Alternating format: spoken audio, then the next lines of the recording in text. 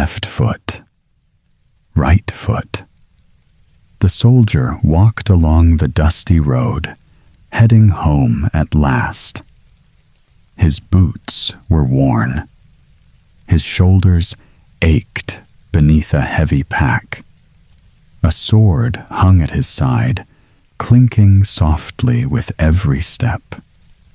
War was behind him now, but the future felt uncertain.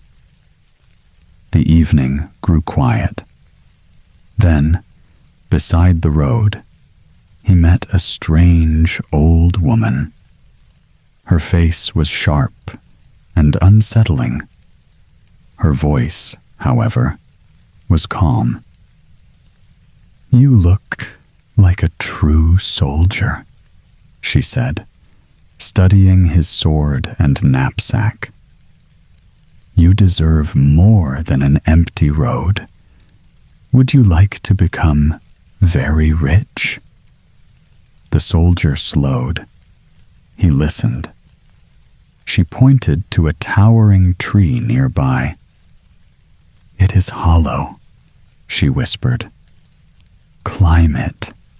Lower yourself inside. Deep below, you will find rooms filled with treasure beyond imagining." She promised him a way down. She promised him a way back up.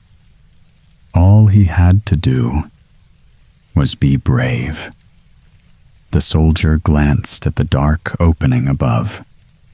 Curiosity stirred.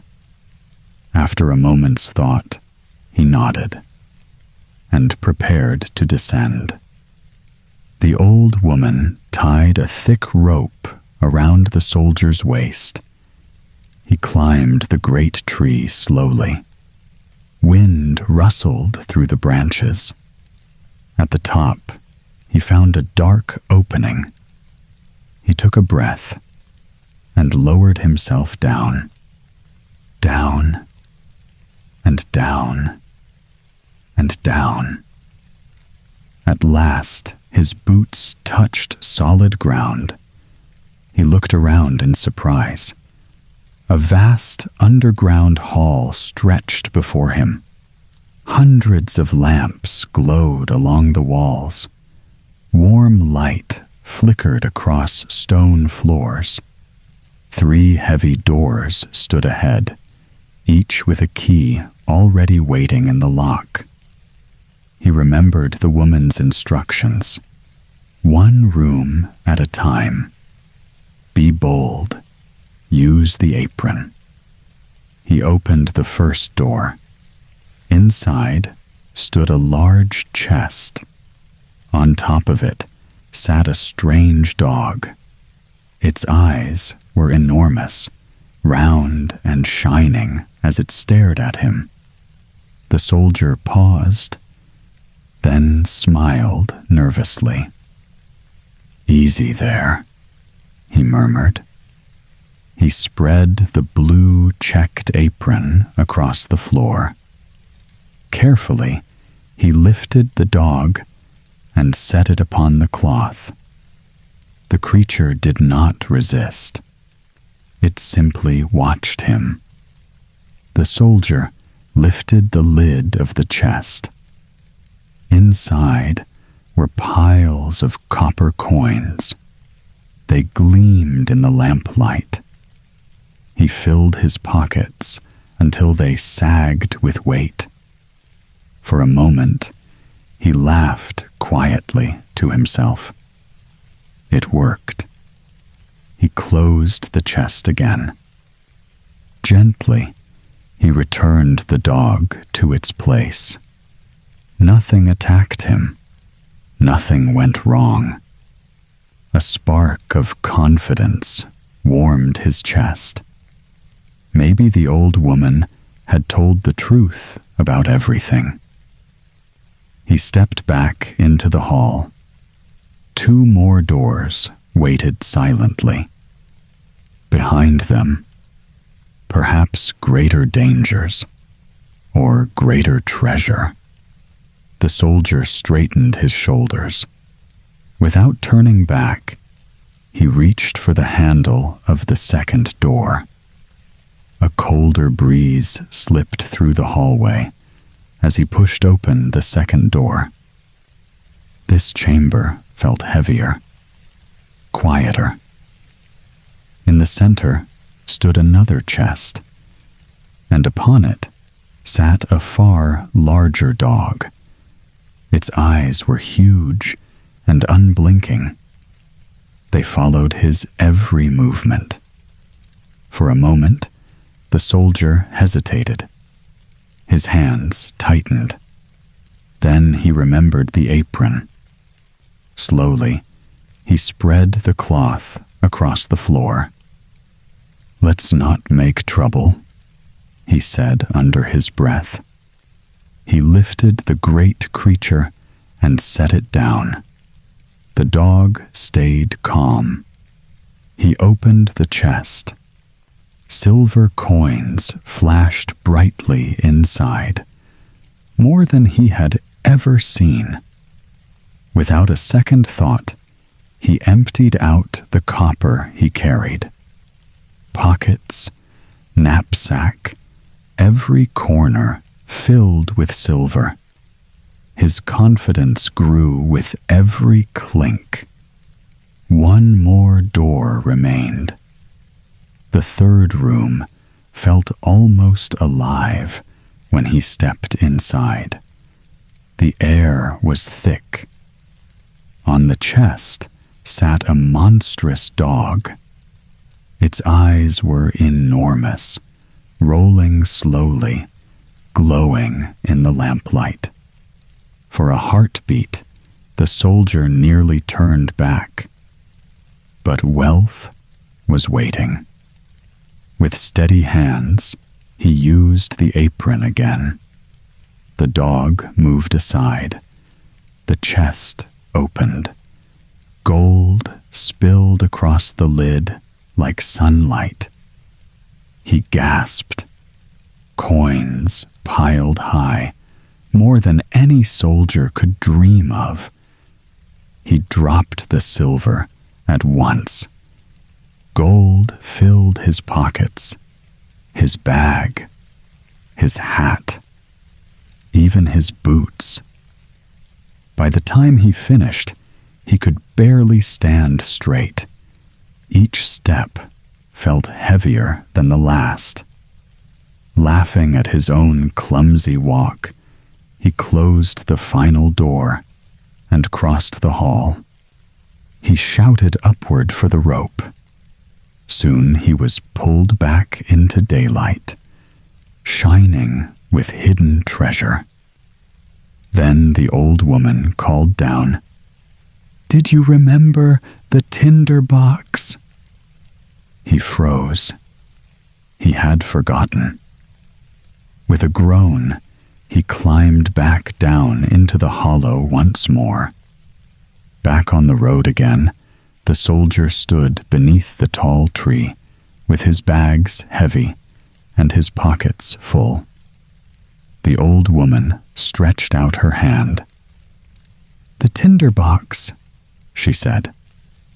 He pulled it from his coat. Before giving it away, he paused. "What do you need this for?" he asked. Her eyes narrowed. "That is none of your concern. You have your gold. Now give me the box." A strange unease settled over him. Her refusal felt wrong. He asked again. She would not answer. The soldier's patience snapped. Steel flashed. In one swift motion, the old woman fell silent upon the road. The wind carried away the last echo of her voice. He gathered his money into the apron, tucked the tinder-box into his pocket, and walked on alone. By evening, he reached a lively town filled with lights and laughter. He chose the finest inn. Warm food arrived. Soft beds welcomed him. For the first time in years, he rested without worry. Days passed in comfort. New clothes replaced his worn uniform. Strong boots replaced the old pair. People began to greet him with respect. They called him a gentleman. They invited him to parties, theaters, and gardens. And he gave generously to the poor, remembering the days when he had nothing at all. During one gathering, he heard whispers about the king's daughter, a princess hidden away in a copper castle. No one allowed to see her. A prophecy said she would marry a common soldier, and the king feared it. The story stirred something inside him. Who was she? Was she truly so beautiful? As his fame in the town grew, so did his curiosity. Wealth surrounded him. Friends laughed beside him. Yet one thought returned again and again. Someday, he must find a way to see the princess. Days of luxury passed quickly. The gold slipped from his hands as easily as sand. He gave away coins freely. He spent on fine meals and grand entertainments. Soon, the piles of money began to dwindle. Friends stopped calling. No one visited his rooms anymore. The laughter faded. He moved into a small garret under the roof. The air was cold, and the stairs were steep. One evening, he had only 2 shillings left. Not enough to buy a candle. Darkness pressed against the walls. He shivered. Then he remembered. The Tinder-Box. He pulled it from his pocket, struck the flint once. A dog appeared before him. Its eyes were enormous, round as teacups. He struck twice. Another dog arrived, eyes like spinning mill wheels. He struck a 3rd time. The largest dog appeared, eyes like towers, glowing in the dark. The soldier quickly understood the rule. 1 spark for copper, 2 sparks for silver, 3 sparks for gold. He commanded the dogs. Coins appeared instantly. Pockets, knapsack, even boots filled to bursting. The garret glowed with wealth once more.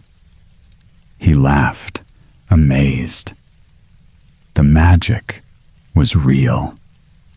He could restore what he had lost. With new riches, he returned to town. His fine clothes shimmered. Neighbors and friends noticed him immediately. The soldier felt strong and confident again. Yet one thought burned brighter than gold. The princess. He longed to see her. The Tinder-Box would give him the power to reach her. His heart raced at the possibilities. The stage was set. Adventure awaited, and the soldier was ready. Night had fallen over the town. The soldier crept quietly into his room. He held the Tinder-Box in his hands. A spark, and the smallest dog appeared, eyes bright as teacups. Bring her to me," he whispered. In an instant, the dog vanished. Moments later, it returned carrying the princess. She slept lightly on the dog's back, her face peaceful in the moonlight. The soldier's heart raced. He could not resist. Gently, he leaned close and kissed her cheek. The princess stirred, but remained dreaming. By dawn, she was back in her chamber. To her parents, she spoke of a strange dream, a soldier and a dog. She had ridden through the night and felt kissed by a brave young man. The king and queen were puzzled. One of the ladies of the court was assigned to watch the princess. They hoped to uncover the truth behind her story. That night, the soldier returned. The dog leapt into action, carrying the princess once more. The lady in waiting tried to follow, marking the doors of houses with chalk to remember the path. But the dog was clever. Wherever the princess went, it duplicated the marks on every door in town. Confusion reigned.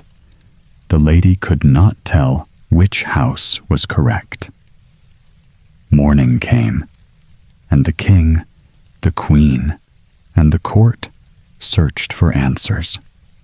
Crosses covered dozens of doors, each pointing to a possible hiding place, yet none revealing the soldier's secret. The mystery deepened. No one could explain how the princess had moved unseen. The soldier, meanwhile, smiled quietly to himself, knowing the magic of the Tinder-Box had given him a way to reach her. The adventure had only just begun, and every night brought new possibilities. He was determined to see the princess again. The queen paced in her chamber, frowning at the empty corridors. She knew the soldier had found a way to reach the princess. A clever plan formed in her mind. A small silk bag was cut and filled with buckwheat flour. She tied it gently around the princess's neck. A tiny hole at the bottom allowed flour to fall with every step. Night fell again. The soldier's dog appeared, and the princess climbed onto its back, still asleep. The creature raced silently through the streets. White clouds fell behind them, marking the path without anyone noticing. Morning revealed the trail. Flour led straight to the soldier's house. The queen and her officers followed, their eyes narrowing at each trace. The secret was exposed. Guards entered quickly. The soldier was bound and thrown into a dark, cramped cell. The garret, once a place of comfort, now felt like a tomb. He pressed his hands against the cold iron bars and stared at the sun climbing the sky. Fear gnawed at him. No visitors came. No sounds but the distant march of soldiers. The weight of silence pressed down harder than chains. A notice arrived. Execution would take place the following morning. The soldier sank to the floor. Tomorrow, he thought, they would hang me before all the townspeople. Yet even in that darkness, His hand brushed against the tinder-box. Its presence reminded him of the power he held. Hope flickered faintly in the gloom. Tomorrow could end his life, or change everything. He curled up on the cold floor, listening to the town waking outside. The flower trail, the Queen's clever plan, the execution, all threatened him. But he understood one thing clearly. He could not give up. Suspense clung to the cell walls. Dread filled the air. And the soldier waited, knowing that the night's magic might still turn the tide. Crowds gathered in the town square, murmuring nervously. A large scaffold stood at the center, ropes dangling from its beams. Soldiers formed lines, drums beating steadily. The king and queen sat on golden thrones, their faces stern. Through the crowd, a young shoemaker's boy dashed along the streets. He carried something clutched tightly under his arm. His slippers slipped and flew off as he ran. In moments, he reached the soldier's cell and handed over the precious tinder-box. The soldier held it in his hands, heart pounding. Chains rattled as they led him up the ladder to the gallows. He raised his head and spoke clearly. "May I smoke a pipe one last time?" The king hesitated. Then, with a nod, he allowed it. A spark struck the tinder-box. A small flame ignited. Another spark. The silver-eyed dog appeared, growling softly. A third spark, and the largest dog, eyes like towers, leapt into the square. Chaos erupted instantly. The dogs moved with incredible speed. Judges and counselors tried to run, but were tossed aside. Soldiers scrambled, shields clanging, swords raised. The king and queen were caught by the largest dog, flung from the scaffold. People screamed and scattered in every direction. The soldier watched calmly, tinder-box still in hand. His enemies toppled, the crowd in awe. No one dared approach him. The dogs, loyal and immense, stood guard. Victory had arrived in a storm of teeth, fur, and magic. By the time the dust settled, the square was silent. The soldiers' bravery and cunning had turned the tide. The townspeople cheered, realizing the power that had protected him. The threat of execution was gone. And the princess, his adventure was far from over. The royal court lay in disarray. Judges and counselors had fled, frightened and defeated. The dogs stood tall and watchful, eyes gleaming, guarding the soldier. The people gathered in the square, faces lighting up with excitement. Whispers ran through the crowd. "He is brave. He is clever. He is ours." Cheers rose like thunder. The townsfolk declared loyalty to the soldier. a crown was placed upon his head. The weight felt strange, yet right. He looked out at the cheering crowd and smiled. The princess approached, stepping lightly. Her eyes met his, full of warmth and acceptance. At last, the prophecy could be fulfilled. The wedding was grand. The streets were decorated with ribbons and flowers. Tables overflowed with food and drink. Music echoed through the town. The people danced, sang, and laughed. Even the dogs joined the feast. They sat at the tables, gazing with their enormous eyes. No one dared disturb them.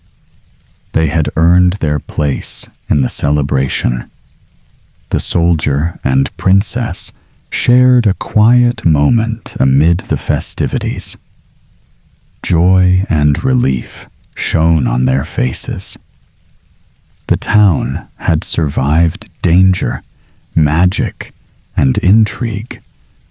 Order and happiness returned. The fairy tale had a proper ending. Bravery, cleverness, and a little magic had changed fate. The soldier ruled wisely. The princess lived happily. And the dogs watched over them all, loyal and vigilant. From that day forward, the town remembered the soldier who had once been poor, the magic of the Tinder-Box, and the night when courage and cleverness brought joy to all. Peace and laughter filled every street. And so the story closed, as all good tales do, with hearts light, gold restored, and happiness reigning.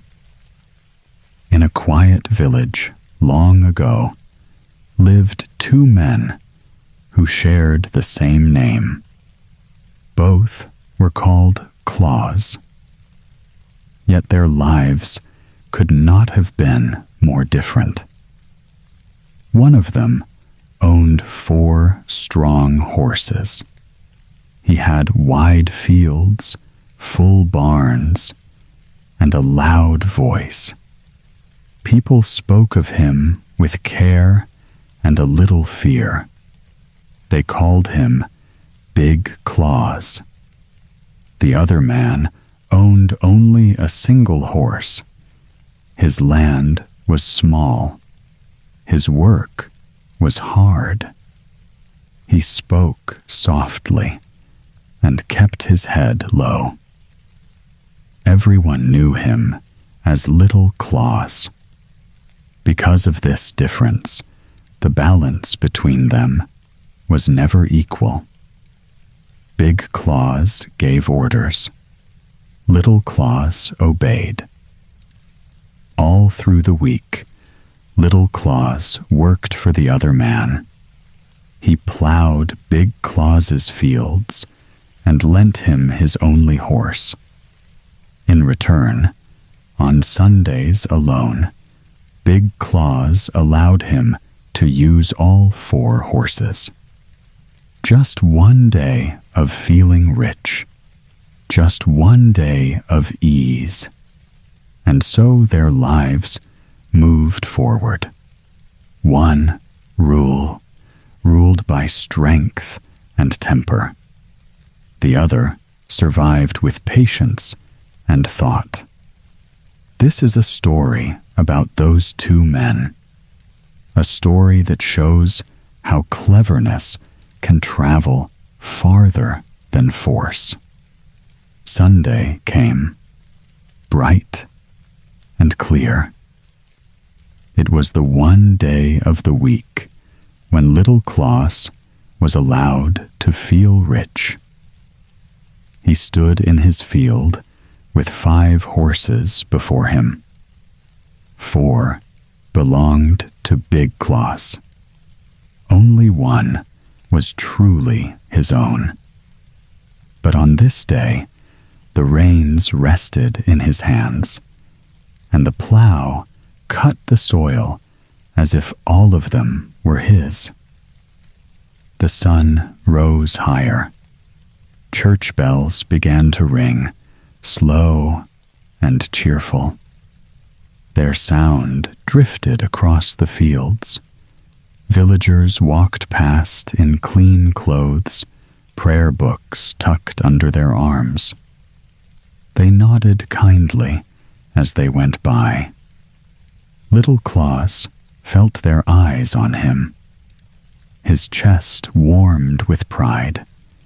He lifted his whip and cracked it lightly in the air. "Move along, my 5 horses," he called out. Big Claus, who was nearby, turned sharply. "You must not say that," he said. "Only one of those horses belongs to you." Little Claus nodded at once. "Yes, yes, I will remember," he replied. But pride is a restless thing. More villagers passed. More greetings followed. The plow moved smoothly, the horses strong and steady. Little Claus forgot his promise. "Go on, my 5 horses," he shouted again.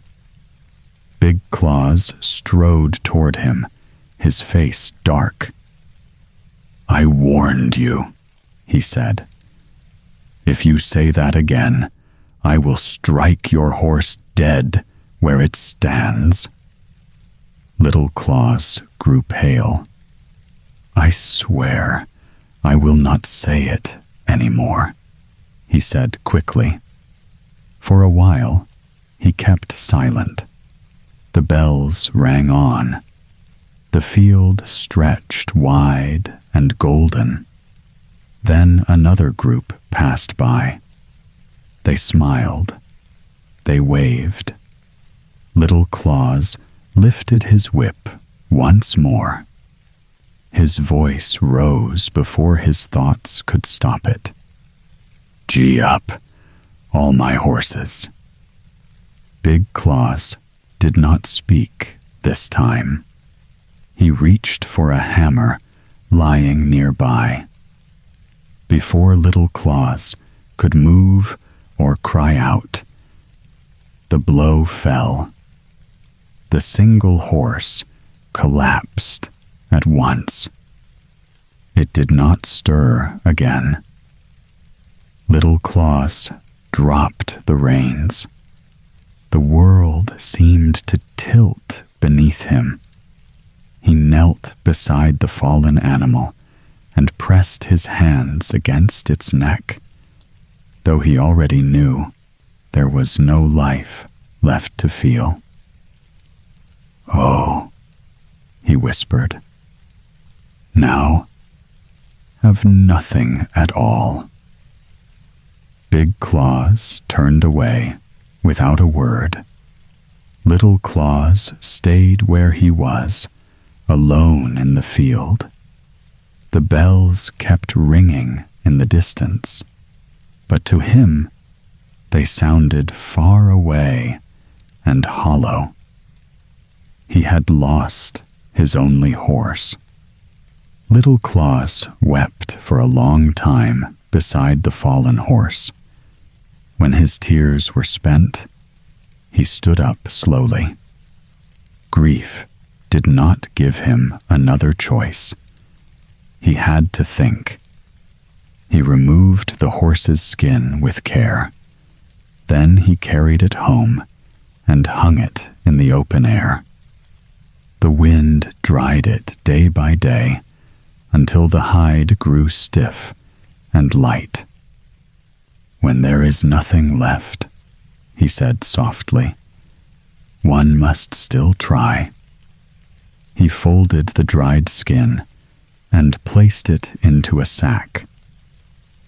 Early the next morning, he slung the bag over his shoulder and set out for the town. Perhaps someone would buy it. Perhaps it would bring him a little money. He had no other hope. The road was long. It led through a thick forest where tall trees blocked the sky. As the hours passed, clouds gathered. The wind rose. Rain began to fall. The path twisted and turned. Little Claus walked on, but soon he no longer knew which way was right. Thunder rolled above him.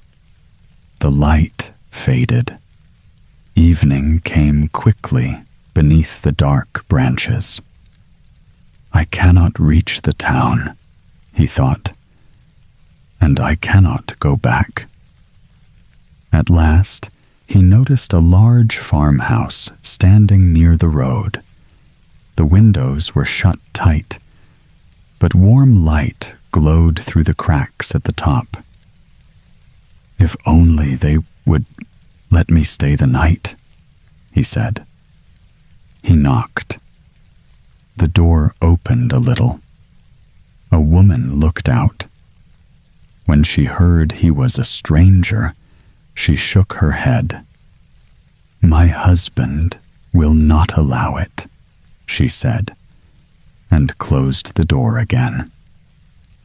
Little Claus sighed.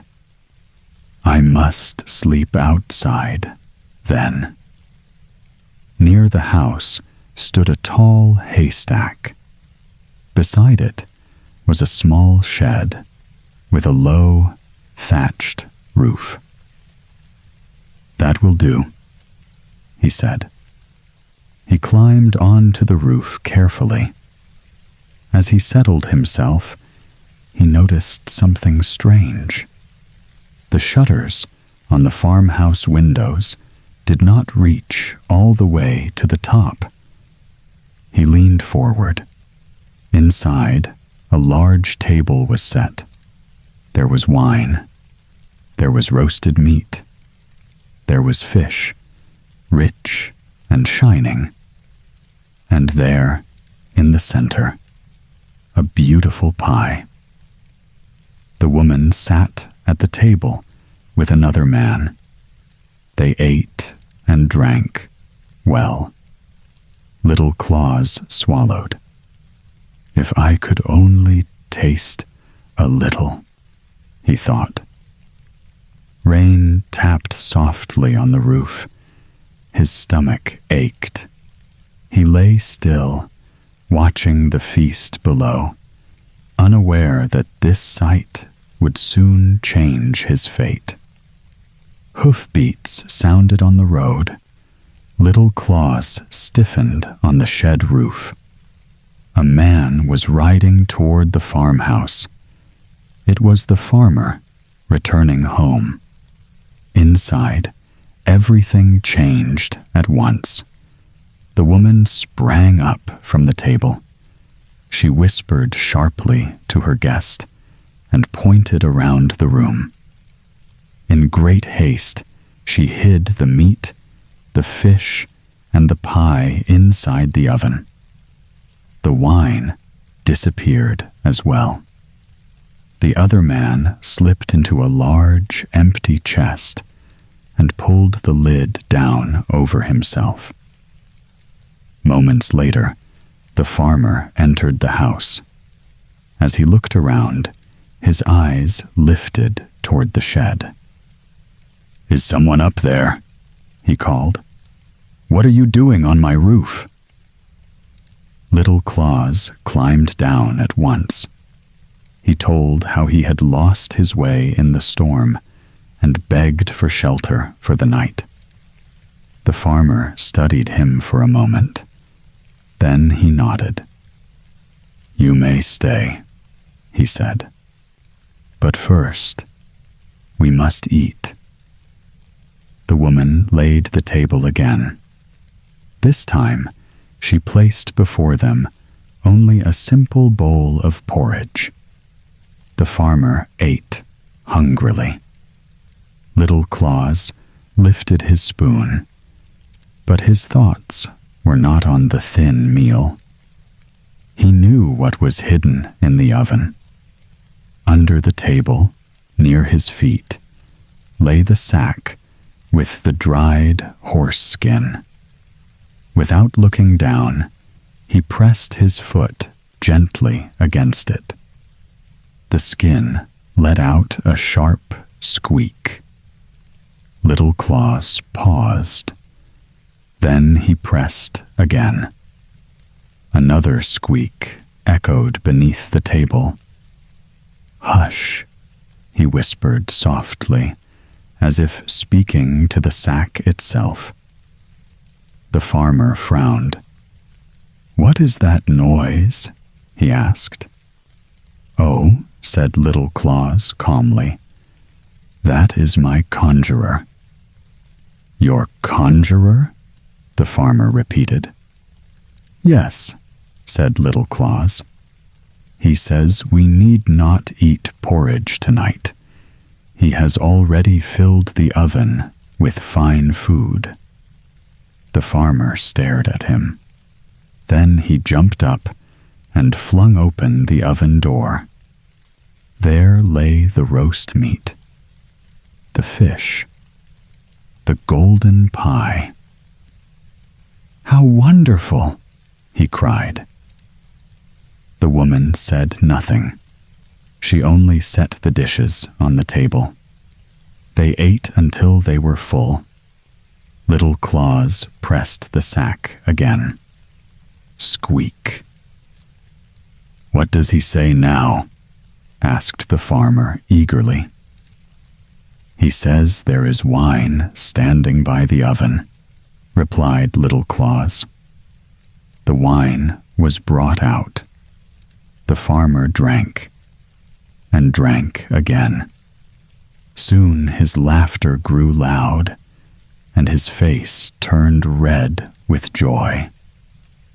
"I would give much to own such a conjurer," he said. "Can he call up anything at all?" Little Claus pressed the sack once more. "Yes," he said quietly. "He can do even greater things." The farmer leaned forward, his eyes shining with curiosity. Little Claus pressed down on the sack once again. A squeak answered him. "The conjurer has a message," he said. "He warns that a strange, fearsome spirit waits in the corner chest. Hold the lid tightly, for he may slip out if you are not careful." The farmer's eyes widened. "Let me see," he demanded, though his hands trembled. Little Claus guided him to the chest.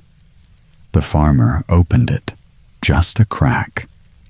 Peering inside, his face turned pale. A man crouched within, trembling, exactly like the sexton he had long despised. The farmer recoiled in horror. "Oh, it is truly a wicked creature," he exclaimed. Little Claus nodded solemnly. "Yes, but he can do marvelous things. I will sell him to you, if you wish." The farmer stepped back, hesitant, then leaned forward again. "How much must I pay for such a powerful conjurer?" he asked. Little Claus named a bushel of money. The farmer gasped, but agreed. He lifted the sack, carefully balancing the chest, and counted out a full measure of gold. The chest, still containing the terrified sexton, was placed on a wheelbarrow. Little Claus handed it over and received the gold in return. With the transaction complete, he departed, feeling the weight of both sack and money on his shoulders. Not far along, a broad river crossed the road. Its waters ran fast and deep, and few dared to swim against the current. Little Claus paused at the bridge, thinking aloud. What shall I do with this chest? It is heavier than stones. A voice squeaked from within the chest. Throw me into the river, or I shall be lost. Pretending fear, Little Claus lifted the lid slightly.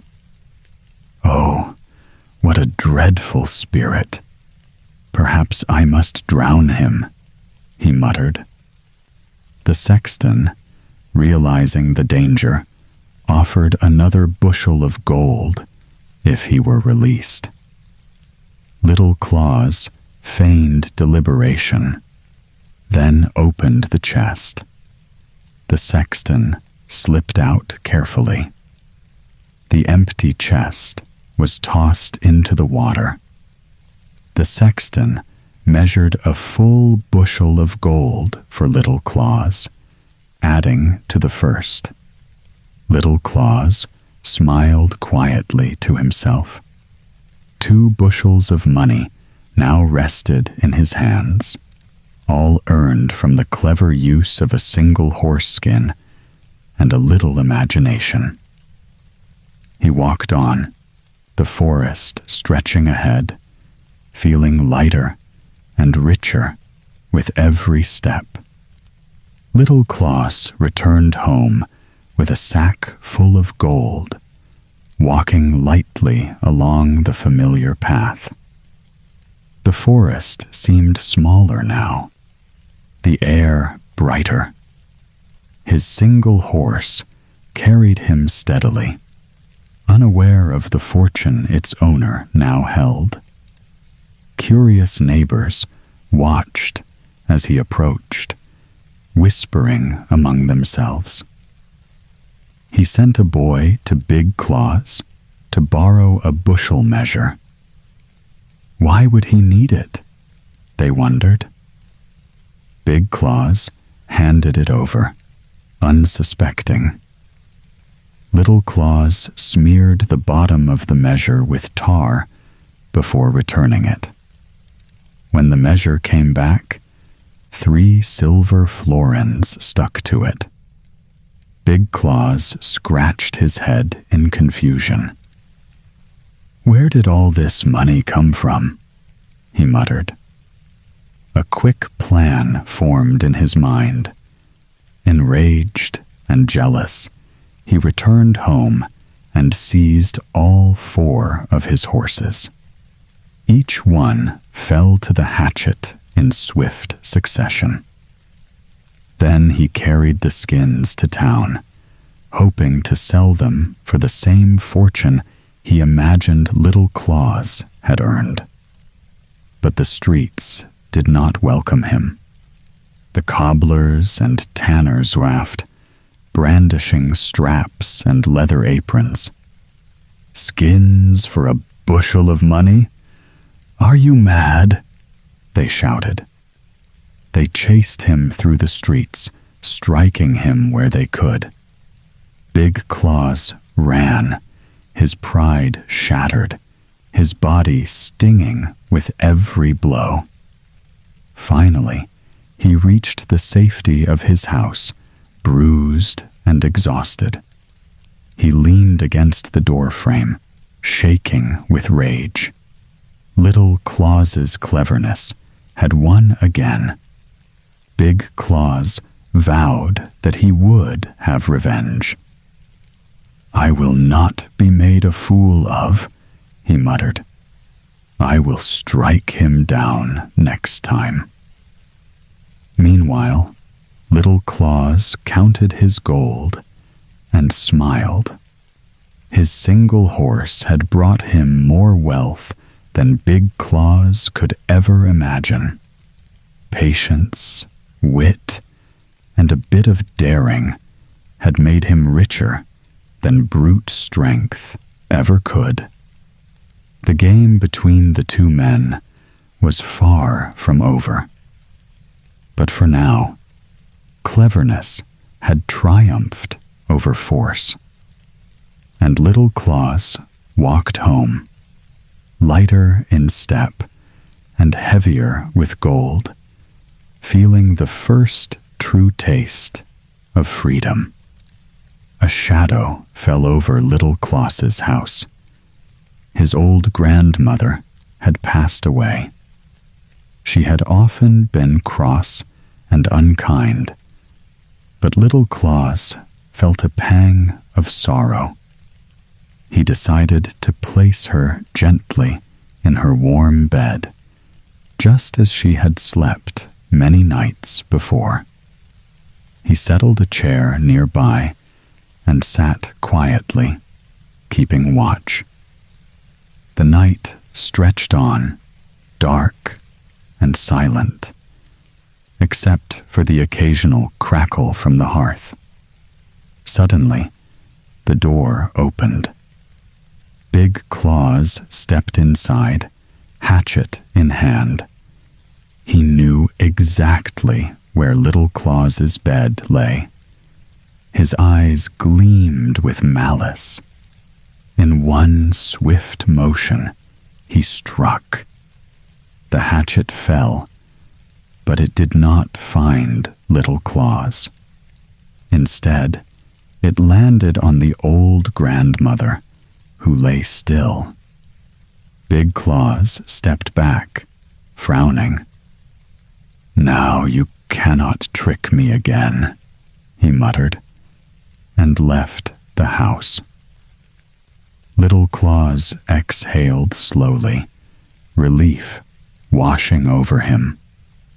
He realized the danger had passed, but he could not waste time.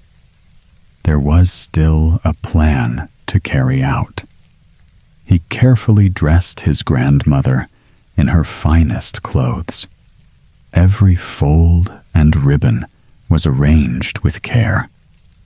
Then he borrowed a horse from a neighbor and attached a small cart. The old woman was seated on the back, secured so she would not fall. By sunrise, the forest lay before him. He guided the horse along the winding path, leaving the village behind. The journey was slow, but necessary. Little Claus kept glancing back at the cart, making sure his grandmother was safe. The events of the previous night had reminded him how quickly danger could appear. Yet his mind was sharp, already planning the next steps. Soon, the inn appeared in the distance, a welcome sight after hours of riding. The road was quiet, and the morning sun lit the trees in gold and green. Little Claus felt a mixture of relief and anticipation. The plan was unfolding perfectly. He knew that a clever use of appearances could turn fear and mischief into advantage. The cart creaked under the weight, but he pressed forward, ready for whatever came next. Little Claus guided the cart to the inn just as the morning sun touched the treetops. He slowed the horse, letting it trot gently to a stop in the courtyard. The innkeeper appeared at the door, a stout man with a face as red as burning coals. He was known for his fiery temper, quick to anger, and proud of his household. "Good morning," said Little Claus politely. I have come with my grandmother.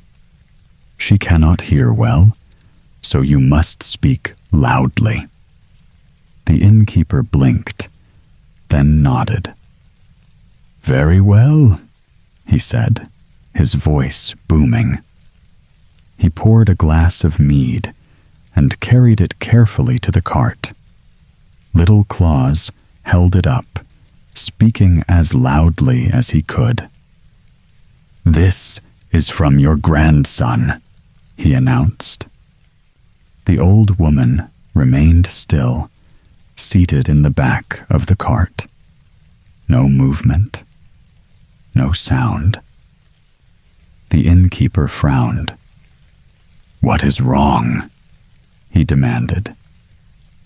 Little Claus leaned closer, raising his voice.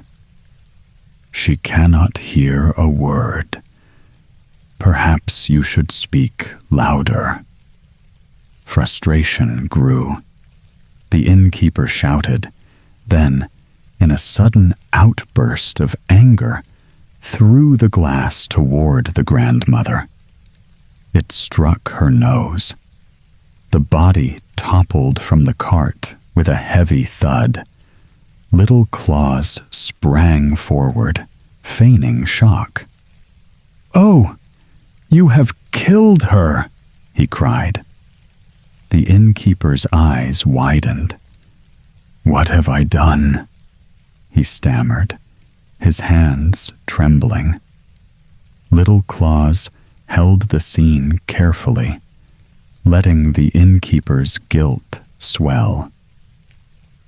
"This is unfortunate," he said softly, "but you may make amends." The innkeeper's face turned pale. I will give you anything. Name it." Little Claus smiled faintly. "1 bushel of money will do," he said.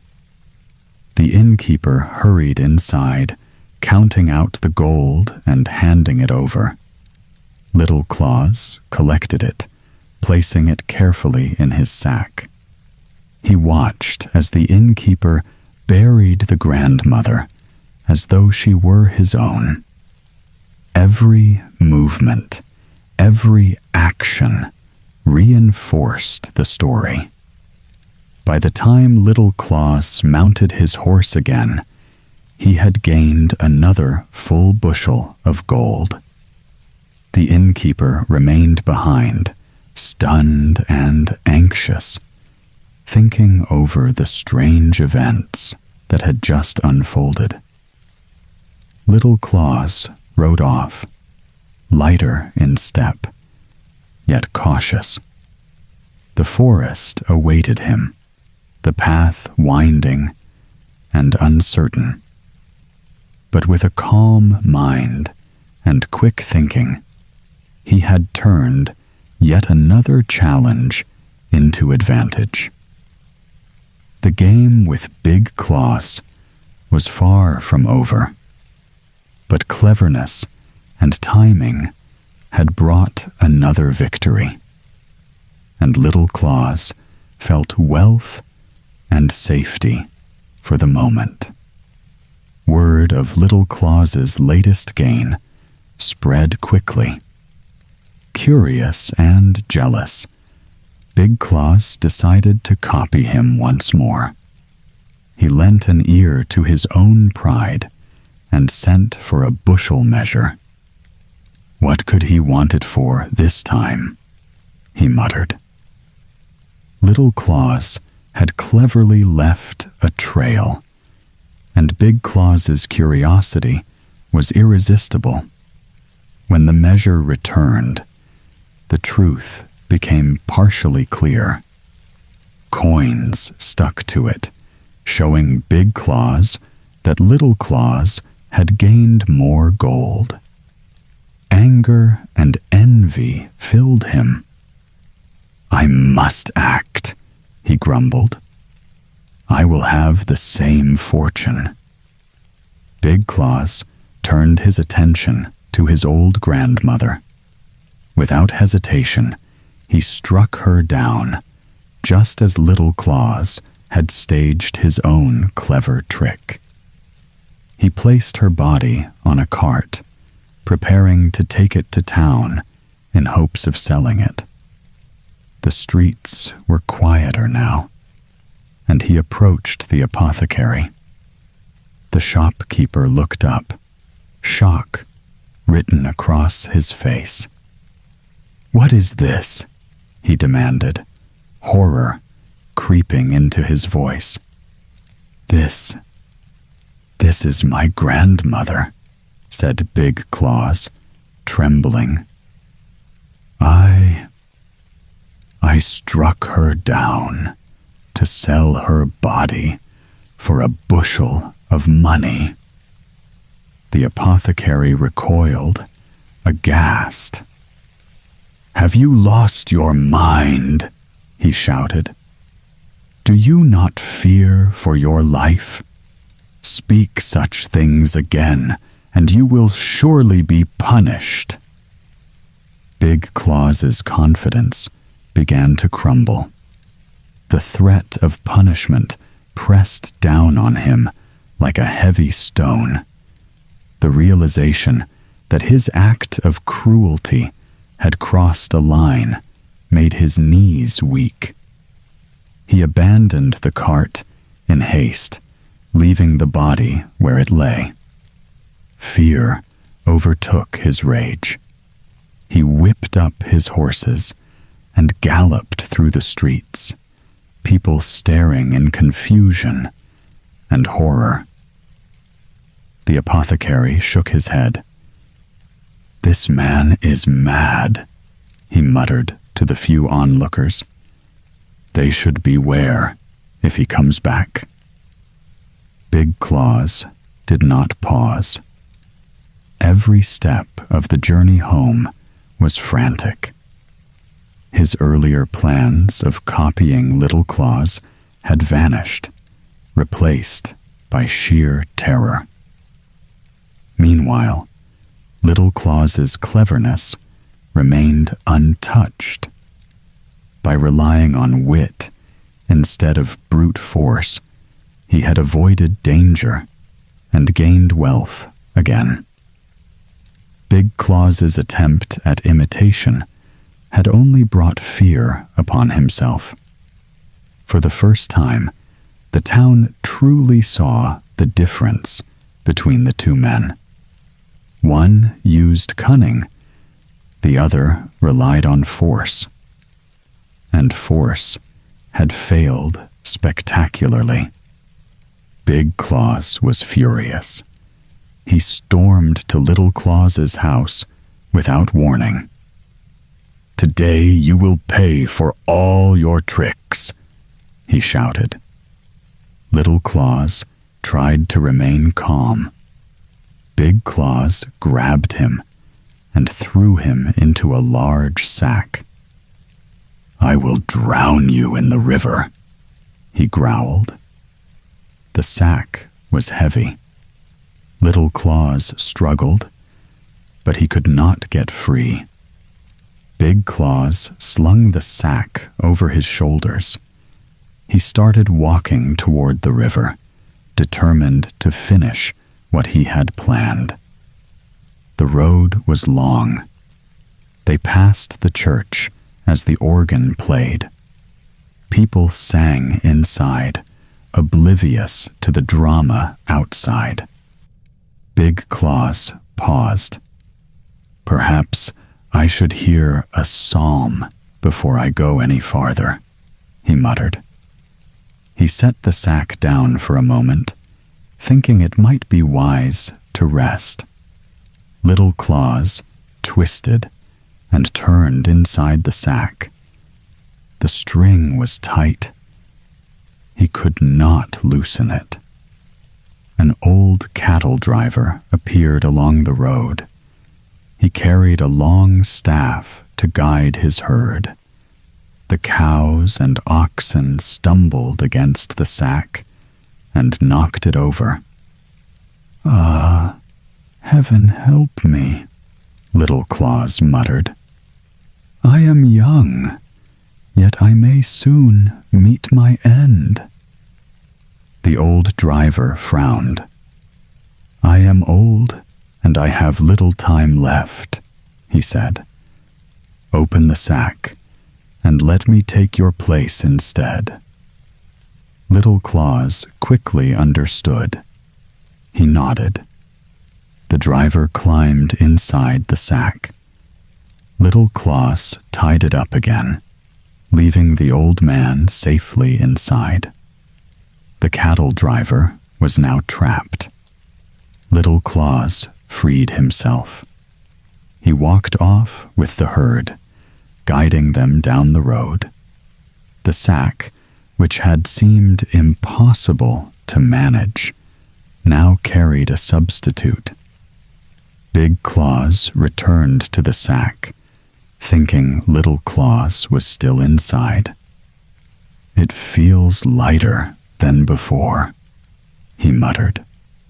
Without a second thought, he lifted it and marched toward the river. The river loomed ahead, deep and broad, its waters rushing quickly. Big Claus prepared to throw the sack in. Meanwhile, Little Claus moved swiftly, hiding out of sight. He could see everything unfolding. Every step of Big Claus's plan was under careful observation. Cleverness had once again turned danger into advantage. Big Claus had no idea that his victim was no longer inside the sack. Soon, the next part of Little Claus's plan would begin. The old cattle driver lay trapped inside the sack. He muttered to himself, unsure what had just happened. Little Claus crept out, careful to remain unseen. He called softly, "Do not worry. You will reach heaven soon." The driver's eyes widened. Me? But I am still alive, he exclaimed. Yes, said Little Claus, but let me help you along. The cattle driver trusted him. Little Claus quickly retied the sack, making it appear secure. Then he began guiding the herd of cows and oxen. The animals moved steadily along the road, calm under his direction. The driver, still in the sack, could do nothing but wait. Little Claus smiled quietly to himself. Cleverness was working perfectly. He could see Big Claus coming toward the river in the distance, unaware of the swap. The sack now contained the old man instead of Little Claus. Every movement was carefully disguised to fool Big Claus completely. Little Claus walked confidently along the road. He moved the herd away from the path, hiding them behind a small rise. The river was close, but he had no intention of following Big Claus. From a safe distance, he watched the scene unfold. Big Claus reached the river with the sack. He strained under the weight, expecting Little Claus inside. Meanwhile, the cattle driver, though bewildered, was safe. Little Claus had used a simple trick to turn danger into advantage. The herd continued along the path, obedient to Little Claus's commands. Each animal stepped carefully, unaware of the drama. Little Claus ensured none strayed from the road. By the time Big Claus prepared to throw the sack, Little Claus was far enough away. He could see the river sparkling in the morning sun.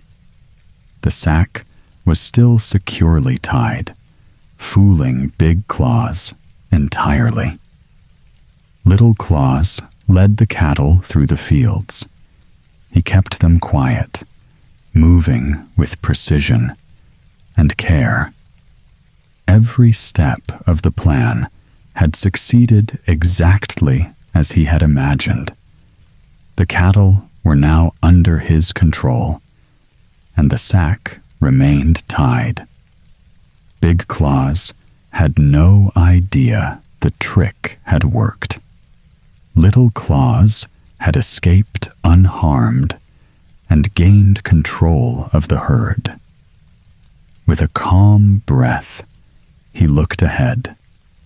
The river, the town, and the path home all waited. Cleverness and quick thinking had once again saved him. Big Claus trudged along the riverbank. The sack hung heavily from his shoulders, or so he thought. He glanced inside. It seemed lighter than before. Perhaps he has grown weaker, he muttered, grunting under the weight. The water rushed below, deep and swift. Big Claus prepared to throw the sack in. He heaved with all his strength. Splash! The sack hit the river. It sank immediately. Big Claus waited, watching the currents. "I have finally finished him," he whispered. A sense of triumph swelled in his chest. The river flowed on, carrying the sack with the old cattle driver inside. Big Claus imagined Little Claus struggling beneath the water. He pictured him vanishing forever into the depths. Satisfied, Big Claus wiped his brow. "I am done with that trickster," he said aloud. The sound of the rushing river filled the air. The danger, he thought, was finally over.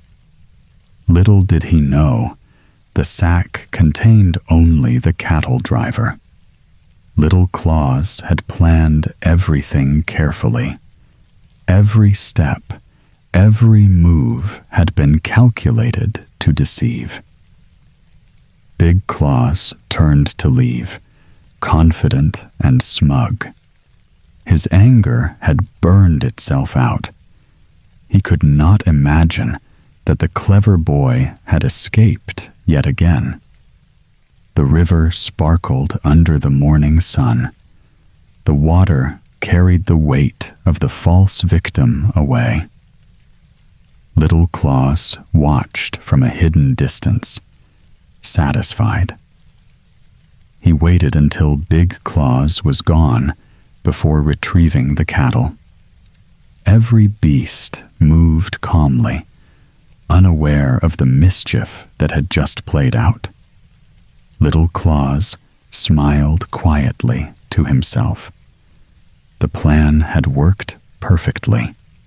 He could now guide the herd safely toward home. Big Claus would be left bewildered, thinking his enemy had been destroyed. But cleverness had won once more. The river flowed on, carrying the false drowning far downstream.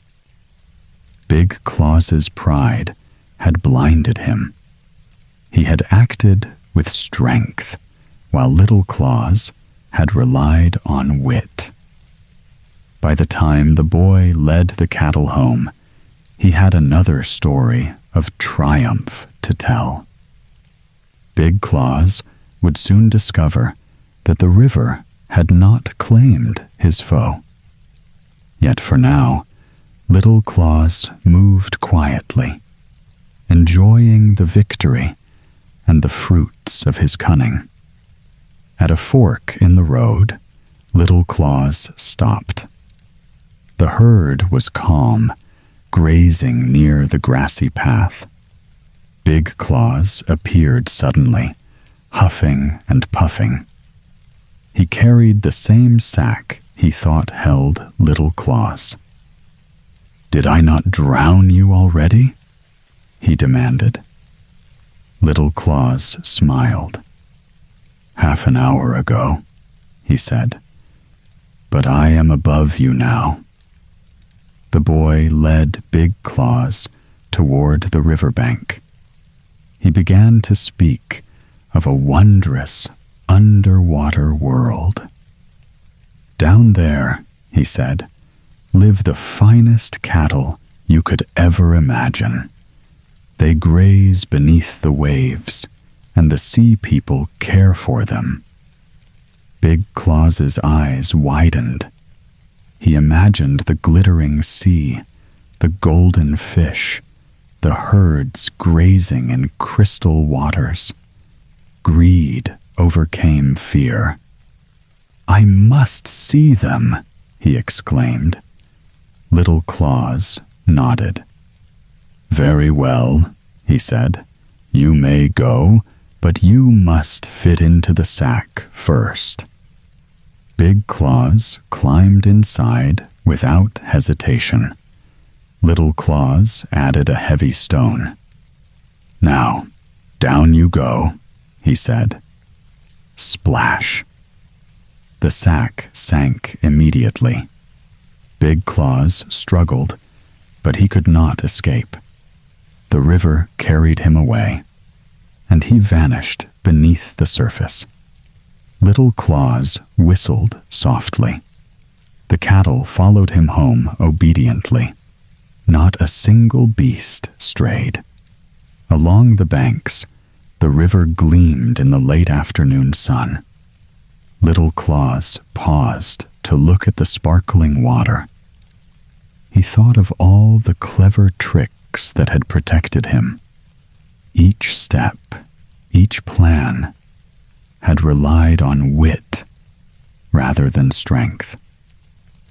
The villagers watched in awe as he returned with the herd. They whispered about the strange events, amazed at his fortune. No one had ever seen such cunning and bravery combined. Little Claus guided the cattle into the fields safely. The river flowed quietly behind him, carrying the story of Big Claus's greed. He knew that force alone could never defeat cleverness. In the end, the boy's wit had brought him wealth, safety, and a reputation for brilliance. Big Claus's arrogance had undone him completely. And so, in that quiet village, Little Claus proved what everyone soon would remember. Cleverness outshines strength, patience beats force, and quick thinking can turn even danger into triumph. The sun set gently over the fields. The cattle grazed peacefully, and Little Claus walked home, content, victorious, and wiser than ever. Far away, there was a quiet kingdom. Mountains rose around it. Green meadows stretched as far as the eye could see. The castle towers looked down calmly on the land below. A young prince lived there. He was kind and brave, but he felt something missing in his heart. He wanted to marry a princess. Not just any princess. She had to be real. not just pretty, not just from a noble family. She had to be honest, gentle, and true. Her words would be kind. Her heart would be steady, even when no one was looking. Many had suggested brides. Many said, "Choose quickly. Perfection does not exist." Sometimes he wondered if they were right. But he could not give up. He wanted truth, not perfection. He would search patiently until he found her. The prince set out from his castle at sunrise. He crossed sparkling rivers. He walked through deep forests. He sailed across wide seas. Everywhere he went, he searched for a true princess. He met many young women along the way. Some wore sparkling jewels. Some spoke softly and sweetly. Some smiled with perfect manners. But something always felt wrong. A shadow in their eyes. A careless word. A hint of pride. "Perhaps I am asking too much," he whispered. But deep inside, he knew he was not looking for perfection. He was looking for truth. After many months, he returned home. His feet were tired. His heart felt heavy. The world was vast, but the princess he sought was nowhere to be found. Dark clouds rolled over the kingdom. Rain hammered the rooftops. Lightning split the sky. Thunder shook the castle walls. Inside, the prince leaned on the window ledge. He watched the storm rage. The wind howled through the gates, rattling the doors. Then came a soft knock. At first timid, then louder. The old king hurried to the door. Outside stood a young woman, her hair plastered to her cheeks, her gown muddy and torn, shoes squelching with every step. Despite the storm, her eyes were calm, proud, unshaken. "I am a princess," she said quietly. "I have lost my way. May I have shelter for the night?" The king studied her. Something in her voice felt different. There was truth in her claim. The queen watched quietly. Her eyes studied the princess. So many had claimed to be royal. Appearances could be deceiving. She decided a test was needed. A secret test, known only to her. The bed was stripped bare. No sheets, no blankets. Only the wooden frame remained. On it, she placed a single green pea. One tiny, firm pea.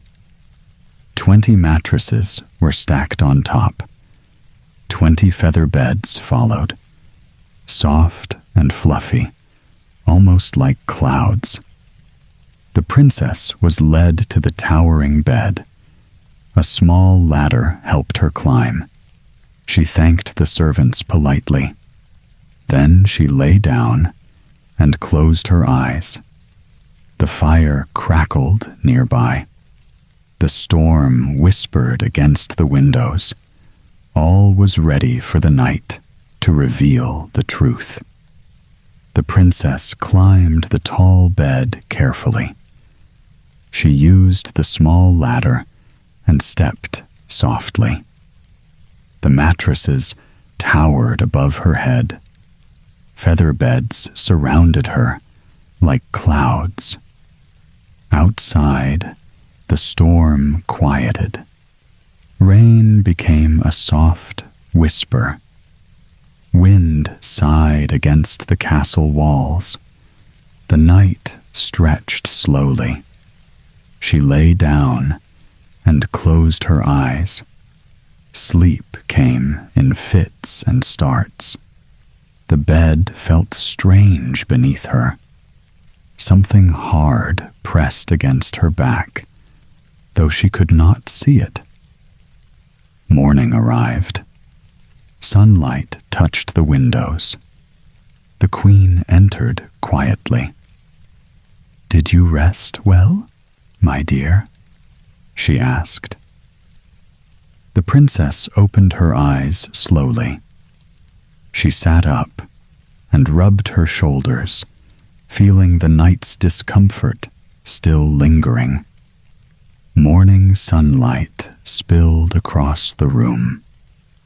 The princess stretched and sighed. "Oh, I hardly slept," she said. "My body aches. Something hard pressed beneath me all night. I could feel it through all the mattresses and feather beds." The queen's lips curved into a small, knowing smile. Only a true princess could feel such a tiny object under so many layers. Delicacy like this comes from a heart raised with gentleness, the queen thought quietly. A sensitivity that notices the smallest discomfort. The prince, standing nearby, could hardly contain his joy. He had searched the world for someone real. And now, in the simplest way, he had found her. Not through jewels, not through words, but through honesty, humility, truth. His eyes shone. "This is the one," he whispered softly. The prince took her hand, and the kingdom celebrated. Bells rang from every tower. Laughter filled the streets. People cheered for the couple who had found true happiness. The princess smiled, her heart light and steady. The prince's joy mirrored her own. They had searched far and wide, only to discover that truth and humility mattered more than riches or grandeur. The little green pea was carefully placed in a crystal case. It sat in the Royal Museum, a quiet reminder of sensitivity, honesty, and the smallest tests that reveal the greatest truths. Some say it can still be seen today, unless, of course, someone has borrowed it. And so, the kingdom learned a simple lesson. True nobility is not shown by crowns or jewels. It is shown by the heart that notices what others cannot. Late afternoon light slipped softly through the window. It rested on a small table where a bouquet of flowers stood in a glass vase. Yesterday, they had been bright and lively. Now their heads drooped. Their petals looked tired. Little Ida stood very still and looked at them. Her brows drew together. "Why do you look so sad today?" she whispered. She felt puzzled and a little unhappy. On the sofa nearby sat the student she liked so much.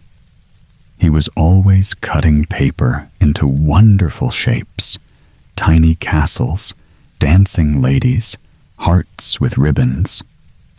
He told the strangest, most delightful stories. Ida turned to him. "Why are my flowers so faded?" she asked. "They were beautiful last night." The student looked at the bouquet. He waited a moment. Then a playful smile touched his face. "Don't you know?"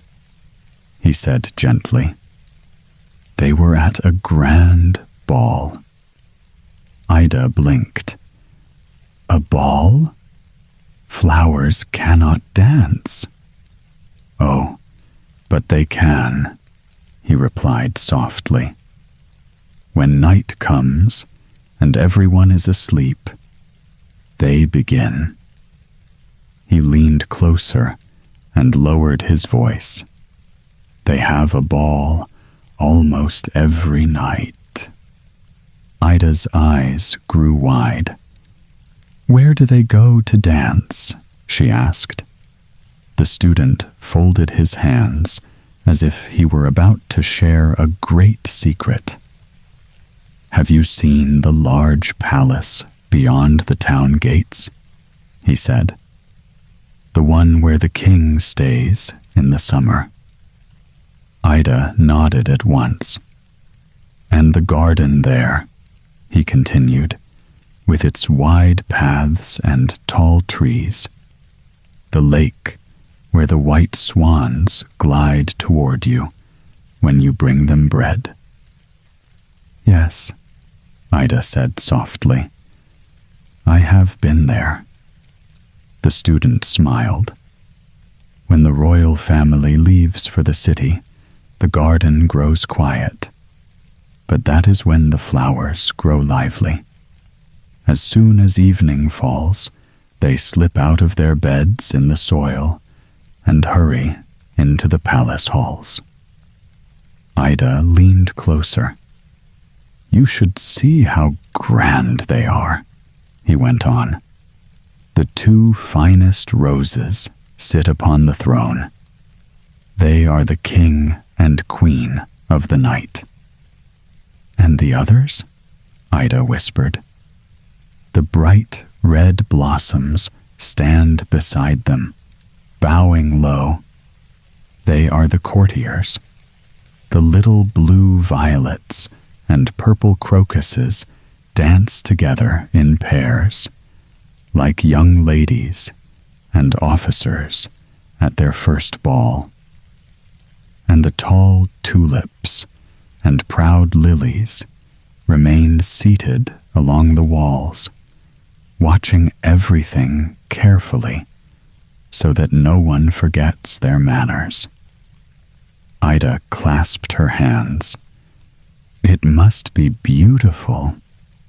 "It is," said the student. She hesitated.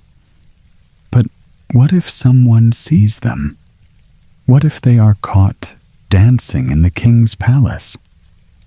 The student chuckled quietly. "There is an old steward who walks the halls at night. He carries a heavy ring of keys. When the keys begin to rattle, the flowers hear it at once." "What do they do?" Ida asked quickly. "They rush behind the long curtains. They stand very still. Sometimes only a petal peeks out." "And the steward?" "He pauses," said the student. "He sniffs the air. 'I smell flowers,' he mutters. But he never sees them." Ida breathed in slowly. Her cheeks were glowing. "Oh," she said, "how I wish I could see it for myself." Ida's eyes sparkled with curiosity. "Can all flowers go to the palace?" she asked. The student nodded. "Even the ones from the botanical gardens," he said. "They are very clever. Some of them have learned to fly." Ida tilted her head. "Fly? But flowers don't have wings." "Oh, not at first," he explained. "Long ago, some flowers grew tired of staying rooted. They lifted themselves from their stems, and their petals slowly became wings. Red, white, yellow. They fluttered like the butterflies you see in summer." Ida clapped her hands softly. "They must be beautiful." "They are," said the student. "And if they behave well, the king allows them to soar during the day. Otherwise, they must remain still on their stems." Ida considered this carefully. "And the professor in the garden?" she asked. "The one who tends the plants?" "Ah," said the student. "We will have a little fun with him. Next time you visit, tell a flower there about the grand ball. It will whisper the secret to its friends, and soon the garden will be empty. When the professor enters, he will be quite surprised." Ida laughed softly. "Flowers can speak?" "Not with words," said the student, "but they have ways of signaling. A gentle nod of a leaf, a soft rustle. That is how they talk to each other." He leaned back and smiled. "Once, a nettle sent a message to a red carnation. The nettle said, 'You are the prettiest of all.' But the professor did not approve. He clapped his hands on the nettle, and the leaves, like little fingers, stung him sharply. He has never dared touch a nettle since." Just then, a tiresome lawyer visiting the house cleared his throat. "Really?" he said, frowning. "How can anyone put such nonsense into a child's head?" Ida frowned, but the student shrugged gently. "Some people cannot see what they do not wish to see," he said warmly. Ida's lips curved into a small smile. She chose to believe him. The story, the dancing flowers, the flying petals, it all felt real in her heart. She pressed her hands together. "Oh," she whispered, "I want to see it all." The flowers were tired. Their petals drooped. Ida frowned. "They must have danced all night," she said softly. She picked them up carefully. One by one, she carried them to Sophie's little bed. The doll looked surprised. Ida laid the flowers down gently. She pulled the quilt over them. "There," she whispered. "Rest now. You need to feel better tomorrow." Ida went to her little teapot. She pretended to pour warm tea. "This will help you recover," she said. Then she closed the curtains around the bed. The sunlight would not wake them too soon. Ida tiptoed to the window. Outside, Her mother's garden swayed in the evening breeze. She whispered to the hyacinths and tulips, "Are you going to the ball tonight? Will you dance in the palace?" No leaf moved. Still, Ida was sure they understood. She climbed into her own bed. Her eyes traced the shadows. She pictured the palace gardens. Rows of flowers danced beneath the moonlight. The roses curtsied. The violets spun in circles. The tall lilies watched quietly. Sleep began to come. Ida imagined the music, the flowers twirling, the halls glowing in silver moonlight. Suddenly, a faint sound stirred her. Soft music floated from the other room. Her heart skipped a beat. Could it be them? She stayed very still. Should she peek or stay in bed? The music continued. It was soft and beautiful. Her curiosity won. Ida quietly rose from her bed. She crept toward the door. The moon shone through the window. Its light spilled across the playroom floor. Ida gasped softly. The flower pots were empty. Every petal and leaf had gone. The table and windowsill were bare. Then she saw them. Rows of tulips and hyacinths stretched across the floor. They spun in gentle circles. Their leaves brushed against one another.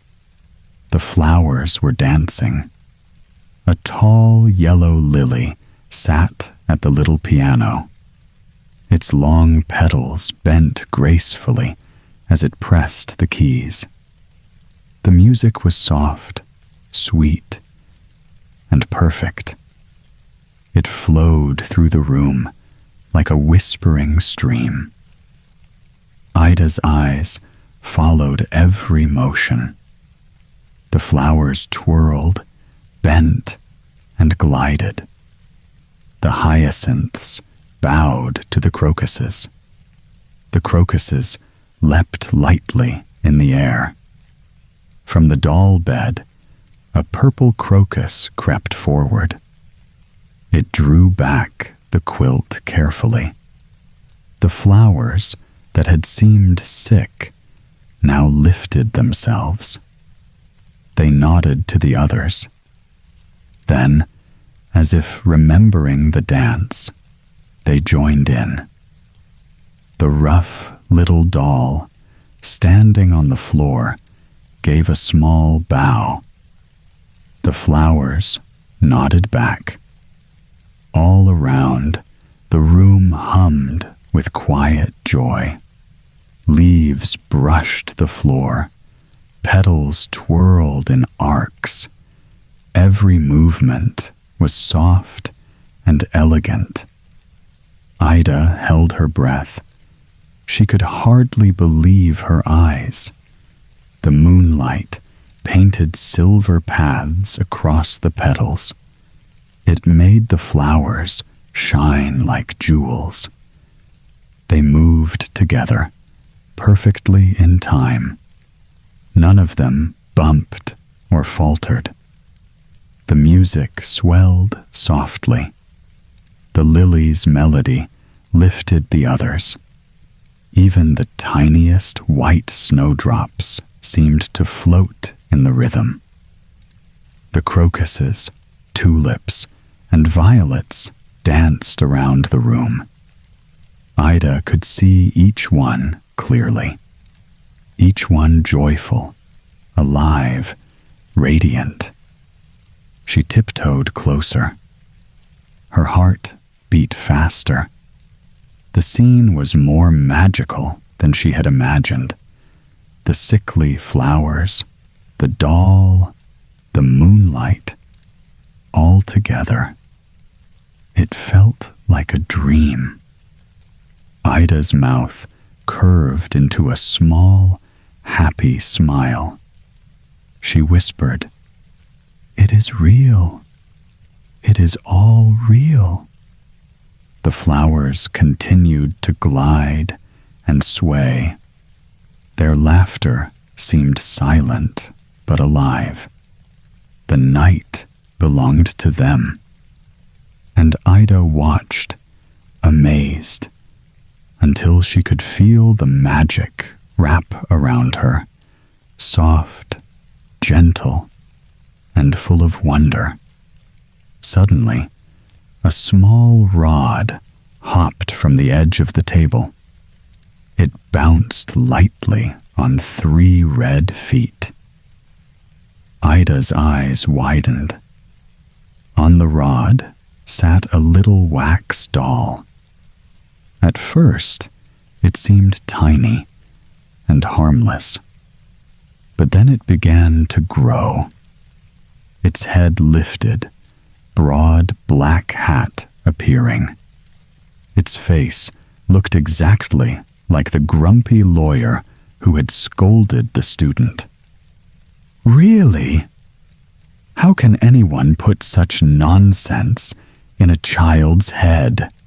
the doll shouted, in a thin, high voice. Ida suppressed a giggle. The paper flowers nearby rustled. They shook their petals and nodded. One tiny rose leaned forward. "You are all foolish," it seemed to say. The flowers laughed silently. The wax lawyer stomped his feet. He tried to look tall and important, but he was too small. The flowers teased him with gentle bows. Each time he stretched, they swayed just out of reach. The doll lawyer began to shrink. His tall hat tipped, then fell. He was back to a small wax figure. Yet he was not done. The flowers insisted he participate. He shuffled his little feet, waving stiffly. Then he was twirling awkwardly. Round and round he went, struggling to keep balance. At last, the flowers softened. The Rose King and Queen nodded. "Enough," they seemed to say. The wax lawyer froze and sighed. He stayed small, safe from the teasing. Then Sophie stirred. The little doll had been lying in the drawer, watching quietly. She climbed carefully to the floor. Her eyes followed the dancing flowers. Her legs wobbled as she tried to step in time. One foot slipped. She nearly fell. But the flowers circled around her. They bowed gently. They made space. Sophie found her rhythm slowly. She laughed softly, delighted. The wax lawyer and the paper flowers watched politely. Sophie was included. The dance continued, bigger and happier than before. Ida pressed her hands together. Her heart felt warm. The moonlight shone on the joyful chaos. Everything was alive and magical. A hush fell over the playroom. The flowers gathered around Sophie. They swayed slightly, as if bowing. "Thank you," a small violet seemed to whisper, "For letting us rest in your bed tonight." Sophie blinked, surprised. The flowers rustled again. Then one brave tulip leaned forward. "We must tell you something," it said softly. "By morning, we will be gone." Sophie gasped. "Gone?" "Yes," said a delicate rose. "You must bury us near the grave of the little canary. That is where we will rest until summer returns. Then we shall wake, brighter and more beautiful than ever." Sophie's small face fell. She bent over the flowers. She pressed a gentle kiss on their petals. "No, you must not die," she whispered. At that moment, more flowers appeared. From the shadows, they came, graceful and radiant. 2 crowned roses led them. Golden crowns gleamed under the moonlight. Behind them followed stalks, carnations, hyacinths, and violets. Tiny musical shells jingled. Snowdrops rang their bell-like blooms. Large poppies blew into small, trumpet-shaped petals. The room was filled with soft, magical music. The flowers formed a circle. They danced gracefully around Sophie. The tulips and lilies watched from the edges. The roses curtsied, nodding politely to everyone.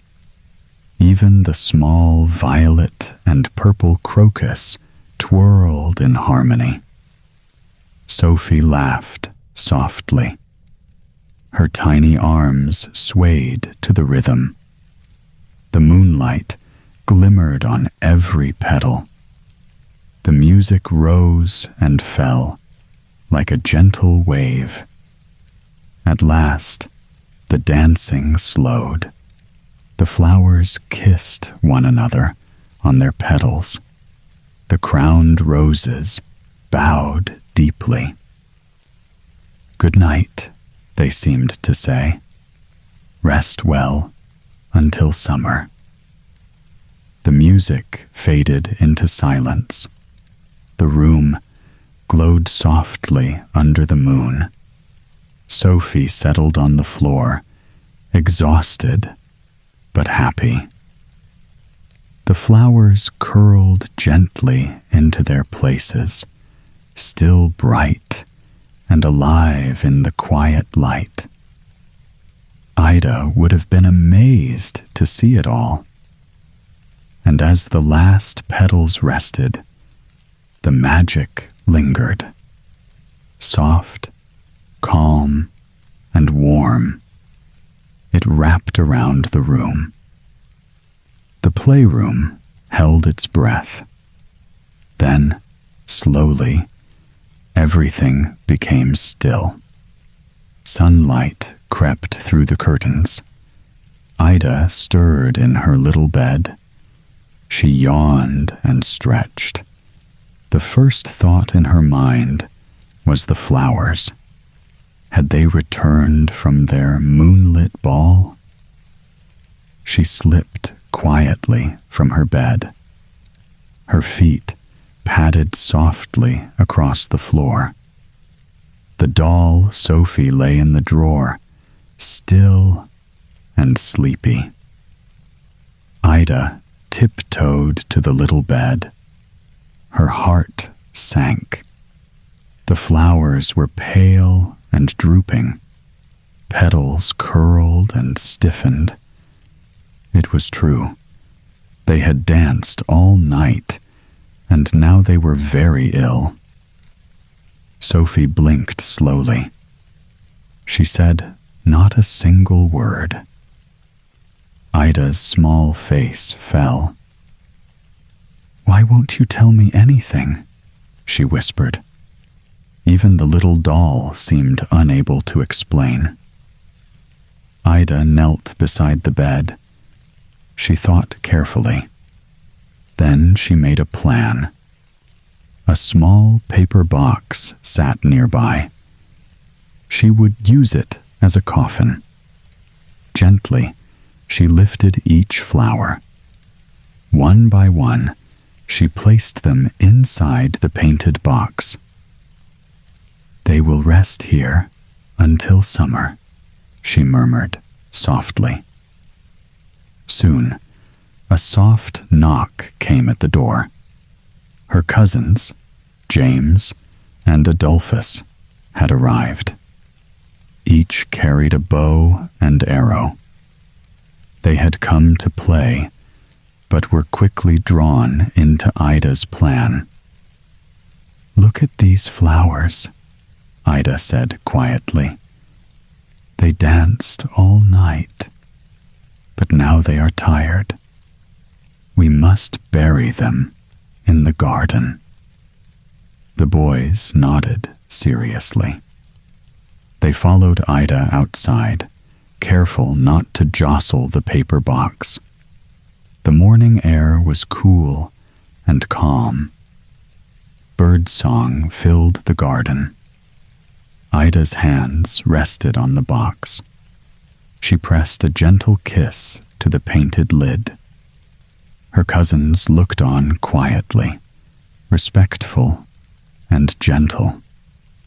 The small grave was dug near the little canary's resting place.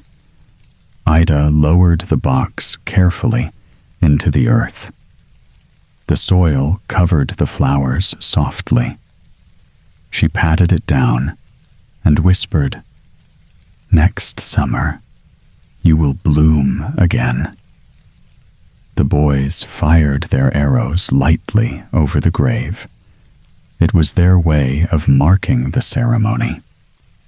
Ida watched, her heart heavy but full of hope. Even in sadness, she felt the magic linger. The flowers would return. The boys marched ahead, boughs slung over their shoulders. They looked proud and serious. Ida followed, carrying the small paper box carefully in her arms.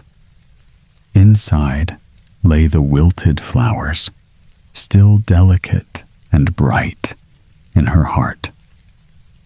They reached the garden. Soft earth waited, ready to hold the little treasures. Ida knelt down. Her fingers trembled slightly as she held the box over the small grave. "Goodbye, my little friends," she whispered. She pressed a gentle kiss to the lid. Her voice was soft, but full of love. One by one, she lowered the flowers into the earth. Petals brushed the soil as if saying farewell. Ida smoothed the dirt over them with her hands. The boys helped, careful and quiet. Then, as they had promised, they fired their bows lightly over the grave. The arrows sailed in soft arcs. It was a gentle salute, a mark of respect. Ida straightened up. She took a deep breath and looked at the small mound. She imagined the flowers resting peacefully, and she imagined the warm summer sun returning. Soon, she thought, they would bloom again, brighter, happier, full of life. Her heart felt lighter. She remembered the students' words, the moonlit ball, the dancing petals. Nothing truly beautiful disappears. she thought. It simply rests. A soft breeze moved through the garden. The hyacinths swayed gently. The tulips nodded as if agreeing. Ida smiled quietly to herself. She could almost hear the music of the palace, far away. She could almost feel the flowers dancing again. The sun climbed higher, warming the earth.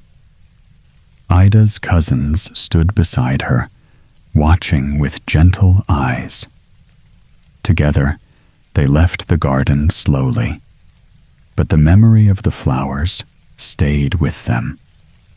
Ida whispered once more to the flowers beneath the soil, "Rest well, and come back to us in summer." The wind carried her words softly across the garden, and in that moment, Ida knew the magic of life and beauty never truly ends. It waits, patient, quiet, ready to return. Once there lived a kind and lonely woman. More than anything in the world, she wished for a child of her own. Each night, she whispered the same quiet hope into the dark. At last, she went to someone who understood magic. She shared her wish with a gentle fairy. The fairy listened and smiled. "This can be done," she said. She gave the woman a small, strange seed. It did not look special at all, but it was filled with wonder. The woman hurried home. She placed the seed into a flower pot. She watered it carefully, and she waited. Before her eyes, something amazing happened. A tall, beautiful flower pushed up from the soil. Its petals were smooth and bright. They stayed closed, like a secret being kept. The woman leaned closer. She touched the petals softly. The flower opened. Inside, sitting on green velvet folds, was the tiniest girl imaginable. She was no longer than a thumb. The woman laughed with joy. She named the little child Thumbelina. She made her a cradle from a walnut shell, a bed from soft leaves, and a blanket from rose petals. Days passed gently. Thumbelina played, sang sweetly, and drifted on tiny leaf boats. The world was small. It was warm, and it was peaceful. Thumbelina's days passed quietly and sweetly. From morning until night, she lived in gentle happiness. During the day, she played on the table near the window.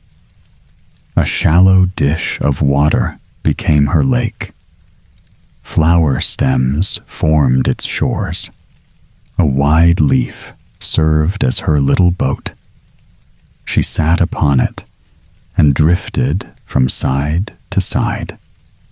2 strands of fine hair were her oars. She moved slowly, carefully, as if the water itself were holding its breath. Sometimes she sang. Her voice was soft and clear, so light that it seemed to float in the air long after the sound had faded. Anyone who heard it felt calm, even if they did not know why. Though she was joyful, she was also fragile. A sudden breeze could make her stumble. A single raindrop felt heavy upon her shoulders. She trusted the world completely, never imagining danger.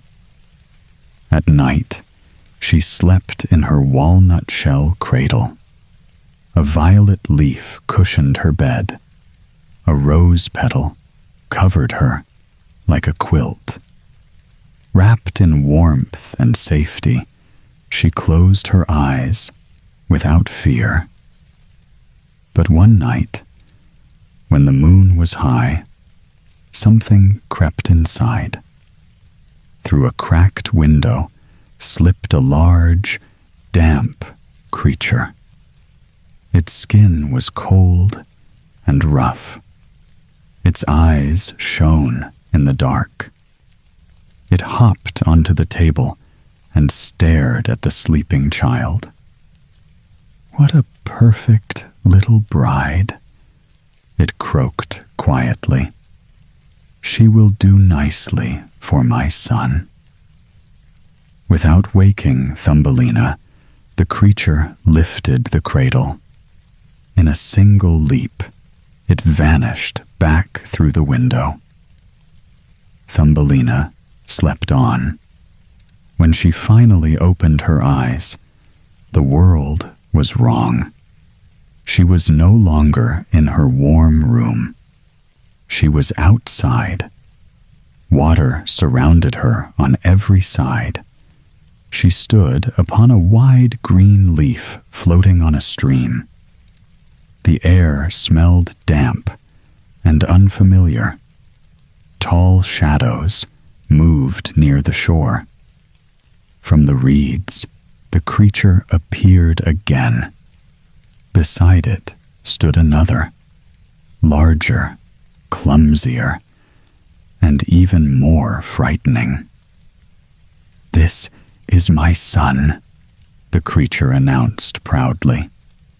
"He will be your husband. You will live with us in the marsh." Thumbelina's heart trembled. She tried to speak, but no sound came out. The creature swam away, leaving her alone on the leaf. The water moved softly beneath her feet. There was no way back. Only moments before, her world had been safe and bright. Now it was wide, dark, and full of fear. Cold air touched Thumbelina's face. She stirred and slowly opened her eyes. Nothing looked familiar. The ceiling of her room was gone. Her warm bed was gone. Instead, water stretched out in every direction, dark and silent. She stood on a broad green leaf that rocked gently beneath her feet. The banks of the stream were far away, too far. Thumbelina knelt down and pressed her hands to the leaf. It felt smooth and damp. There was no path, no bridge, no way home. Tears filled her eyes. Below the leaf, shapes moved in the water. Small fishes swam close to the surface. They lifted their heads and looked at her. They had seen the ugly creature before. They had heard her words. And now they saw the tiny girl, pale and trembling.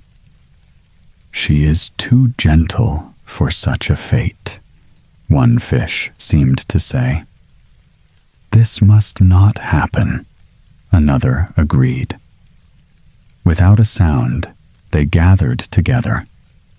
Their little mouths nibbled at the green stem, holding the leaf in place. Again and again, they worked patiently. Suddenly, The stem snapped. The leaf began to drift. Thumbelina gasped as the current carried her forward.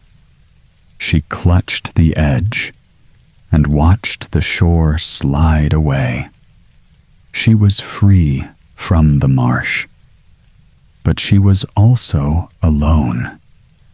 The stream pulled her onward through new places. She floated past gardens and fences, past houses and quiet paths. Birds in the bushes noticed her. They tilted their heads and sang softly. "What a lovely little creature," their voices seemed to say. Thumbelina wiped her tears. Their songs warmed her heart.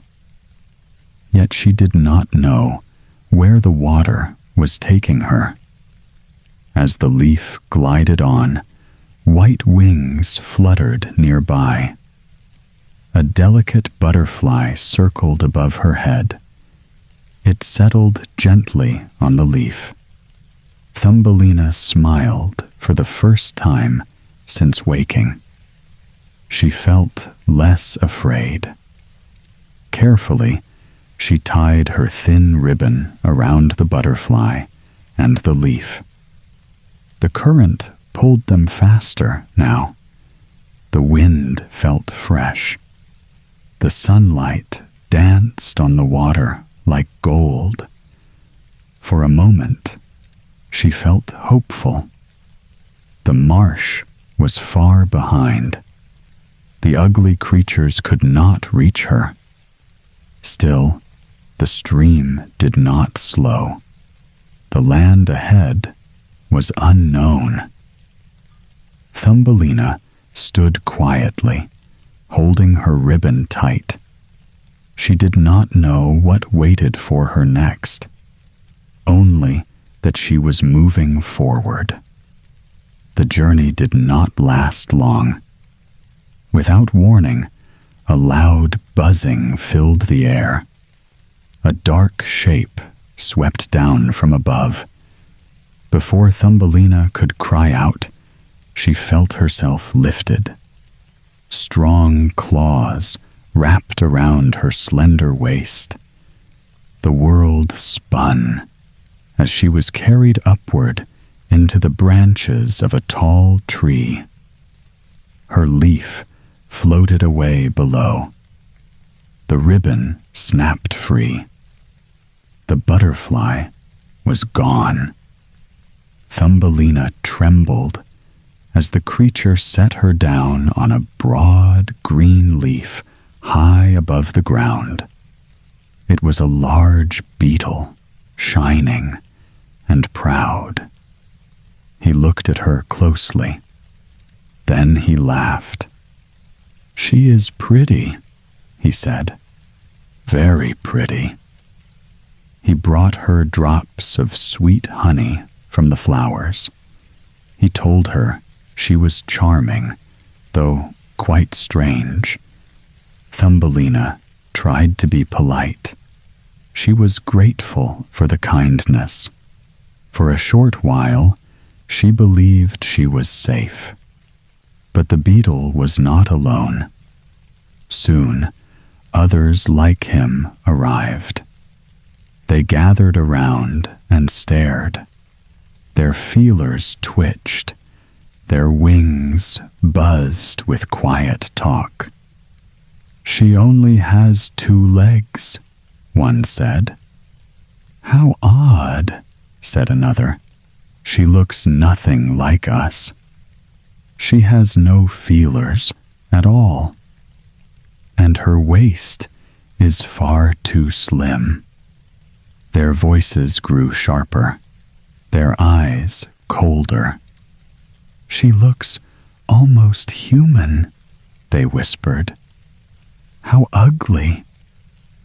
Thumbelina shrank under their gaze. She looked down at herself, unsure what was wrong.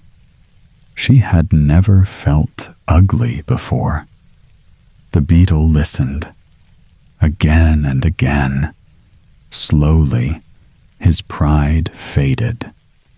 At last, he nodded. "Yes," he said, "she is not suitable." Without another word, he carried Thumbelina down from the tree. He placed her gently on a white daisy growing below. "You may go wherever you wish," he said. Then he flew away. Thumbelina stood alone. The sky above felt too wide. The ground beneath her feet felt strange. She sat on the daisy and wept. Her tears fell quietly, one after another. She could not understand it. Only moments before, she had been admired. Now, she was unwanted. She believed their words. She believed she must truly be ugly. All around her, the world continued as before. The wind moved through the grass. The sun shone warmly. Yet Thumbelina felt smaller than ever. She curled herself against the soft petals. Her heart felt heavy and confused. Once again, she was alone. Thumbelina huddled under a clover leaf. The wind whispered through the tall grass. She was alone. No one to help her. She looked around. The world seemed huge. Every blade of grass was taller than her. Every drop of dew was heavy. Slowly, she built a small shelter. Blades of grass for walls, leaves for a roof. A soft patch of moss became her bed. She drank dew from flowers. She nibbled honey and petals. It was not much, but it kept her alive. Days turned into weeks. The sun moved lower in the sky. Shadows grew longer. Autumn arrived. The flowers faded. The berries dried up. Then winter came. Snow fell in soft flakes. To Thumbelina, each one felt like a heavy stone. The clover leaf curled and shriveled. Her little bed was gone. Her shelter offered no warmth. She shivered. Her tiny clothes, made of petals, were no match for the cold. She wrapped herself in a dry leaf. It cracked. It could not hold the heat. Her stomach ached with hunger. The cold bit her tiny fingers and toes. Each step was painful. The frozen corn stubble felt like giant spikes beneath her feet. She stumbled again and again. "Help," she whispered. The wind answered with a cold hiss. The trees did not move. The birds had flown. She was completely alone. Tears fell down her cheeks. Her little heart felt heavy. She was so small, so frail, so tired.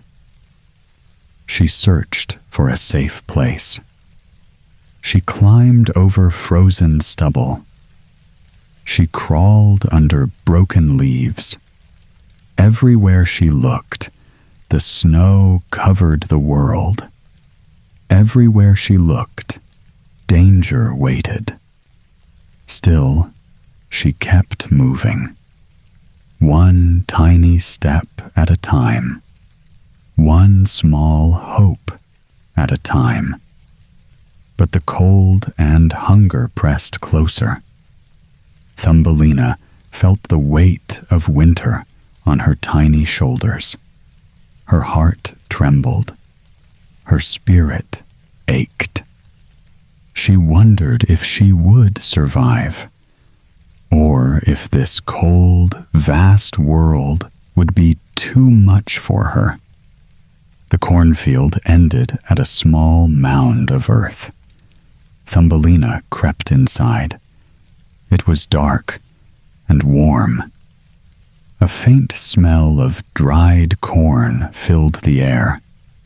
A kindly-looking mouse lived there. Her rooms were neat, with tiny furniture made of straw and husks. She offered Thumbelina food and a soft place to rest. Finally, warmth returned to her little body. Her belly no longer ached with hunger. But freedom was gone. The mouse had rules. She had to keep the rooms clean. She had to tell stories to entertain her host. Every day was filled with work. One morning, the mouse spoke of a neighbor. He was rich and wore fine black velvet. "Imagine how lucky you would be," the mouse said. "You would have a home beneath the earth, a husband with wealth and power." Thumbelina tried to smile. She sang sweetly for the visitor. He listened quietly, with large, dark eyes. He admired her voice, but she felt uneasy. He was blind. He had never seen the sun or the flowers above ground. The underground tunnels were strange and cold. The walls pressed in. The ceiling dripped moisture. Every corner smelled of earth and dust.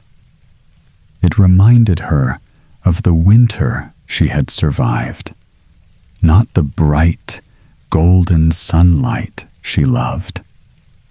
As she explored the passage, Thumbelina noticed something small beneath a mound of dirt. A bird, its feathers ruffled and wet, lay helpless. It had been injured, perhaps by the cold or a hidden trap. Her heart stirred. She wrapped the bird in her soft scarf. She fed it drops of water and bits of honey. The bird chirped weakly, leaning against her tiny hands. In caring for the little creature, Thumbelina forgot her own fear for a moment. She felt useful, needed, and alive. A deep tenderness grew inside her.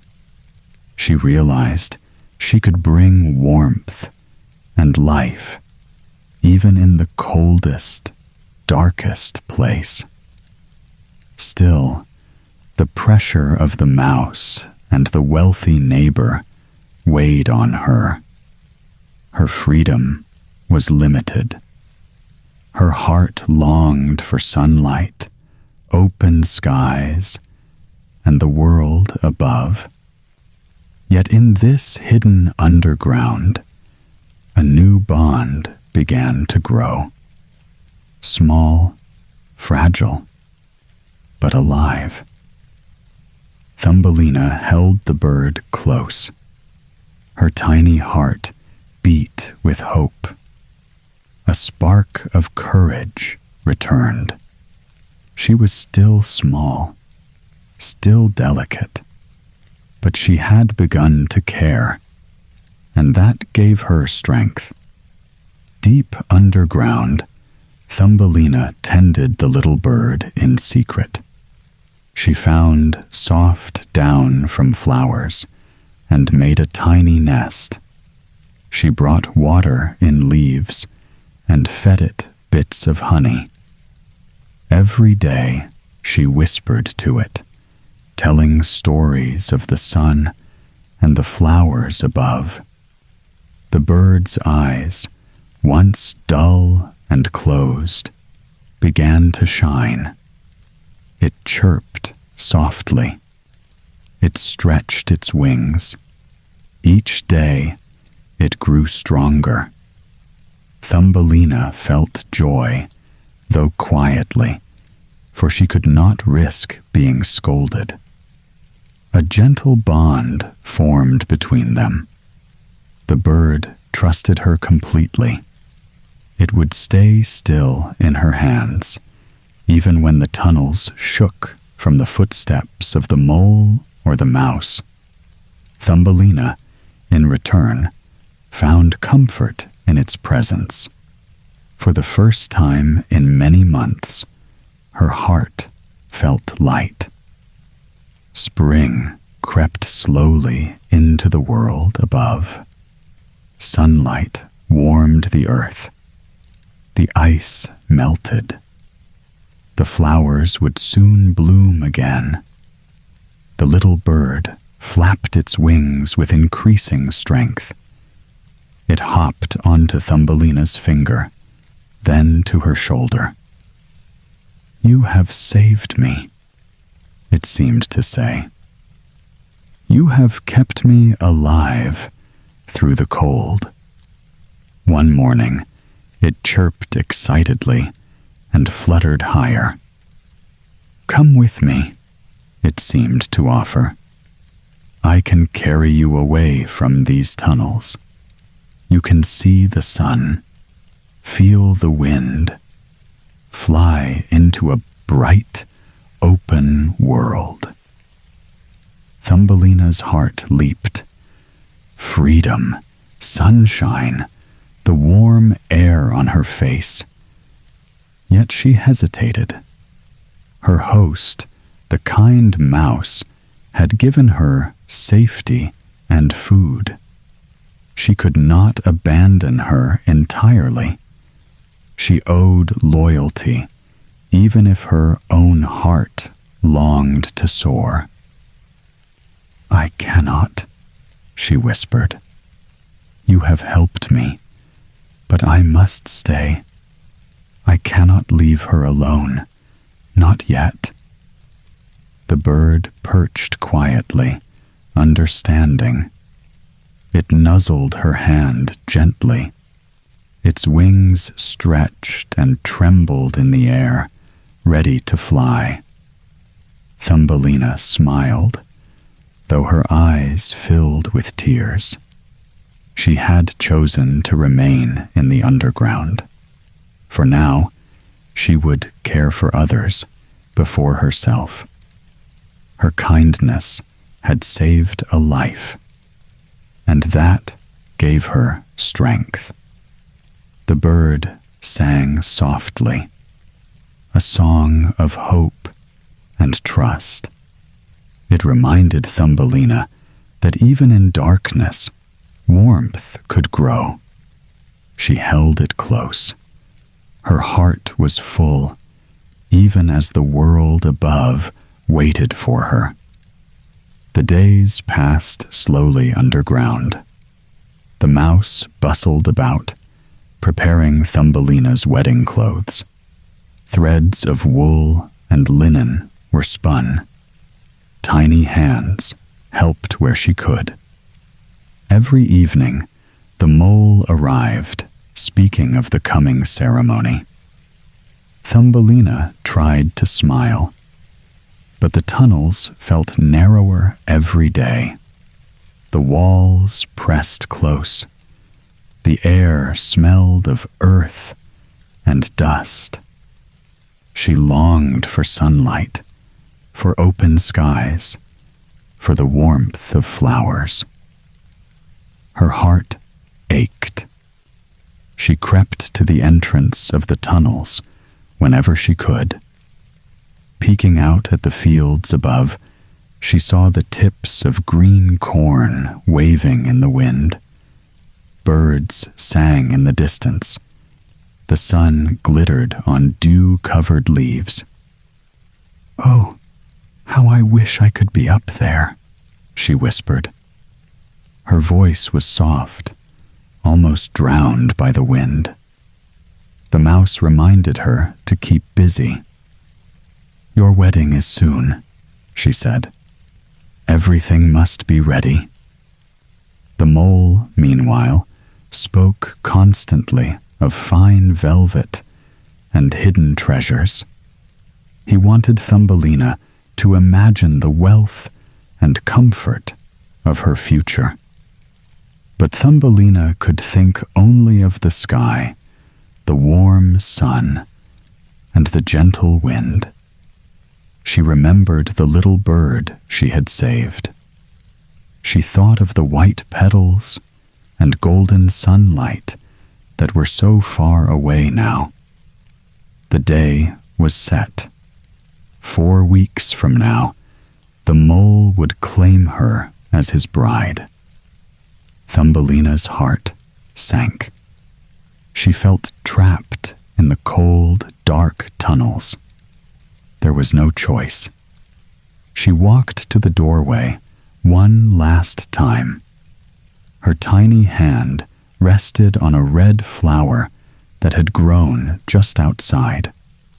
The petals shivered in the breeze. "Farewell, bright sun," she whispered.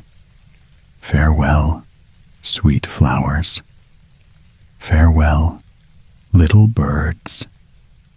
Tears ran down her cheeks. She held the flower to her chest, wishing it could carry her away. The wind whispered around her, but could not answer. Inside, the mouse and mole prepared for the wedding day. Thumbelina watched from the doorway, a prisoner in her own tiny world.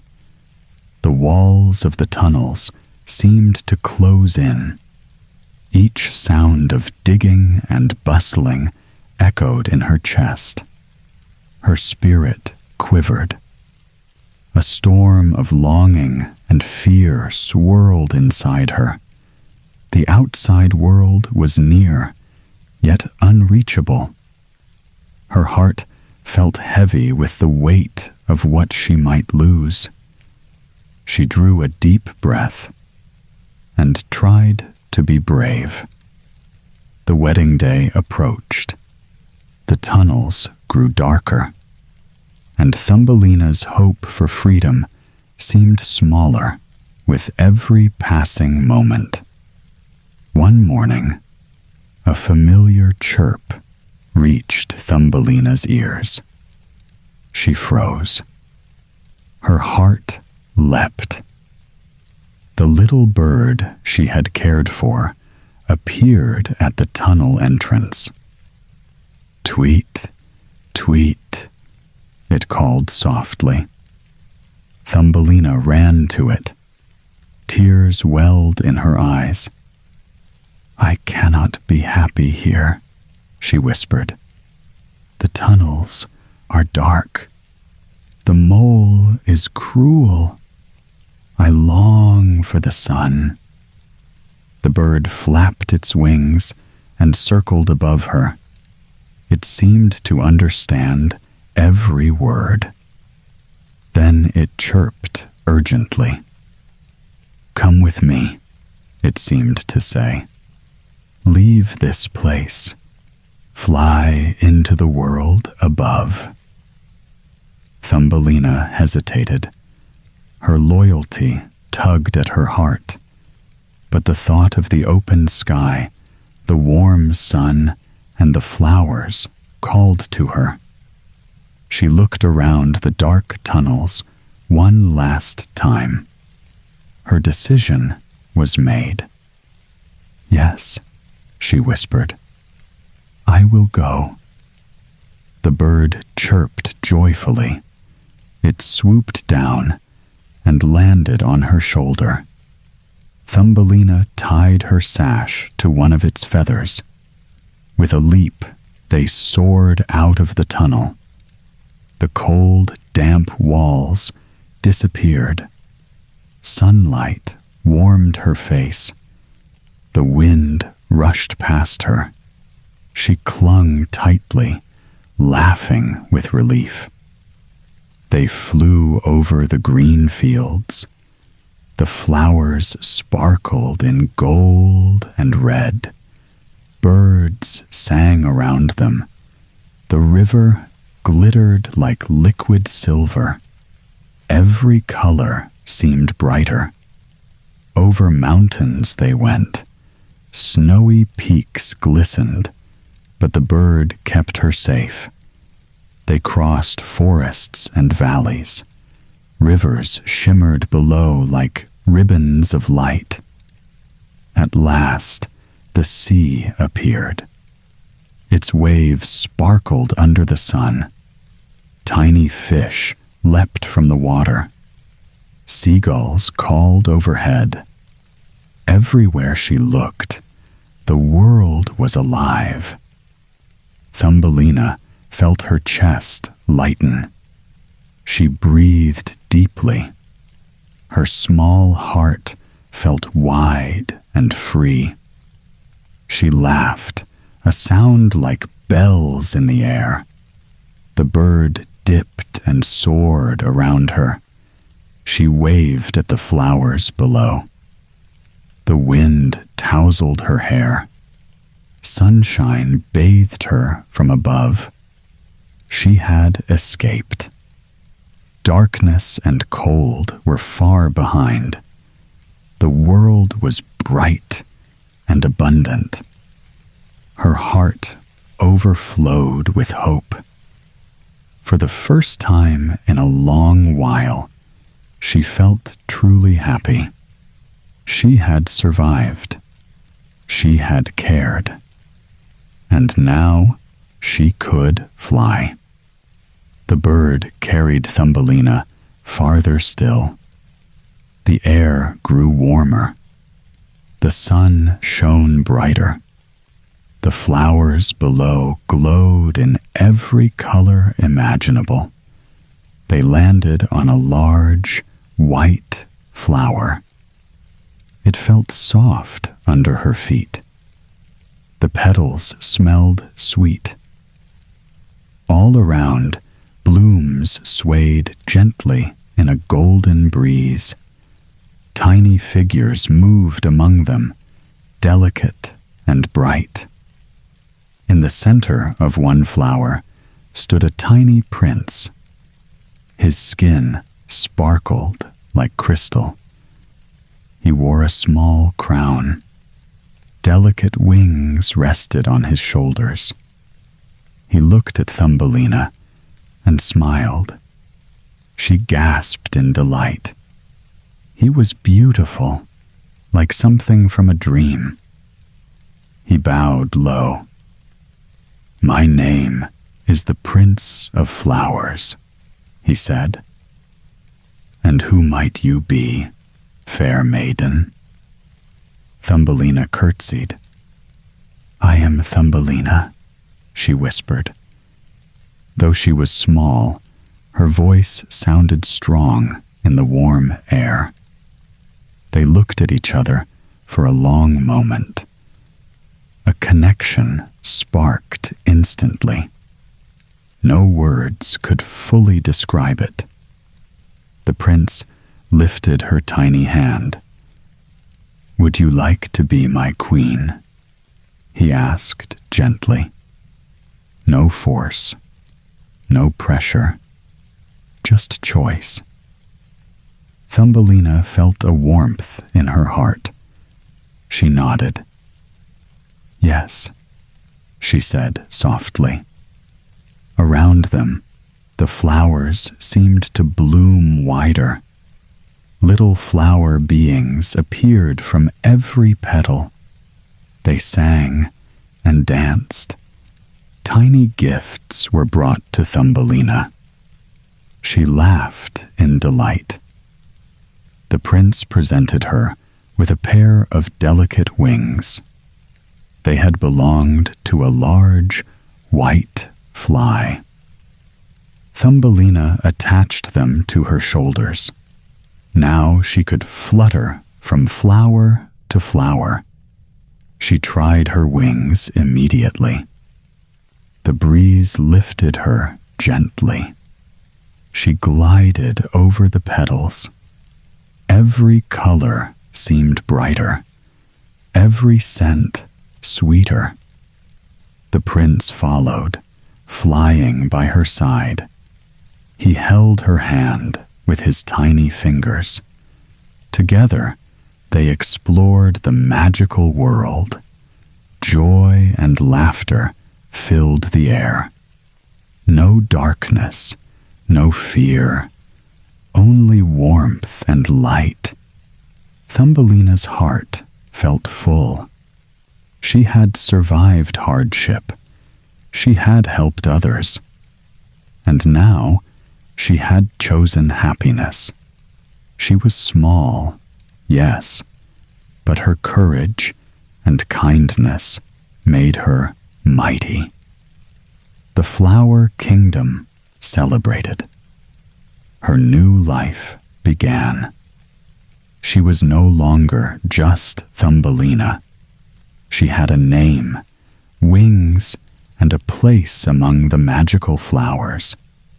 And she had found love, freely chosen, in a world full of beauty. The Flower King gathered Thumbelina close. "From this day forward," he said, "you shall no longer be called tiny. You are Maya, the queen of flowers." Thumbelina felt a warm glow in her chest. She looked at her new wings, fluttering softly.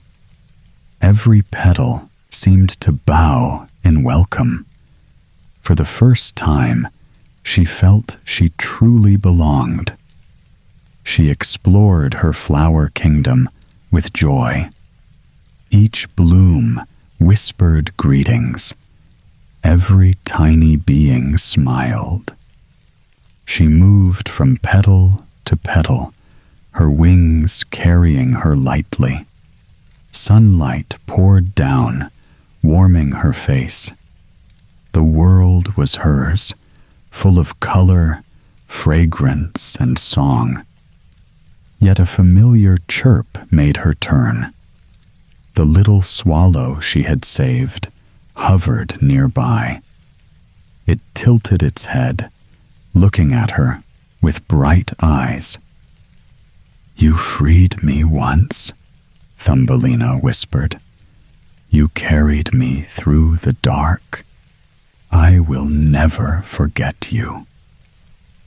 The bird chirped softly. It circled above her, then dipped closer. Thumbelina felt a pang of sadness. Her friend would leave her now. The bird's home was far away, in the human world. "Fly safely," she said. "Thank you for everything." The swallow sang a sweet, gentle tune. Then it took off into the sky. Its wings caught the sunlight, flashing white and gold. Thumbelina watched until it disappeared. Peace returned to her heart. She stood among the flowers. The petals swayed in a warm breeze. The world was calm, abundant, and full of life. And this is how the tale came to be known. A little maiden, smaller than a thumb, brave and kind. She faced darkness, cold and fear. She saved a bird, chose freedom, and found her true home. Even now, when the wind rustles through the flowers, one might imagine Maya's wings brushing past, or hear the faint echo of a bird's song, remembering the friendship that once saved her life. The sun dips low over the flower world. Petals fold gently. The breeze carries a whisper of laughter. All is quiet. All is safe. Thumbelina, now Maya, rests among the blooms, her heart full of courage and love. Her story is one of hope, kindness, and gentle triumph. And in the hush of the evening, her world glows softly, as if wishing sweet dreams to all who listen. Peace settles over the magical kingdom. The adventure ends, and sleep can come easily, wrapped in the calm of a bright, safe, and wondrous world. Long ago, an old poet lived alone. His days were quiet. His home was small, but peaceful. That evening, he sat beside his fireplace. Soft flames glowed in the hearth. Warm light filled the room. Everything felt calm and safe.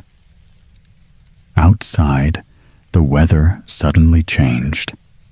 A strong wind swept through the night. Rain fell heavily against the windows. Cold air howled around the house. The storm grew louder with every moment. The poet listened to the raging wind.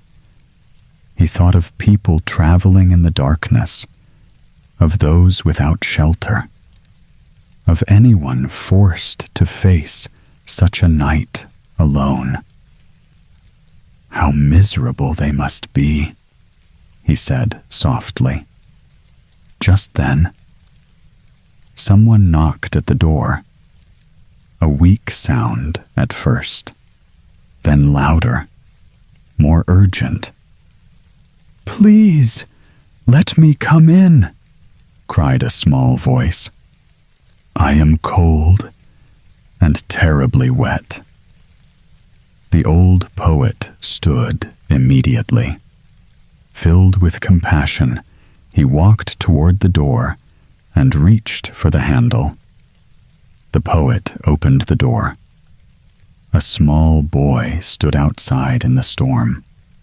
Rain streamed down his bare shoulders. His golden hair clung to his face, dripping with water. The child trembled from the cold. He looked weak and exhausted, yet strangely beautiful, almost angelic. "Come inside, poor child," the poet said gently. He led the boy into the warm room and closed the door against the wind. The old man wrapped him in dry cloth and guided him toward the fire. He rubbed warmth back into the child's hands and placed him near the glowing flames. Soon, he prepared a warm drink and sweet food to comfort him. Little by little, color returned to the boy's cheeks. His shaking eased. At last, the child sat safely in warmth and care. After resting for a while, the child's spirits returned. Warmth seemed to awaken new energy within him. He slipped down from his seat and began wandering about the room. He smiled, spun lightly, and looked at everything with bright curiosity. The poet watched him kindly.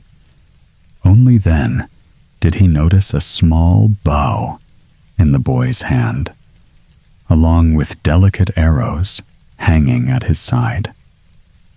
"Who are you, little one?" the old man asked. The boy lifted his chin proudly. "My name is Cupid," he replied. "Surely you know me." The poet raised his brows in gentle surprise, but he felt no fear. Outside, the storm was fading. The wind softened. Moonlight slowly returned to the window. Peace filled the room once more. The boy suddenly picked up his bow. He turned it carefully in his hands, examining it. "I was afraid the rain had ruined it," he said. "But no, it still works perfectly." He pulled the string back slowly, testing its strength, before the poet could speak. The boy took aim. In a single instant, the arrow flew across the room and struck the old poet straight in the heart. A sharp pain rushed through him. The child burst into laughter, bright, careless laughter. "You see," he said happily, "my bow was never harmed." And before the poet understood what had happened, the boy darted toward the door and vanished into the night. The old man fell to the floor, holding his chest, hurt and utterly bewildered. For a long time, the poet lay where he had fallen. The pain in his heart would not fade. Tears filled his eyes. He could not understand how such a gentle child had caused such sorrow. "I welcomed him," the old man whispered. "I gave him warmth and kindness." Slowly, the truth came to him. The boy had not been helpless at all. He was Cupid, playful, charming, and dangerously careless with human hearts. The poet rose weakly and sat beside the fire. The room was quiet again, yet nothing felt the same. "If this is his nature," he said softly, "then others must be warned." And so, through his pain, the poet resolved to tell everyone about the mischievous boy who wounds without mercy. The poet soon learned that he was not alone in his suffering. That mischievous boy travels everywhere. He walks quietly among ordinary people. Sometimes he follows students leaving their lessons, pretending to be one of them. Book in hand, head lowered, unnoticed. At other times, he lingers near young men and maidens, waiting patiently in busy streets or peaceful gardens. He hides among laughing crowds, at celebrations, gatherings, and evening entertainments. No one recognizes him. Then, suddenly, an arrow flies. A heart is struck without warning. He appears cheerful and harmless, yet his aim is clever and precise. Again and again, he slips through the world unseen, leaving wonder, longing, and quiet heartache behind him. And so, dear listener, remember this: no one ever truly escapes the boy with the golden bow. Even the elders, long before you were born, felt the gentle sting of his arrows. He moves quietly, unseen but always nearby. He brings surprise, mischief, and sometimes sorrow. Be kind, yes, but be aware. Even the sweetest smile may hide a playful trick.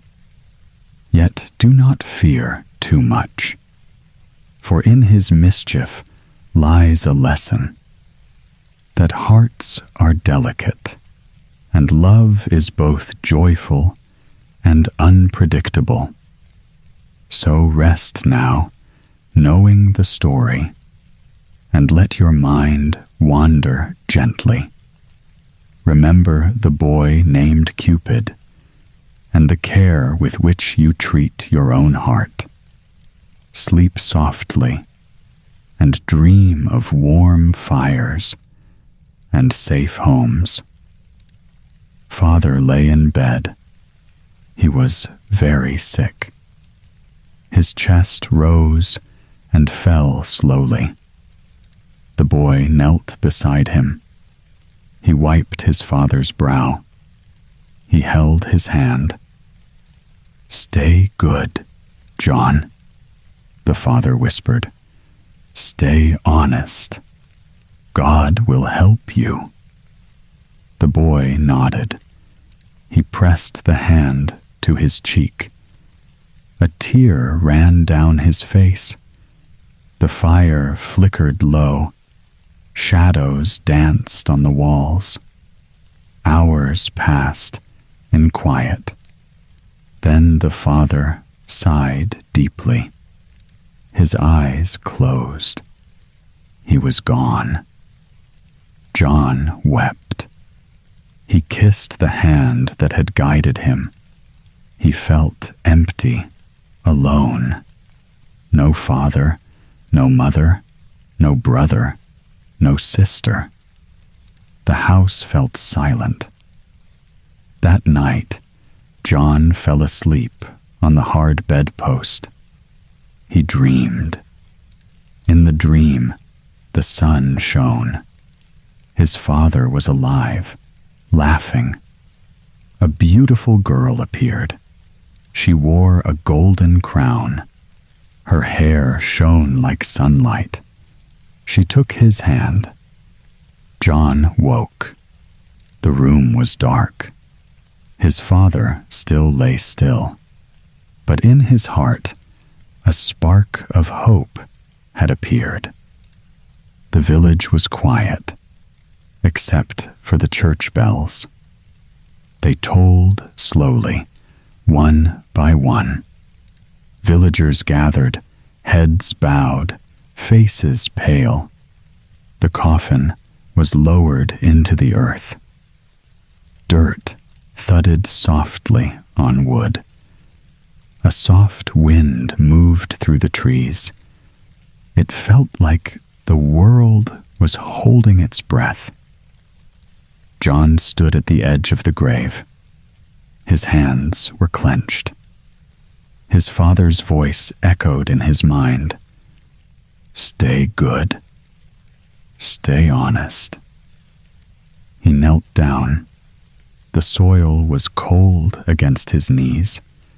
He pressed his palm against the wooden coffin.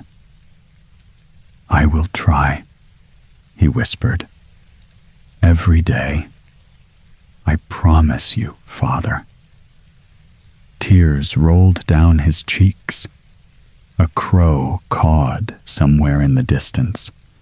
It startled him, but he didn't move. He stayed there, kneeling, imagining his father's hand in his. He remembered the dream from last night. The crowned maiden, radiant and kind. Her smile had been soft, full of warmth. He didn't understand it yet, but he felt something stir inside. A hope, gentle but certain. The church emptied.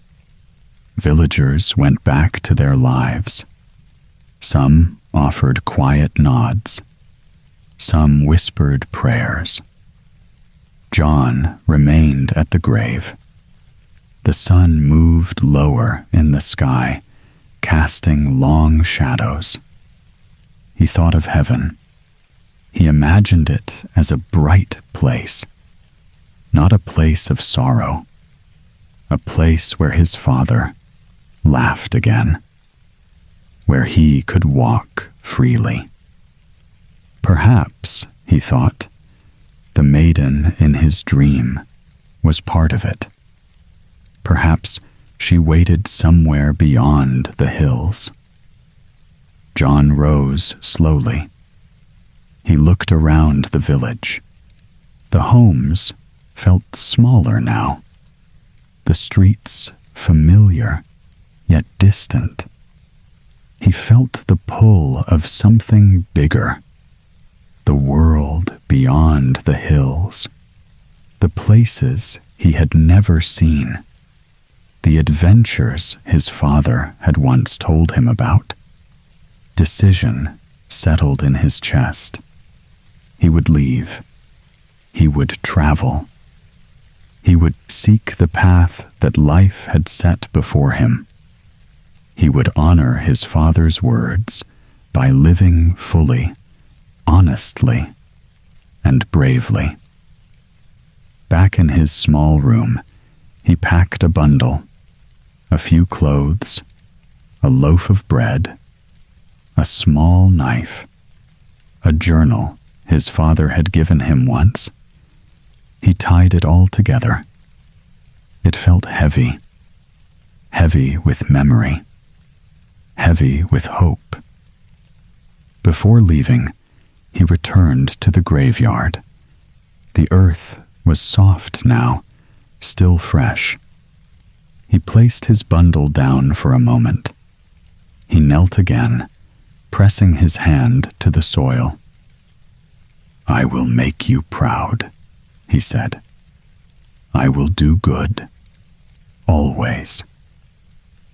A long silence followed. The wind whispered through the gravestones. He lingered, letting the world fade around him. Every detail, the moss, the stone, the curve of the earth, etched into his mind. It would stay with him, always. Finally, he stood. He lifted his bundle onto his shoulder. He took one last look at the grave. The sunlight had softened. The shadow of the coffin stretched long across the ground. He swallowed hard, a deep breath, and turned. The road lay ahead, glowing under the sunset. Golden light spilled across the fields. He walked slowly at first. Each step echoed in the silence. Alone, yet not empty. The memory of his father guided him forward. The vision of the crowned maiden lingered in his mind, a whisper of hope. The village disappeared behind him. The sky grew warmer, then cooler. He did not look back again. Not yet. The journey had begun. Night had fallen when John reached the small, lonely church. The doors were cracked and old. Wind whispered through the gaps. He pushed one open and stepped inside. The air smelled of candle wax and cold stone. He laid down on the hard floor, wrapped in his cloak. The shadows stretched long. The church was quiet, almost too quiet. He drifted into a light sleep. Then a noise stirred him awake. Muffled voices, low, rough. Two men entered. They dragged a bundle across the floor. John's heart sank. The bundle moved. It was a body. A man, dead, pale under the flickering torchlight. "Debt unpaid," one growled. "We'll teach him a lesson. Proper honor, not for him." The men laughed cruelly. John's stomach tightened. He remembered his father's words. Stay good. Stay honest. He could not stand by. "You can't do this," he said, his voice shaking but firm. The men looked at him. One spat on the ground. "And who are you, boy? Too poor to pay attention. Too small to matter." John reached into his pouch. Every coin he had. All the money he carried since leaving the village. He placed it on the floor. "Take it," he said. "Leave him be. Respect the dead." The men stared. They counted the coins, snorted. Then, muttering, they left. John exhaled slowly. He knelt beside the body. The man's face was calm. He gently arranged the arms, straightened the robe, folded the hands. A small prayer whispered on his lips. "Rest well," he said. The night seemed softer then. The shadows no longer pressed close. John found a corner and lay beside the coffin. The cold stone of the floor pressed against him, but his heart was warm. He slept. Morning light spilled through the cracked windows. Beams fell on the dust, on the coffin, on John's tired face. Something in the light felt different. He looked up. Nothing moved. Yet a sense of presence lingered. Gentle, watching, protective. He rose and touched the coffin one last time. "May you find peace," he whispered. His pouch was empty, every coin given. Yet he felt no loss, only calm. The church door creaked as he opened it. The wind carried a faint warmth, like a breath on his neck. He walked into the morning light. Fields stretched ahead, endless and new. He had nothing but the clothes on his back and the memories in his heart. But he carried something far greater than money. A choice made, a life saved. He had done what was right, even when it cost him everything. The sun rose higher. Birds sang. And John walked on, his step quiet, steady, certain. Behind him, the church was empty again. Yet the air seemed lighter. He could almost feel the unseen presence fade into the day. A subtle warmth lingered in his chest, a promise that goodness had power. John looked ahead. The road wound toward the hills. Adventure awaited. Danger, perhaps. But he was not afraid. He had given all he had, and found something no gold could buy. The journey continued. John walked down the winding path. Sun warmed his shoulders. Birds sang softly. A voice called out, "Hey there! You look lost." John turned. A tall man stood leaning on a tree. Bright eyes, easy grin, boots dusty. He had a satchel across his chest. "Traveling too?" John asked. "Name's Elias," the man said. "And you are?" "John." He nodded, unsure. Elias laughed. "You'll enjoy the road, but it teaches lessons." There was something in his tone, something he knew beyond the obvious. They walked together, shared bread, shared stories, laughed at birds stealing crumbs. The path led to a small clearing. An old woman sat on the ground, her legs bent wrong. Her bundle of fern rods lay scattered. "Please, help me," she whispered. John stepped forward. Elias touched his shoulder. "Watch," he said. He knelt, pulled a small jar from his satchel, shimmering ointment inside, spread it gently on her legs. Warmth spread. The bones straightened. She gasped. She could stand. John stared, wide-eyed. Did you do magic?" Elias smiled, but didn't answer.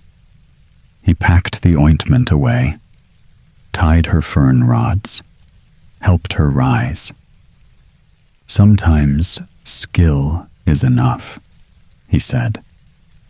"But sometimes timing matters more." John couldn't stop watching. Everything Elias did had calm, quiet strength. There was mystery in him. They continued down the road. Elias told stories of faraway towns, of strange creatures and impossible paths, bought apples for children, rescued a stray dog from a ditch. Small actions, but they felt larger than life. John felt trust growing. Not easy trust, deep trust, earned slowly. He wanted to be like him, to understand him. By night, they camped beside a stream. Water shimmered under stars. John watched Elias sharpen a knife. "Do you always travel alone?" John asked. "Not really," Elias said. "The road brings companions when they're needed." His eyes glimmered in the firelight. "Sometimes they don't know it yet." John felt warmth settle in his chest.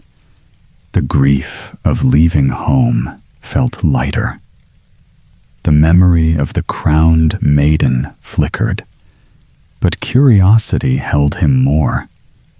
He realized something important. The journey wasn't just walking. It was who you walked with. He fell asleep to the stream, to Elias's quiet humming, to the wind through the trees.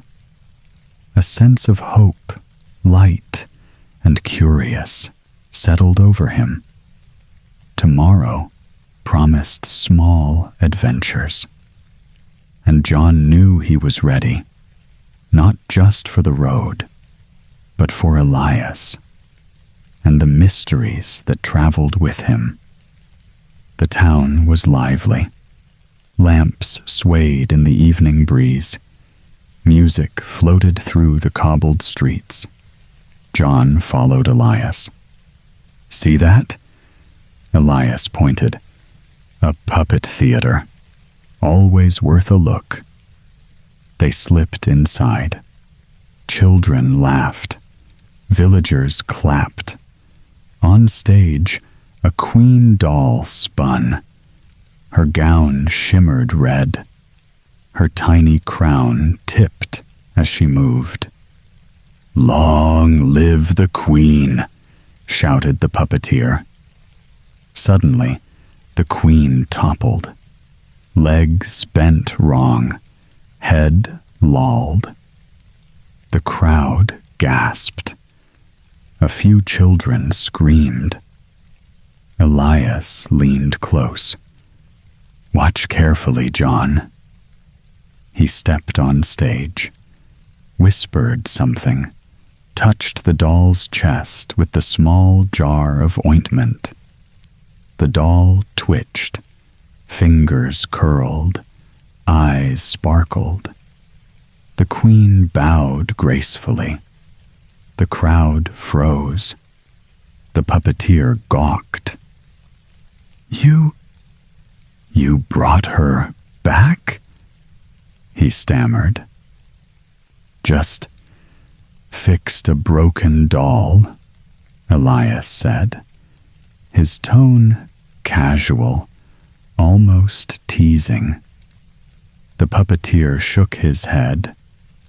"Here, take this," he said, and pressed a sword into Elias's hands.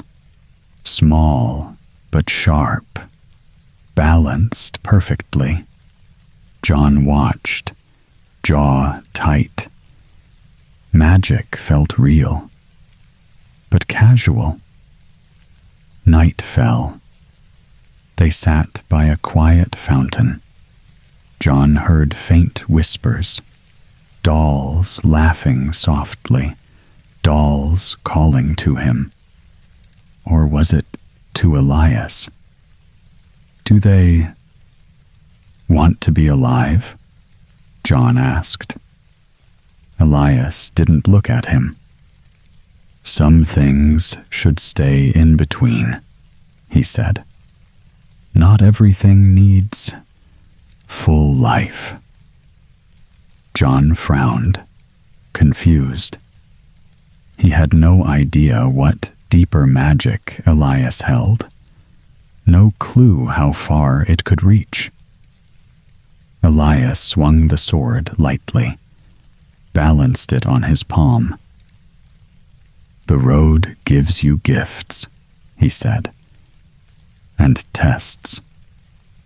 John shivered, not from cold, from wonder, and a tiny flicker of fear.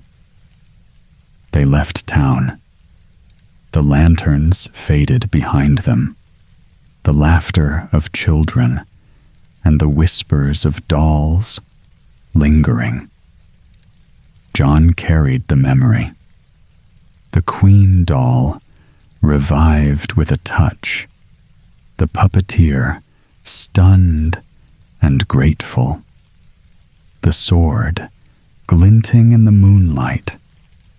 Elias walked ahead, confident, almost too calm. "Is it safe?" John asked. Elias looked back, a faint grin. "Safe? Rarely. Worth it? Always." The path stretched on, soft dirt beneath their boots. Wind rustled the trees. The night held secrets. John felt the thrill of adventure and the weight of magic he didn't yet understand.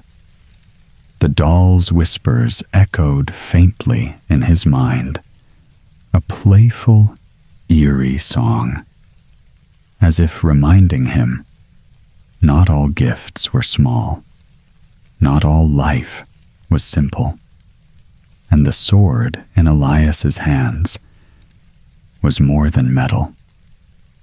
John walked beside him, silent, curious, awed, careful. The road ahead promised laughter, danger, and wonders. And John realized he wanted to see them all. A white swan appeared at dawn. Its feathers gleamed. Its song filled the air. John stopped walking. He listened. The world seemed to hold its breath. The swan sang, pure and clear.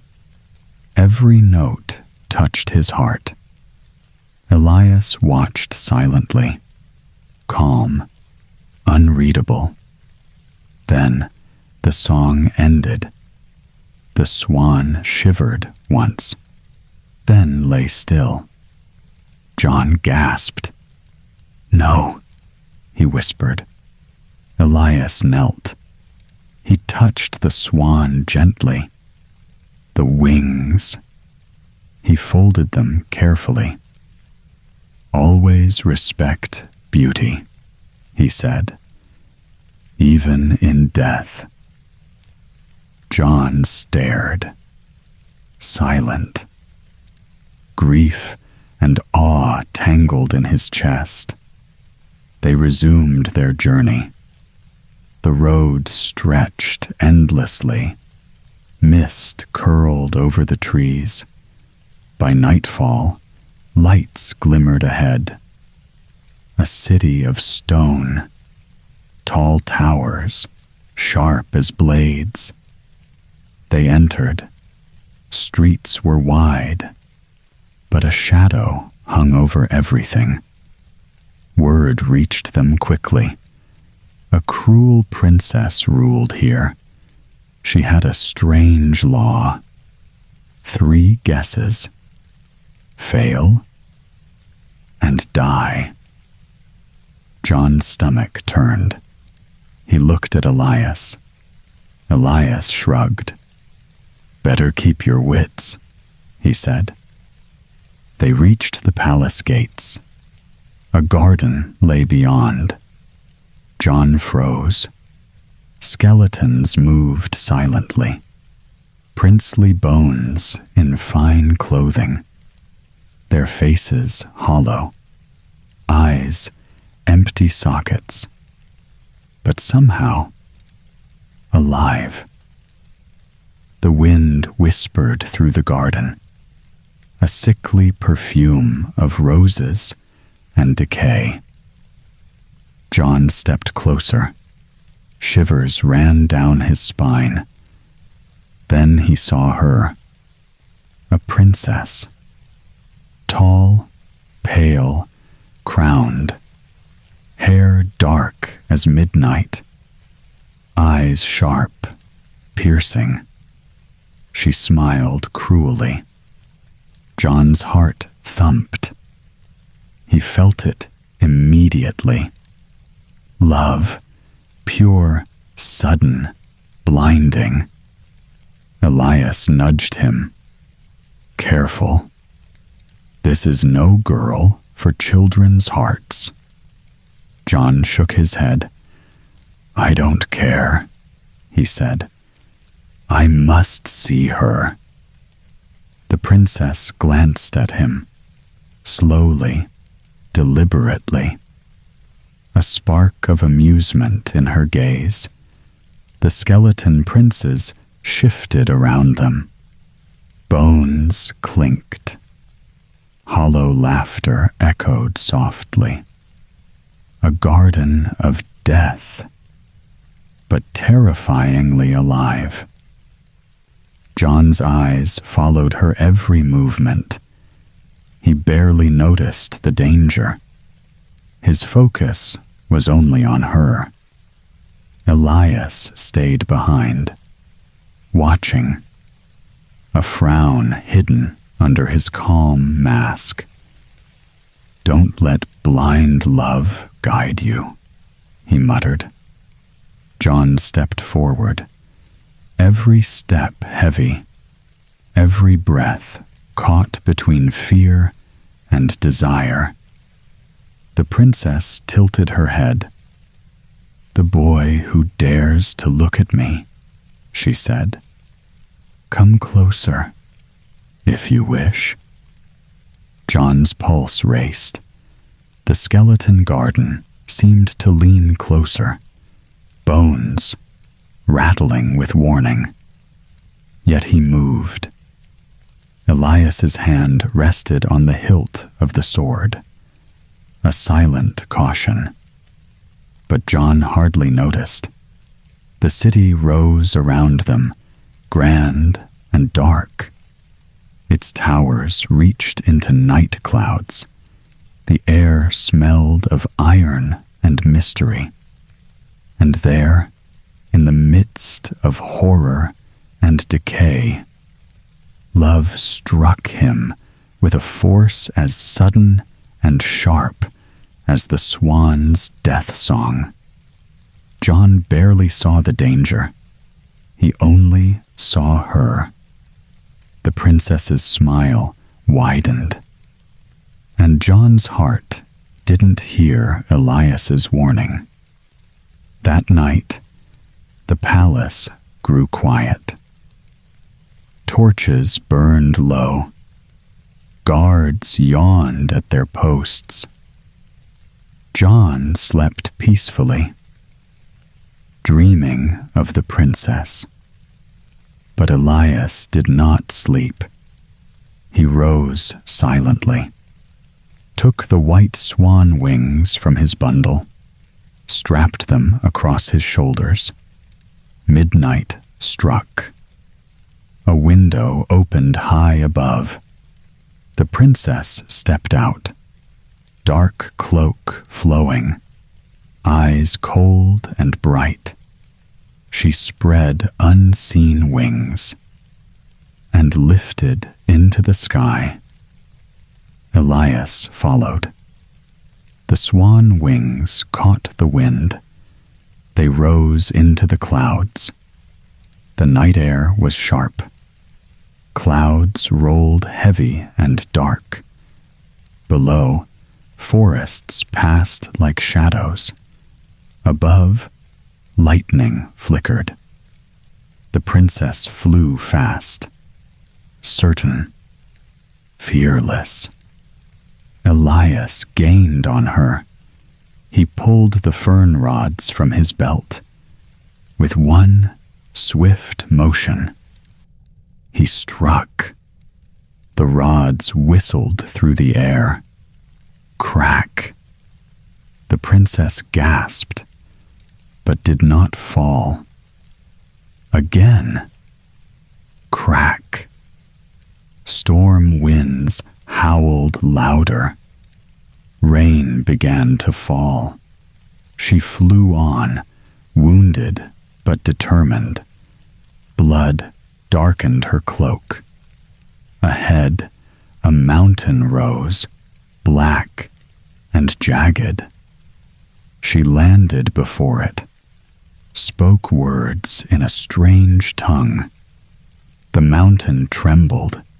Stone split open. A hidden door revealed. She slipped inside. Elias followed, unseen. The mountain closed behind them. Inside, fire burned in iron bowls. Smoke curled along the ceiling. At the center stood a magician, old, thin, eyes like coals. "You are late," he hissed.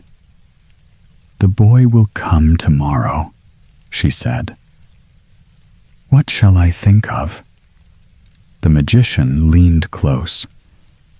"Think of your shoe," he whispered.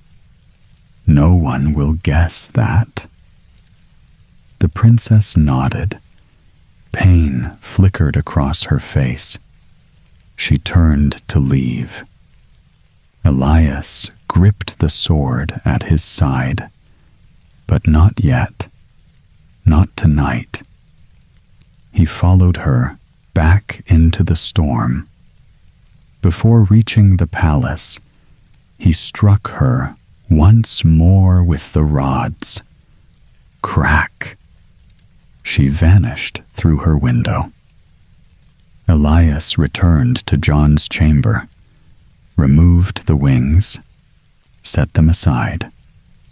At dawn, he shook John awake. "If she asks what she thought of," Elias said calmly, "say it was her shoe." John blinked. "A shoe?" "Trust me," Elias replied. Morning came. The court filled with nobles. The king sat heavy with worry. The princess entered, pale but proud. She smiled faintly. "You wish to try?" she asked John. He stepped forward, heart racing, legs unsteady. "What did I think of last night?" she asked. Silence fell. John swallowed. He remembered Elias's words. "You thought of your shoe," he said. A murmur rippled through the hall. The princess stiffened. Her fingers tightened. The king leaned forward. "Well?" Her lips parted slowly. He had guessed correctly. Gasps filled the court. Some cheered. Some crossed themselves in fear. The princess forced a smile. "Well done," she said coldly. But her eyes burned. The pattern had begun. One guess. One victory. 2 nights remained. And the storm was only growing stronger. The palace did not sleep easily that night. Servants whispered in corners. Guards glanced at the princess with unease. One guess had already been won. No one believed it was luck. John tried to rest, but excitement and fear wrestled inside him. He trusted Elias. Still, something dark moved in the air. When midnight came, the princess rose again. Her window opened without a sound.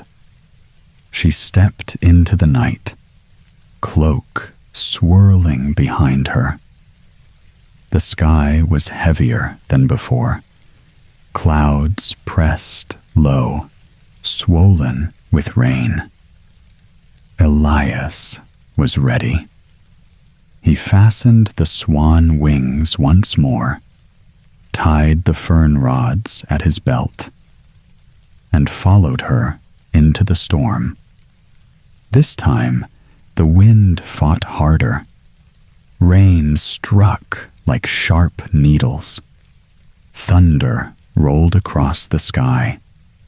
The princess flew faster than before. Anger drove her. Fear, too. Elias pushed through the wind and caught up. The first strike of the fern rods cracked through the storm. She cried out, but she did not fall. Again he struck her, harder now.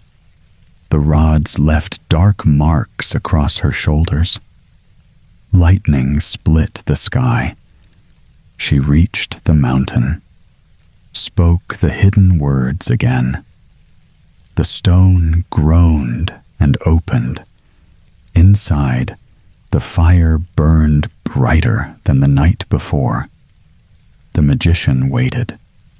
His eyes narrowed when he saw her wounds. "You grow careless," he hissed. "He guessed," she replied sharply.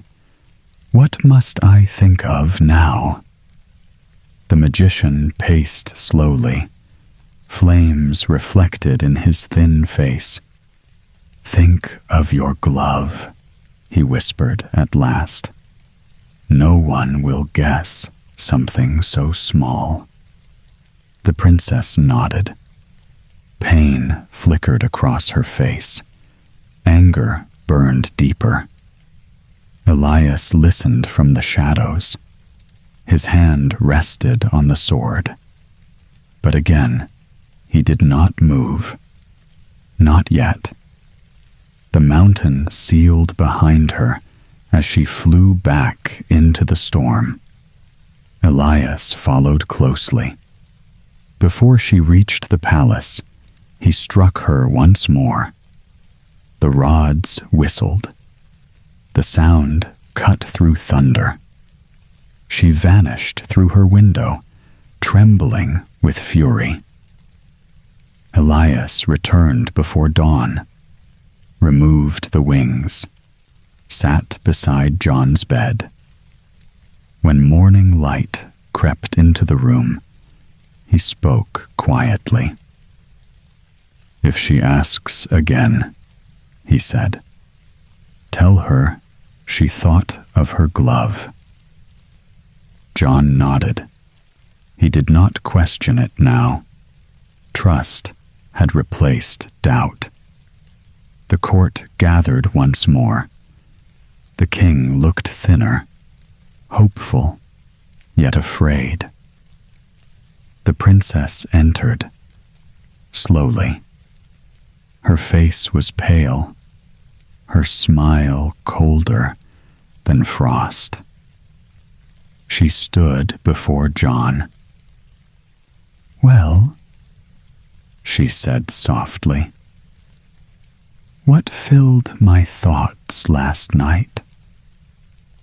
The hall grew silent. John felt every eye on him. He steadied his breath.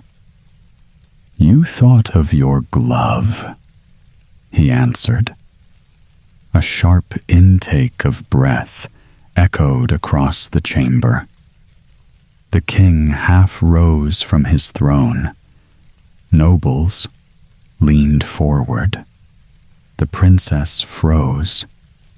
For a moment, something dangerous flashed in her eyes. Then she forced a slow nod. "It is correct," she said. The hall erupted. Some shouted with joy. Others stared in disbelief. 2 guesses answered. 1 remained. The king's face glowed with fragile hope. Perhaps the curse over his court was breaking. But the princess turned away with clenched fists.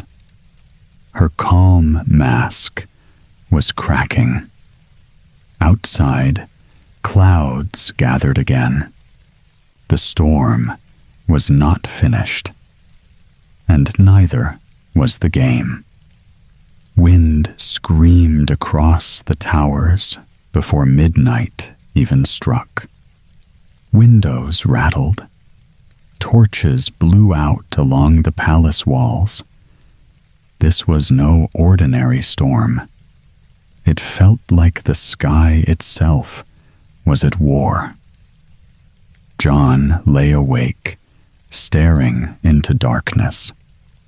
Somewhere deep inside, fear pressed against his ribs. He did not know why. but he knew the final trial had come. Above him, the princess moved.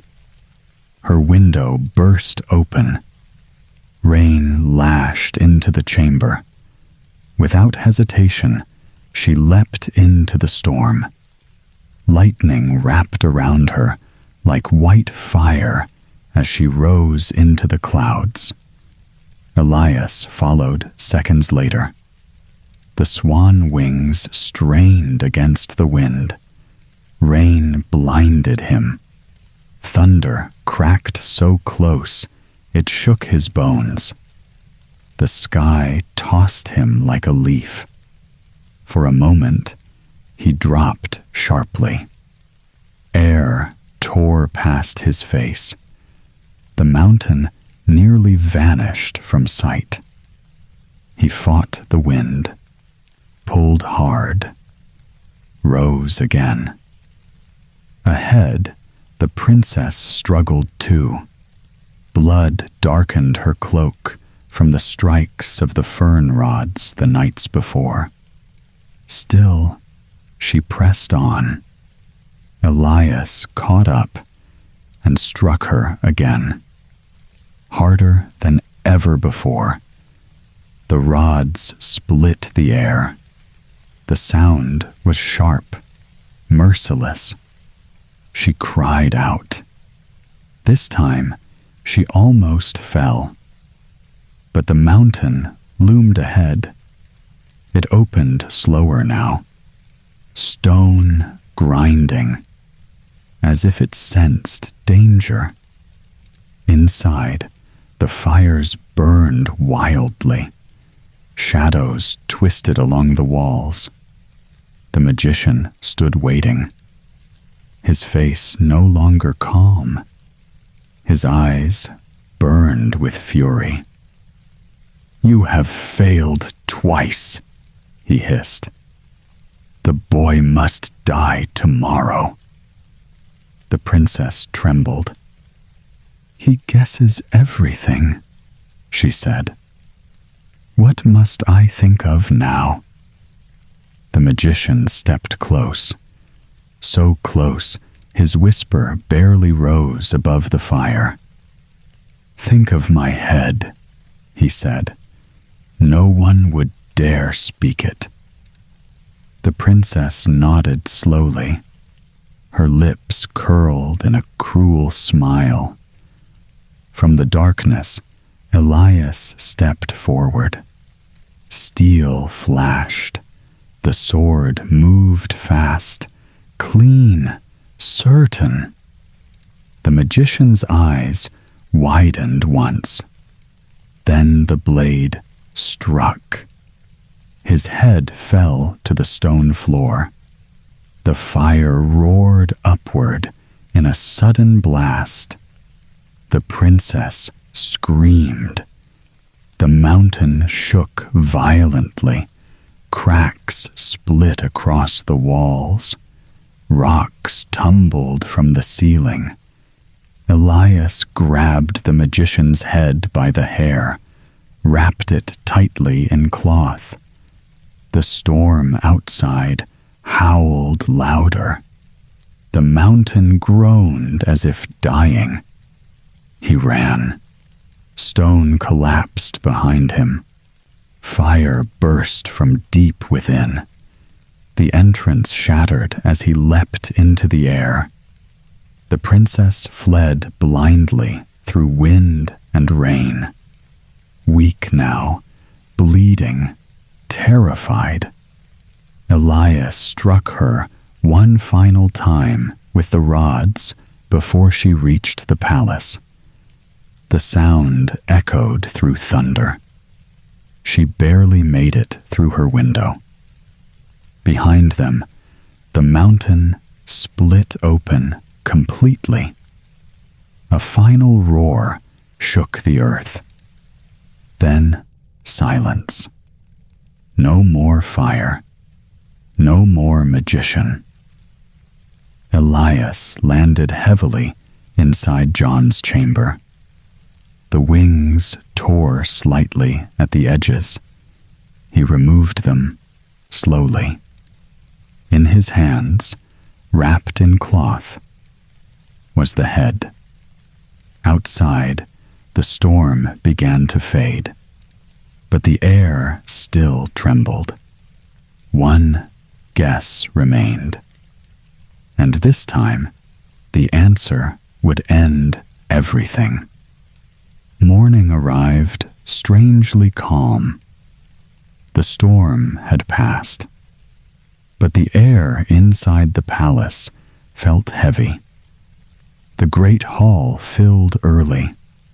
Nobles lined the walls. Guards stood rigid. No one whispered now. This was the final trial. The king sat on his throne, pale and restless. Hope and fear battled across his face. John stood in the center of the hall. His hands were cold. His heart pounded hard against his chest.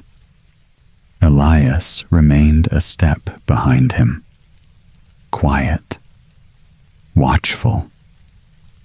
The doors opened. The princess entered, dressed in silver and black. No sign of weakness showed on her face. Her steps were steady, her eyes sharp and confident. She stopped before John. "One last chance," she said smoothly. "If you fail, you die." The words echoed in the chamber. John swallowed. For the first time, doubt touched him. What if this was the guess he could not answer?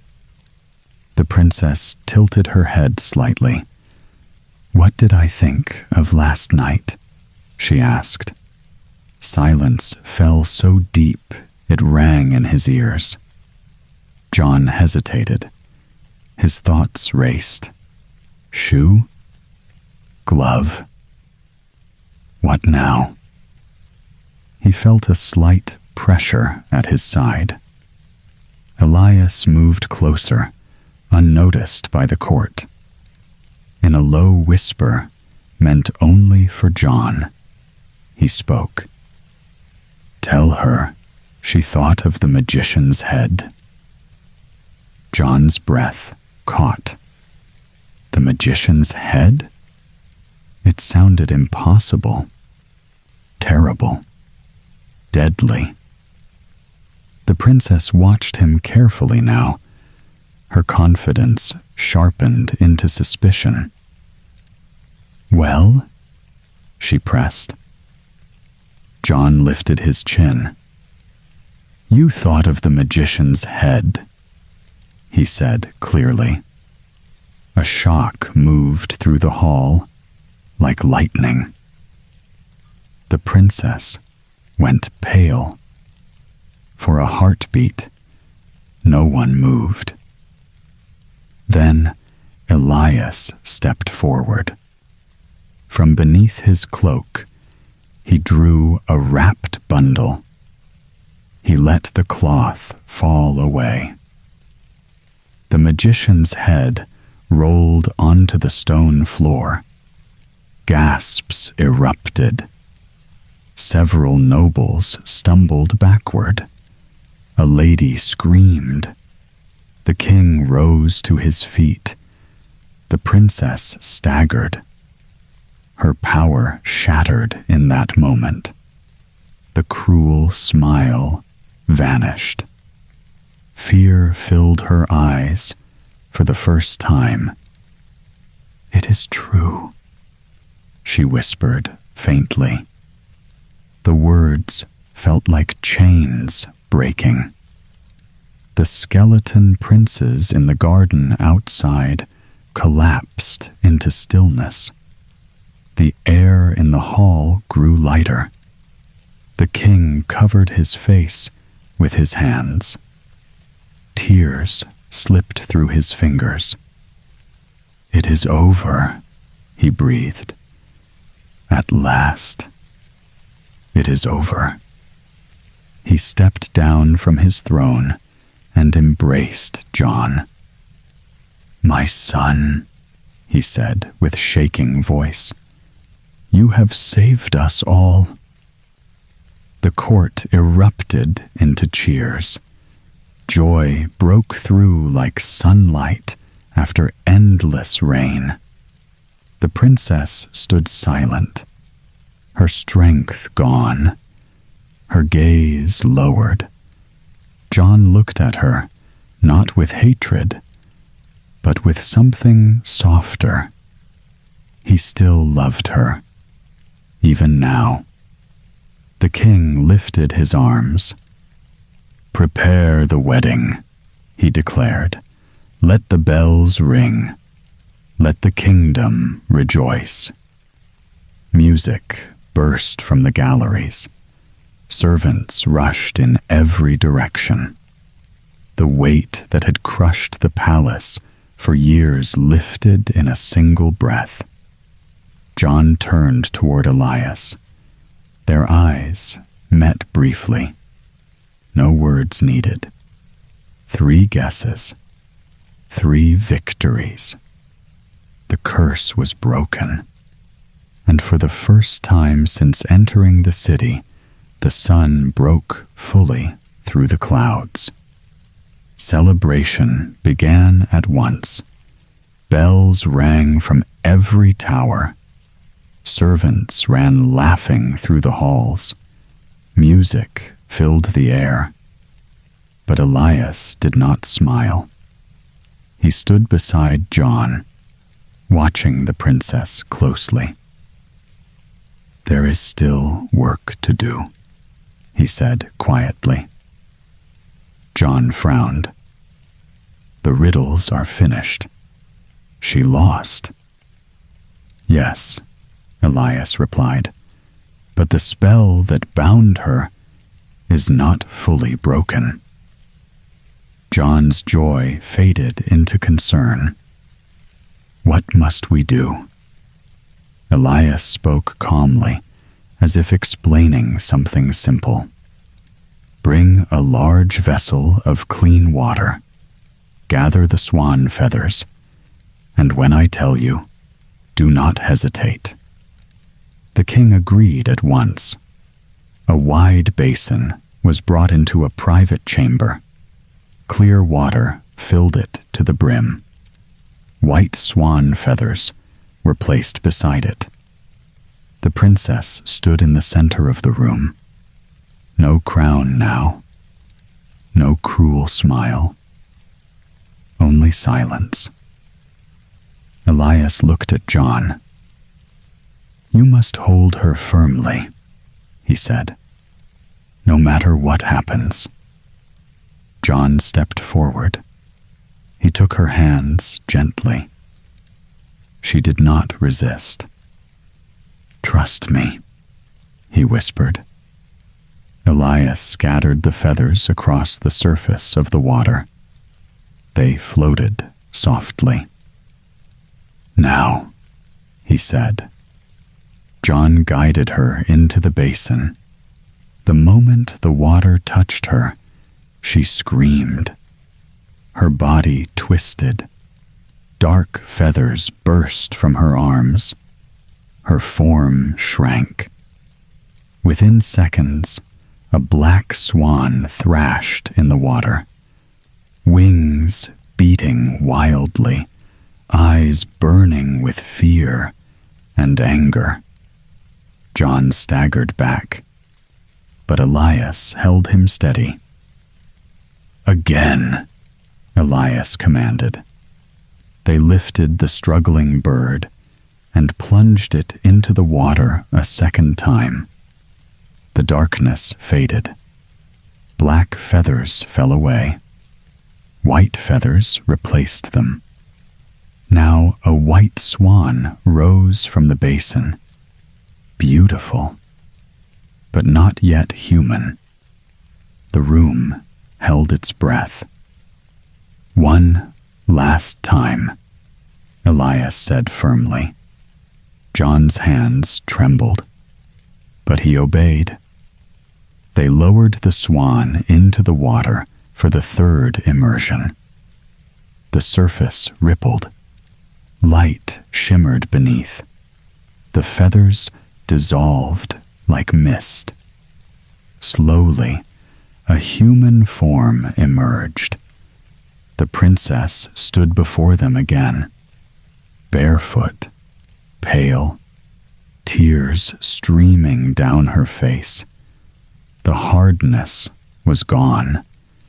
No cruelty remained in her eyes, only sorrow and relief. She fell to her knees. "The spell controlled my heart," she whispered. "I was bound to the magician. I could not break free." John knelt beside her. "I saw something more in you," he said softly, "even when others saw only darkness." She looked at him with clear eyes. "I felt it," she admitted. "Your goodness hurt me. It reminded me of who I once was." Elias stepped back quietly, his task nearly complete. The king entered slowly. When he saw his daughter, truly restored, tears filled his eyes again. She rose and faced John fully. "If you still wish it," she said, voice trembling, "I will stand beside you, not as a ruler of fear, but as your equal." John smiled. "I never wished to rule you," he answered, "only to love you." She stepped into his arms. Outside, sunlight poured through the palace windows. The air felt lighter, warmer. The transformation was complete, not just of body, but of heart. And for the first time, the princess smiled without shadow. Music filled the palace courtyard. Drums, flutes, laughter everywhere. The wedding had begun. John stood beside his bride. He still could not believe it. The curse was broken. The kingdom was free. And the woman he loved stood smiling at his side. The king raised a golden cup. "To my daughter," he said, "to my son." Cheers followed, wine spilled, flowers rained down from the balconies.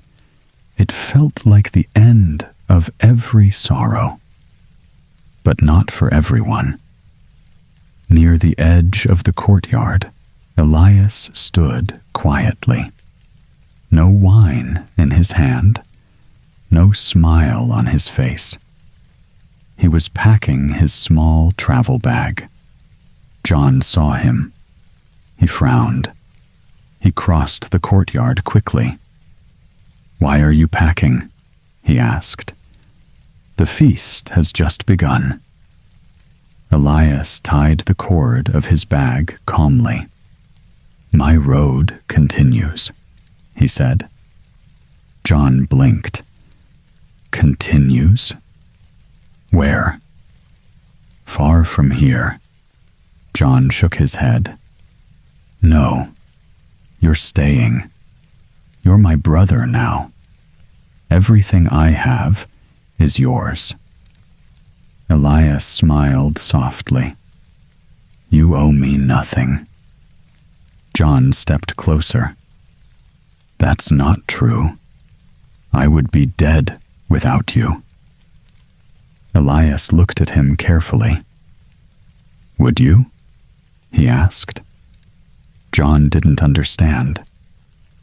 "You saved me," John said. "In the forest, in the mountains, in the palace. You risked your life." Elias was silent for a moment. Then he spoke slowly. "Do you remember the night in the chapel?" John froze. The ruined chapel, the coffin, the dead man whose body had been left in debt. John nodded. "I gave my money so they would bury him properly." "Yes," Elias said gently. "You gave everything you had." John felt something shift inside him. "The dead man," he whispered. Elias nodded once. "I was that man." The noise of the celebration faded in John's ears. "That's not possible," he breathed. "You paid my debt," Elias continued. "My body could rest because of you. But my spirit could not leave in peace until I repaid the kindness." John stared at him. "So you followed me." "I was sent to help you," Elias said, "to guard you, to guide you, to repay what you gave without hesitation." John's throat tightened. "All this time," he said softly. Elias nodded. "The sword, the riddles, the storm, none of it was chance. Your goodness called me back." John shook his head slowly. "I didn't help you for reward." "I know," Elias said. "That is why it mattered." For a long moment, neither of them spoke. Music echoed from the courtyard behind them. The princess was laughing with children near the fountain. John looked at Elias with wet eyes. "You're leaving now?" he asked. "My debt is paid," Elias answered. "You have your kingdom. You have love. You no longer need a shadow beside you." John stepped forward suddenly and embraced him. "Brother," he said quietly. Elias returned the embrace. "Live well," he whispered. "Rule kindly. And remember, the smallest act of mercy can change the world." John pulled back. "Will I ever see you again?" Elias gave the smallest smile. "When your time comes," he said softly. "Not before." A strange calm filled the air. A breeze moved through the courtyard. For a brief second, Elias seemed lighter, almost transparent. John blinked, and he was gone. No sound, no flash of light, just empty space where he had stood. John looked down. On the stone floor lay a single white feather. He picked it up slowly. From across the courtyard, the princess called his name. He turned toward her. The music swelled again. The sun shone bright overhead. John closed his hand around the feather. Some debts are paid with gold, some with courage, and some with friendship that crosses even death. He walked back to his bride. The celebration continued, but he would never forget the companion who came from a grave and left like a blessing. The wedding ended, But the story did not. A few weeks later, the old king laid down his crown, not in sorrow, not in fear, in peace. The coronation took place at sunrise. The bells rang again, but this time softer, steadier. John knelt before the throne. The crown was placed upon his head. The princess stood beside him, dressed in white and gold. No shadow touched her now. The people cheered, not out of fear, but out of love. And so a new reign began. John ruled the way he had lived, with kindness first, with courage when needed. He listened before he judged. He forgave when he could. He punished only when he must. The queen ruled beside him, not above, not below. She opened the palace gates to the poor. She walked among the people. She spoke gently to children. The kingdom slowly changed. The dark stories faded. The garden where skeletons once hung was rebuilt. Fresh soil replaced the cursed ground. Trees were planted. Roses climbed new arches. Where fear had stood, laughter returned. Travelers came from distant lands. Merchants filled the markets. Music returned to the streets at night. No one spoke of riddles anymore. No storms gathered over the palace. Years passed quietly. The king and queen had children. A son with his father's steady eyes.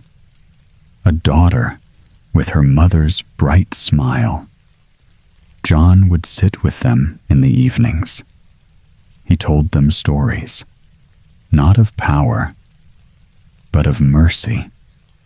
He told them about a lonely road, a broken chapel, a simple choice to help a stranger. He never spoke the companion's name loudly, but he never forgot him. In the restored garden, near the oldest tree, a small stone was placed.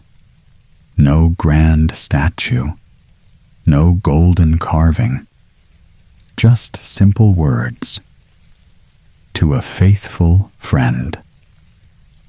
Each year, on the same day, John visited that stone. Alone. He would stand there quietly, sometimes smiling, sometimes remembering. He often wondered where Elias had gone, if spirits truly watched from beyond, if debts of kindness echoed in other worlds. But he never felt alone, because he understood something now. Goodness does not disappear. It moves forward. The years made John's hair silver. They softened the queen's voice even more. Their children grew wise. The kingdom remained strong. When disputes rose, they were settled fairly. When hardship came, the palace doors opened. The people said it was the most peaceful reign in memory. And perhaps it was. Not because there was no darkness in the world, but because light was chosen again and again. One evening, long after his children had grown, John stood at the palace balcony. The sunset painted the sky golden rose. The queen joined him. "You are quiet," she said. "I was remembering," he answered. She slipped her hand into his. "Kindness saved us," she said softly. "Yes," he replied, "and love finished the work." Below them, the garden glowed in evening light. Children played where fear once ruled. Flowers bloomed where bones once hung. Time moved gently. And when at last John's own final day approached, he did not fear it. He had learned long ago that mercy given freely returns in ways no one expects.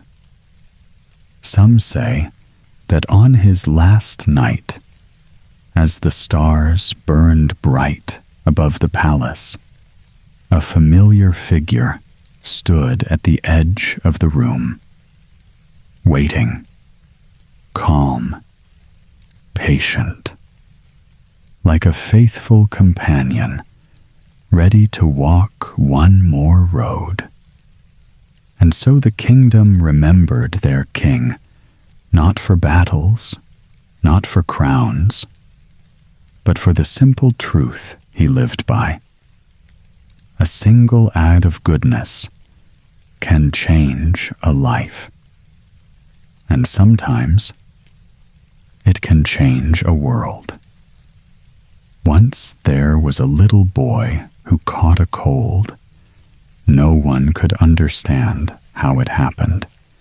The weather had been dry. The sun had been out. And yet, somehow, his feet had come home soaked. His mother shook her head. She undressed him quickly and tucked him into bed. Then she asked for the teapot. "If he drinks something warm," she said softly, "he will soon feel better." She dropped a handful of elderflowers into the pot. Boiling water followed. A sweet fragrance filled the room. Just then, the old man who lived upstairs came in. He lived alone, but he loved children, and he carried stories the way trees carry leaves. "How did those feet get wet?" he asked gently. "There is a gutter near the school," the boy admitted. "It comes up to my boots, unless I step in the deep place." "Ah," the old man smiled. "That explains it." "Will you tell me a fairy tale?" the boy asked. "Stories choose their own time," the old man replied. "They knock when they are ready." "But you can make one from anything," the boy insisted. "Mother says so." The old man grew quiet. Then he leaned closer to the teapot. "Perhaps," he whispered, "the story is already in there." The boy stared. The lid gave a small tremble, and something inside began to rise. The lid of the teapot lifted slowly. A thin curl of steam rose into the air, but it did not fade. It thickened. It brightened. Before the boy's eyes, the pale mist turned into tiny white blossoms. Green shoots followed. They stretched higher and higher. In a moment, a great elder bush stood beside the bed. Its branches brushed the curtains. Its flowers shone like stars. The room filled with a sweet, honeyed scent. In the heart of the blossoms sat an old woman. Her gown was green as leaves. White flowers were woven into it so closely that cloth and petals seemed the same. "Who is she?" the boy whispered. "In some lands," said the old man, "people call her a spirit of the tree. In others, she has different names, but you may call her Granny." The branches swayed, and the room faded. Now there stood a small courtyard in Copenhagen. It was narrow and quiet. In one corner grew an elder tree, large and full. Beneath it sat two very old people, an old sailor and his wife. They held hands in the afternoon sun. "Was it today?" the old woman asked. "Or was it yesterday?" "Our wedding?" The sailor smiled. "I cannot quite remember." High above them, hidden in the blossoms, Granny nodded. She knew the date well. The old couple began to talk. "Do you remember when we were small?" the sailor said. "We ran about this very yard." "And planted a little elder cutting," she added. "We watered it every day." "It grew into this tree," he said softly. They spoke of school days, of walking together, of climbing the round tower to look across the city and the shining water. Then his voice grew quiet. "I sailed far from here," he said, "across great seas." She lowered her eyes. "I feared you were lost," she whispered. "Many nights I woke to listen for the wind." One day, rain poured through the streets. She stood in a doorway with a dust box in her hands. A letter arrived. From him. Her fingers trembled as she opened it. She laughed. She cried. Warm lands, blue seas, coffee trees growing in the sun. Just then, someone embraced her from behind. She turned sharply and struck him in surprise. He laughed. He had come home. Soon after, they were married. Children followed, then grandchildren. And now they sat beneath the elder tree they had planted as children, still holding hands. Granny leaned forward in the blossoms. "Today is the day," she whispered. Below, children and grandchildren ran about. They carried small flowers and gifts. The old couple looked at each other, surprised and happy. The sun was low, painting everything in soft gold. Laughter and chatter filled the courtyard. Warmth settled over the family like a gentle blanket. The boy blinked. "This isn't a fairy tale," he said. The old man smiled.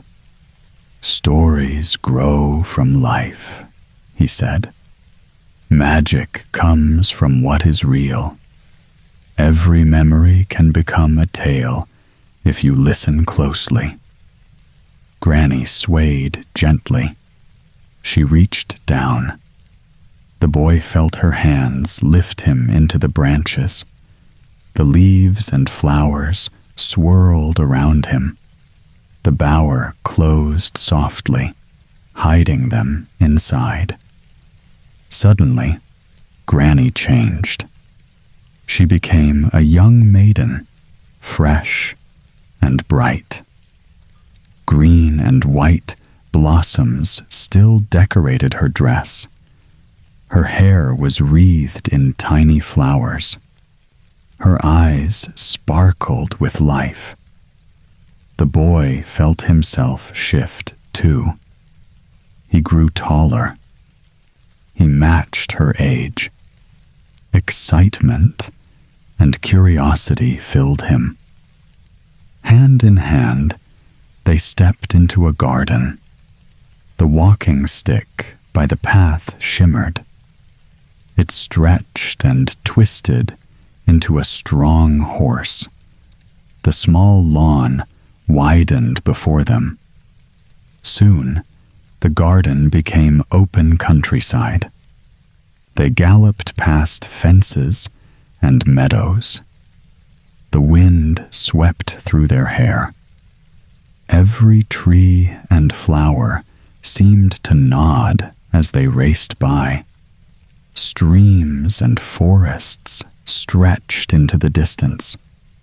The first adventure had begun. The boy's heart raced. Wonder filled every moment.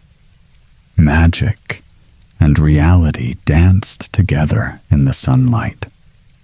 Above them, the elder tree shimmered. Its fragrance drifted after them. Stories could carry you far, he realized.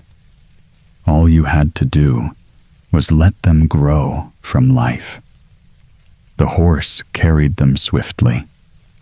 They passed a farmhouse, red and warm in the sun. Beside it, an elder tree swayed gently. Its white blossoms nodded as if in greeting. Up on a hill, a small church gleamed. The blacksmith's hammer rang from the forge below. Sparks flew into the air, catching the sunlight. Fields and fences blurred past them. The countryside unfolded like a storybook. Spring arrived with a gentle sigh. Fresh green leaves covered the trees. The forest smelled of earth and rain. Wild flowers peeked through the grass. The maiden laughed softly. "See how life awakens," she said. "Everything grows, everything blooms." Summer followed, warm and golden. Old castles reflected in calm waters. Swans glided gracefully across the ponds. Cornfields waved like oceans under the sun. Evening fell slowly. The moon rose round and pale. The scent of fresh hay drifted through the fields. The maiden's voice returned. "Do you see? The world is full of wonders." They rode on, faster now. Every turn brought new sights. Every breath carried the fragrance of flowers and grass. The sunlight painted the fields in gold and green. Birds flitted along the hedgerows. Streams glimmered in silver threads. Time seemed to stretch and fold. Colors deepened. The scents of forest and field lingered in the air. The boy felt each moment fully. He noticed every leaf, every petal, every shimmer of light on the water. The maiden smiled at him. "Spring turns to summer," she said, "and summer to life's full brightness." He nodded. Every sense was alive. Every corner of the countryside was rich with color, scent, and sound. He realized the world was not just seen. It was felt, breathed, and remembered. The horse carried them onward, through forests and meadows, toward the endless adventures that lay ahead. Autumn arrived quietly. The forests turned red and gold. Wild birds flew overhead, calling to one another. Harvests were gathered in the fields. People sang as they worked. The air smelled of earth and ripening fruit. The maiden looked at the boy. "See how each season tells its own story," she said. "Autumn reminds us that time moves forward." Winter followed, soft and bright. Frost covered the trees like silver coral. Snow crackled under their boots. Stars fell one by one in the night sky. Inside the cottages, warm fires glowed. Families gathered. The scent of baked cakes filled the air. Children laughed. Music played. The maiden repeated her refrain. Spring, summer, autumn, winter. Each brings its own magic. The boy felt himself change. He grew taller, older, stronger. Days and years passed as if in a dream. The countryside stretched before him. A flag with a white cross waved in the breeze. He knew it was time to leave. Far away, warm lands awaited him, where the coffee tree grew. The maiden handed him a single elder blossom. "Keep this with you," she said. He placed it carefully between the leaves of his prayer book. Every time he opened the book, the flower stayed fresh, as though the seasons themselves had preserved it. He looked at it, and from the petals, a vision of the maiden appeared. Her blue eyes sparkled. Her smile was gentle. She whispered, "Remember, magic is always around you." He felt a bittersweet tug at his heart. The world was waiting, full of new sights and sounds. But he carried home seasons and memories, all with him. The elder blossom was a reminder, a piece of magic he could take wherever he went. And so he set off on his journey, the wind at his back, the fragrance of elder flowers in his mind, and the memory of the maiden guiding him forward. Many years passed. The boy was no longer a boy. He was an old man now. His hair had turned silver. His hands were lined with years of work and travel. He sat beneath a blooming elder tree with his wife. The branches swayed gently in the breeze. Sunlight filtered through the white blossoms, dappling the ground. They held each other's hands, warm and familiar. They spoke softly, sharing memories, stories of childhood, of love, of adventures long past. Their words echoed those of the old sailor and his wife they had once watched. It felt as if time had folded, letting them relive old moments.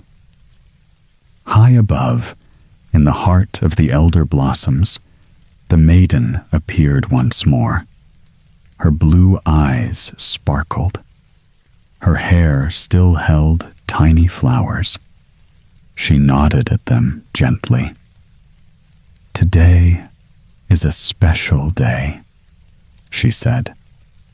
"Your 50th anniversary." She lifted 2 flowers from her hair. They glimmered, first silver, then gold. Slowly, she placed them on the heads of the old couple. In that instant, the flowers became crowns, golden and radiant. The old man and his wife sat like a king and queen beneath the fragrant tree. Sacred stillness fell over the courtyard. Birds paused mid-flight. The wind held its breath. For a moment, nothing else existed. Only the tree, the crowns, and the love they had shared through decades. They looked at one another. Smiles and tears mingled. The maiden hovered above them, a gentle witness to their joy. Her presence was quiet, comforting, eternal. The crowns shone in the sunlight. The elder tree seemed to grow taller, brighter, stronger. Every petal, every leaf held the magic of memory, love, and time. And for the old man, it was a moment of perfect peace. He felt the years, the journeys, and the stories come together. He felt the magic of life itself and the enduring power of remembrance. The old man sat quietly. He told the story of the little maiden, the one called Old Nanny. He spoke slowly, each word clear. His wife listened. Soon, they noticed the story was like their own life. Childhood games, planting the elder bush, the letters, the waiting. Everything echoed their memories. High in the tree, the maiden stirred. "Some call me Old Nanny," she said. "Others call me a dryad. But names do not matter." Her voice was soft, warm, certain. "My true name is remembrance. I am memory made visible. I live in the tree that grows. I hold what is cherished. I tell what must not be forgotten." She leaned closer. "Do you still have my flower?" she asked. The old man opened his book. There, between the pages, lay the elder blossom. It looked fresh, as if it had been placed there just moments ago. Remembrance nodded. The sun was low in the sky. Its light touched the blossoms. It bathed the old couple in a warm, golden glow. They closed their eyes. They held hands. A quiet peace settled around them. The old tree swayed gently. Its fragrance drifted in the air. They remembered everything. And yet, it felt like a gift. The past, the present, the story, all came together. Remembrance watched silently from above. Her blue eyes sparkled. She hovered among the branches. Everything was calm. Everything was right. The old couple breathed slowly. They let the memory, the magic, and the love fill them. It was a moment to carry forever. The tree stood tall and bright. The elder blossoms shimmered in the evening light, and the story of remembrance lingered, soft as the wind, gentle as a sigh, forever among the leaves. Light returned to the room. The blossoms and branches had vanished. The courtyard, the horse, the maiden, all gone. The boy lay in his bed. He hugged the blanket to his chest. Was it a dream? Or had he really been somewhere far away? The teapot rested on the table. Steam rose in gentle curls. No elder tree grew. No magical bower. The old man moved toward the door. He paused and looked back, a faint smile on his lips. Stories often leave as quietly as they arrive, he said. Then he stepped out. The boy jumped from the bed. I went to warm lands, he exclaimed. I saw castles, rode horses, and smelled flowers everywhere. His mother chuckled softly. Ah, she said, that must be the elderflower tea talking. 2 good cups, and suddenly the world seems bigger. She smoothed his hair, tucked the blanket snugly around him. You've had quite an adventure, she whispered. But now it's time to rest. The boy lay back down. He stared at the ceiling, wondering where the story had ended and where his dreams began. The room smelled faintly of flowers. The evening sun cast long, gentle shadows. Everything felt ordinary. And yet, something inside him knew that magic could be anywhere, even in a cup of tea. He closed his eyes. A quiet smile touched his lips. The day's adventure lingered in his mind, soft, warm, and just beyond reach. Outside, the wind stirred. The old man's footsteps faded. The teapot steamed gently, and the boy drifted into sleep, still tasting the sweetness of faraway lands. Everything was as it had been, and yet he would never forget. The boy stirred in bed. He listened as his mother and the old man spoke softly. Was that a story? She asked. Or a fairy tale? The old man chuckled. You decide, he said. Sometimes it is both. The boy sat up. And old Nanny? He asked. Where is she now? His mother smiled. "In the teapot," she said. "Perhaps she always will be." The room smelled faintly of elderflowers. The warmth of the tea lingered in the air. The boy breathed deeply. Maybe stories lived wherever memory rested, he thought. The sun had set. Shadows softened in the corners of the room.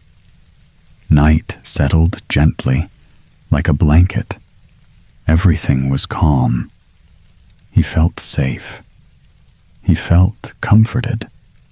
The magic of the day hummed quietly around him. Outside, the wind whispered through the trees. Inside, the house held its own quiet rhythm. The teapot steamed faintly. The flowers seemed to nod. He closed his eyes. The images of warm lands, elder trees, and distant adventures drifted through his mind. The scent of flowers, the stories, the laughter of children, all mingled in memory. Perhaps some tales were not meant to be fully seen. Perhaps they lived in the heart, in the spaces between words, in the quiet moments when imagination takes flight. The old man's voice faded from the doorway. His mother's gentle hum softened the night. The boy lay wrapped in blankets and warmth. Stories, fairy tales, memories. They were all the same here, living softly, like the lingering scent of elderflower. He drifted into sleep. The room was still. The teapot sat quietly on the table, and the magic of the day remained. Safe, comforted. Imagination and memory intertwined. A quiet ending. A soft circle. All was well.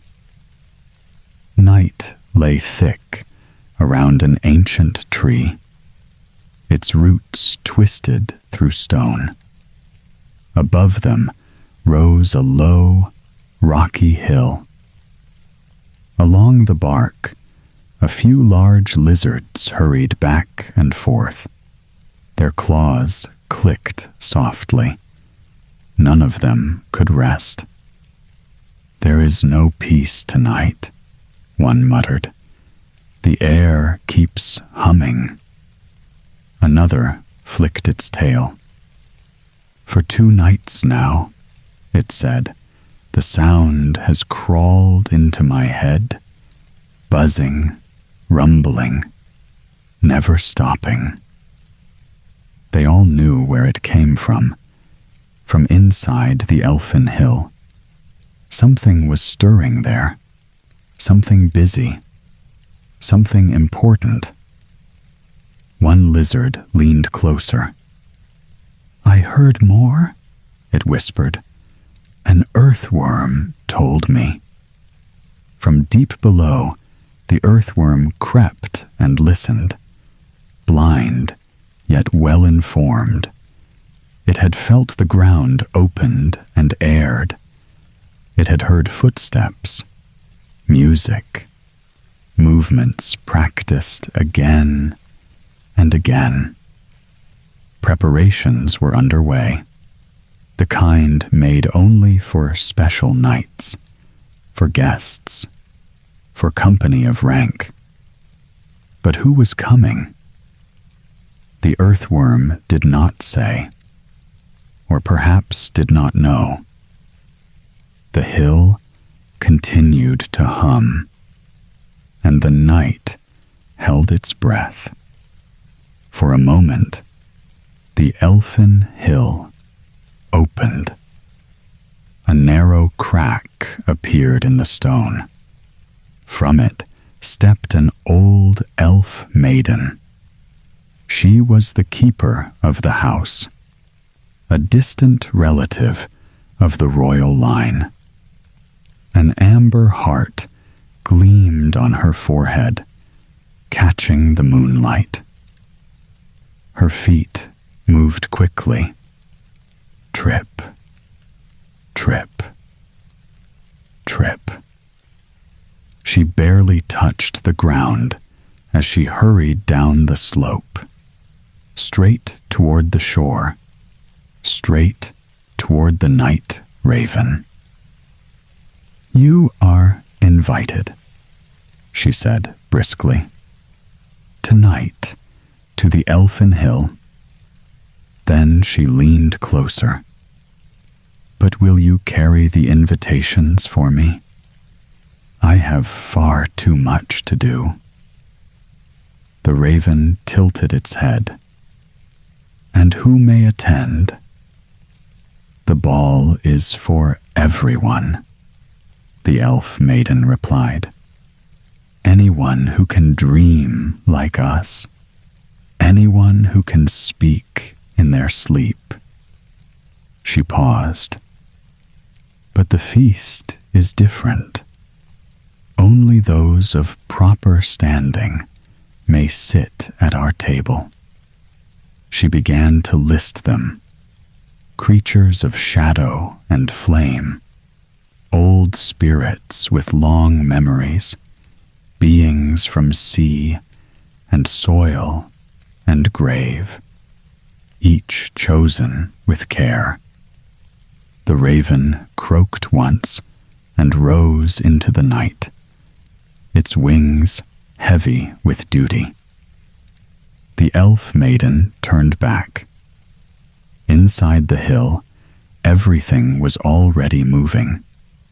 The elf girls were dancing. Their shawls shimmered, woven of mist and pale light. They practiced again and again, feet tapping, arms turning, never stopping. The great hall glowed. The floor shone as if washed in moonlight. The walls gleamed softly like living leaves. In the kitchen, darker work was underway. Frogs turned slowly over the fire. Strange dishes bubbled and steamed. Ingredients were chopped that would make humans shudder. Yet here, it was all considered proper fare. Voices echoed, steps hurried, laughter mixed with humming. Everything had to be perfect, for the guests were coming. Deep inside the Elfin Hill, the Elf King stood watching it all. Nothing escaped his eye. His crown lay before him, gold, old, and heavy with history. It had been polished until it caught even the faintest light. When he lifted it, the metal gleamed softly, as if it remembered every ruler before him. "This must sit just right," he murmured. "Tonight matters." His youngest daughter stepped closer. She watched him carefully. "Father," she said, "may I ask what this night is truly for?" The Elf King was silent for a moment. Then he sighed. "I suppose it is time you knew." He turned to his daughters. "Two of you must be married," he said. "The arrangements will be made this very night." A quiet fell over the room. "There is a goblin coming," the king continued. "An old one from the mountains of Norway. He spoke of the goblins' wealth, castles carved from rock, treasures buried deep in stone, a name known far beyond his homeland. But more than that, the king said, he is honest. He is true to his word, and he does not bend easily with new fashions. The king smiled faintly. I knew him long ago. We shared drink and stories. He once came here for love. Then his voice shifted. He will arrive with 2 sons. At this, his brow tightened. They are strong, he said, but not known for gentle manners. You must be patient with them. When will they arrive? One daughter asked. That depends on wind and weather, the king replied. They travel when chance allows. As if summoned by his words, 2 will-o'-the-wisps burst into the hall. They are coming, one cried. They are coming now. The king lifted his crown. Then take your places, he said. The daughters drew their shawls close. They straightened their backs and waited.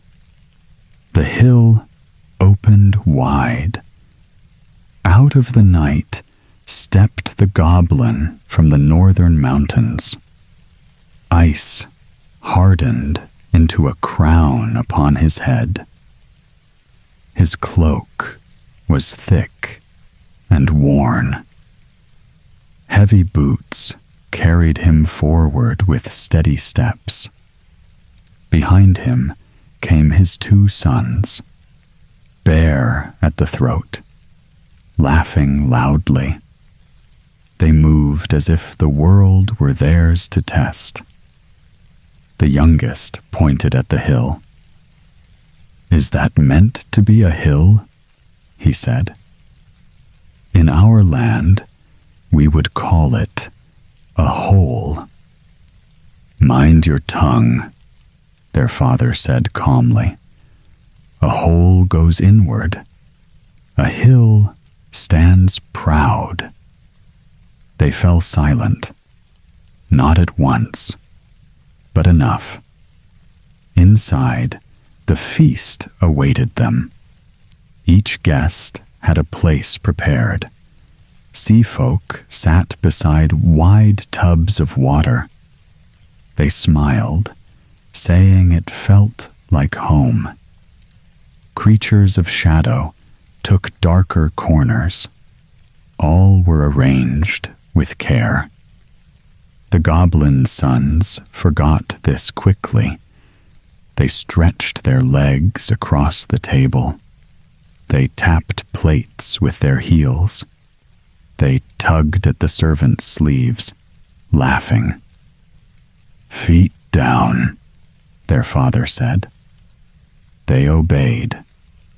Eventually, they kicked off their boots to sit more comfortably and handed them to the startled maidens to hold. Their father sighed softly, yet said nothing more. Instead, he began to speak. He told of his homeland, of towering rocks split by water, of waterfalls crashing like thunder, of rivers so clear that salmon leapt through silver air. He spoke of winter nights, of bells ringing across frozen ground, of flames carried over ice so smooth you could see the fish moving beneath your feet. As he spoke, the hall grew still. Those who listened could see it all. When he finished, He leaned forward and kissed the old elf maiden. A sudden, hearty kiss. Laughter rippled through the room. Warmth followed. And the night moved on. Music rose from the heart of the hill. The elf maidens stepped forward together. They moved lightly at first.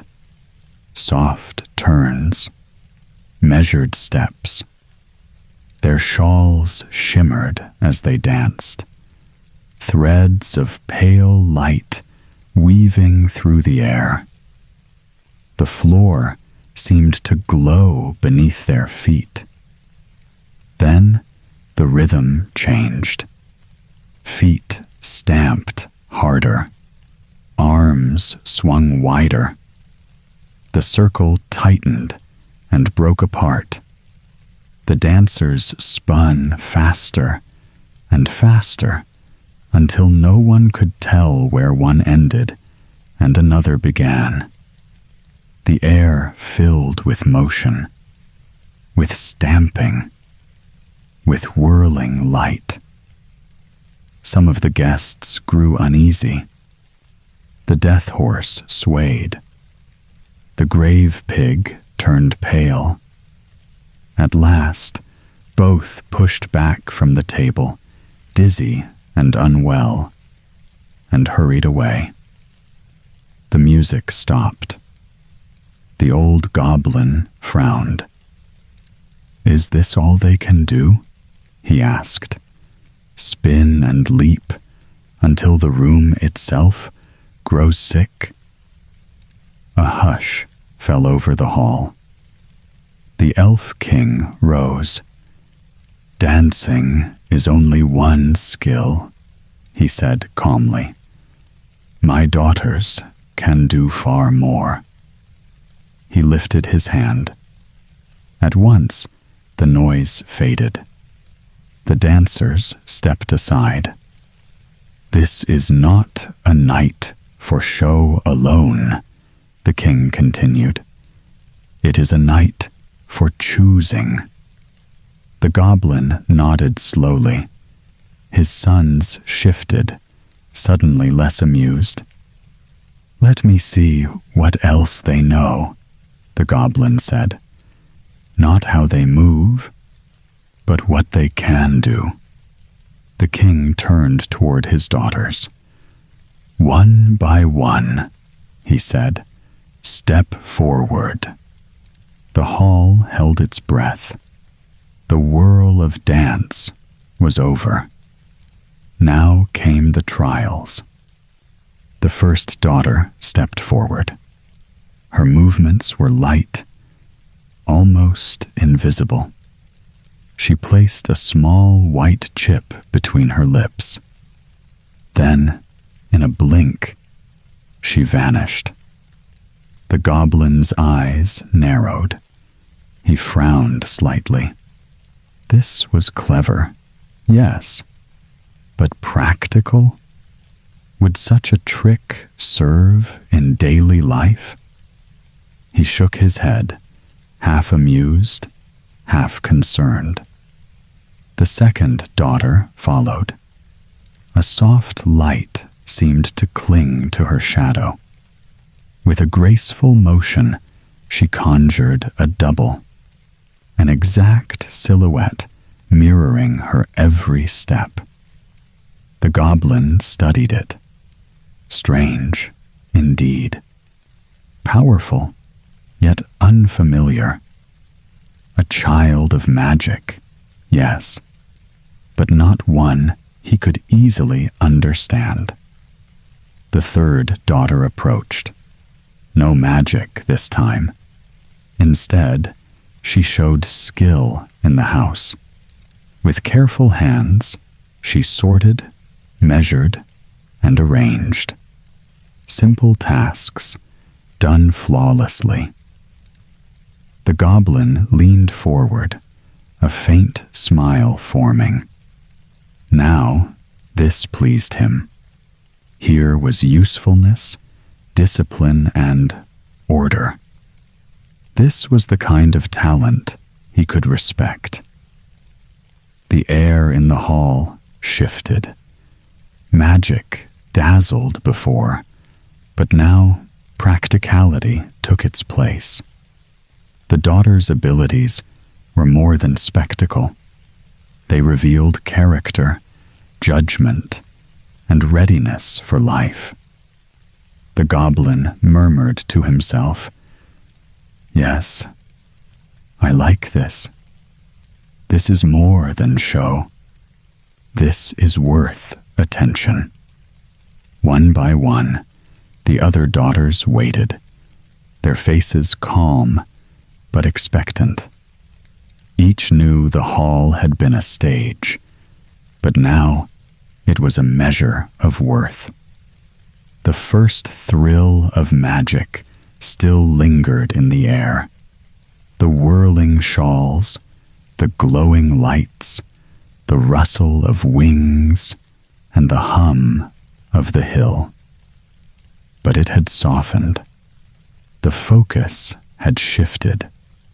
Practicality and skill now took the stage, and the goblin's eyes watched carefully, gauging not the flash of talent, but the depth behind it.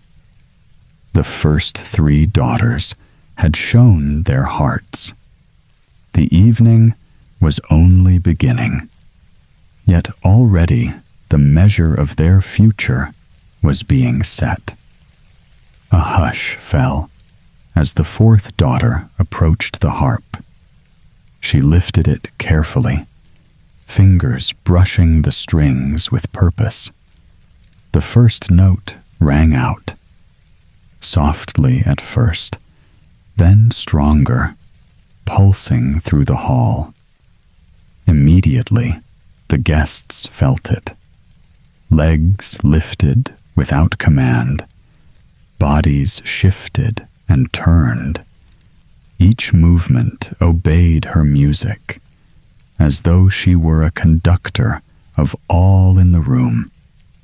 Laughter and surprise mingled with alarm. Even the goblin sons stumbled, unable to resist the spell. "This is dangerous," muttered their father, eyes narrowing. Power like this could not be trifled with. The 2 sons backed toward the doorway, unsure and uneasy. Even the air seemed heavy with her control. When the strings finally fell silent, a ripple of relief passed through the hall. The 5th daughter stepped forward next, a soft glint of determination in her eyes. "I wish to go to Norway," she whispered, almost to herself. "Safe cliffs will remain when the world decays. I must reach them." Her voice trembled slightly, revealing the depth of her fear. The goblin chuckled, low and warm. "Ah," he said, "so caution guides your heart. Even fear can be wisdom." He nodded in quiet amusement, as if enjoying a clever riddle. Then came the 6th daughter. She moved slowly, deliberately. Her hands were empty. She refused the spotlight. "I have nothing to show," she said. "People care little for me, and I have enough to do preparing my own tasks." Melancholy clung to her words. She would not perform. She told only the truth, though it left her isolated. No flourish, no magic. Just honesty, quiet and unyielding. The hall felt a different tension now. Excitement had shifted to reflection. Choices were narrowing. Magic dazzled, yes, but usefulness, courage, and honesty began to matter more. The goblin studied them carefully, his mind already weighing who would rise to the challenge and who would fall behind. The youngest daughter stepped into the center of the hall. All eyes turned. She raised her hand and spoke softly. Then she began to tell a story. At first, small, simple, but soon the words flowed freely, winding through the hall like a river of light. The goblin leaned closer. He held up his hand. 5 fingers, he said. Tell me a story for each one. She smiled and took his wrist. Her voice rose and fell, painting scenes of mountains and forests, of rivers silvered by moonlight, and of creatures both brave and clever. The goblin laughed. A deep, full laugh that shook the room. His eyes twinkled. He was caught in her stories, forgetting the chaos of the hall, forgetting even his sons. When she reached the 4th finger, something glinted. A small gold ring rested there. It seemed to shine as if it knew what was coming. The goblin's face softened. No words were needed. They both understood. He nodded once, quietly, and held out his hand. This is yours, he said, for I will have you as my wife. The hall seemed to pause. Even the flickering torches waited. The daughter's gaze drifted outward. She saw winter nights ahead, fires crackling in stone rooms, stories told over and over, growing richer with each telling. She saw laughter and warmth, the comfort of shared tales, and the long, bright threads of life yet to come. The goblin watched her, smiling, knowing he had chosen well, and the youngest daughter smiled in return. Their bond was quiet, strong, and unspoken. The hall was still, but the air hummed softly, as if the hill itself celebrated the match. The storyteller had claimed her place, and the future waited to be written. The goblin sons shook their heads. No marriage for us, they declared. We prefer our freedom, our speeches, and our drink. They lifted their glasses high, toasting to good fellowship. Then they sprawled across the table, hands behind their heads, and soon were fast asleep. Their father, however, remained alert. He took the storyteller's hand, and together they danced. Light steps and laughter filled the hall. When the dance ended, they exchanged boots instead of rings. A curious custom, but far more fitting to their way of life. Outside, the first light of morning began to stir. The old elf maiden called, "The cock is crowing," It is time." Slowly, the hill began to close. Stone shifted, shadows folded, and sunlight could not enter. The celebrations were sealed inside, hidden from the waking world. Back on the ancient tree, the lizards moved once more. They scuttled along the bark, their tails flicking with excitement. "Oh, the goblin was amusing," one said. "But the suns, not so much," replied another. From below, the earthworm wriggled quietly, blind yet wise. "I liked the boys better," it murmured. But then it paused, for seeing was not its gift. The night had ended as it began. Buzzing and humming faded. The Elfin Hill stood silent, its doors closed. Mystery returned to the rocky slopes, and somewhere in the moonlight, a soft echo lingered. Stories had been told, lessons had been learned, and yet life outside the hill went on, as restless as ever, waiting, perhaps, for the next grand night. In a quiet little village, there once lived a small girl named Karen. She was gentle and very delicate, but she was also very poor. In the warm days of summer, she ran about with bare feet upon the dusty paths, and in the cold winter, she wore heavy wooden shoes that rubbed her feet red and sore. Yet she never complained.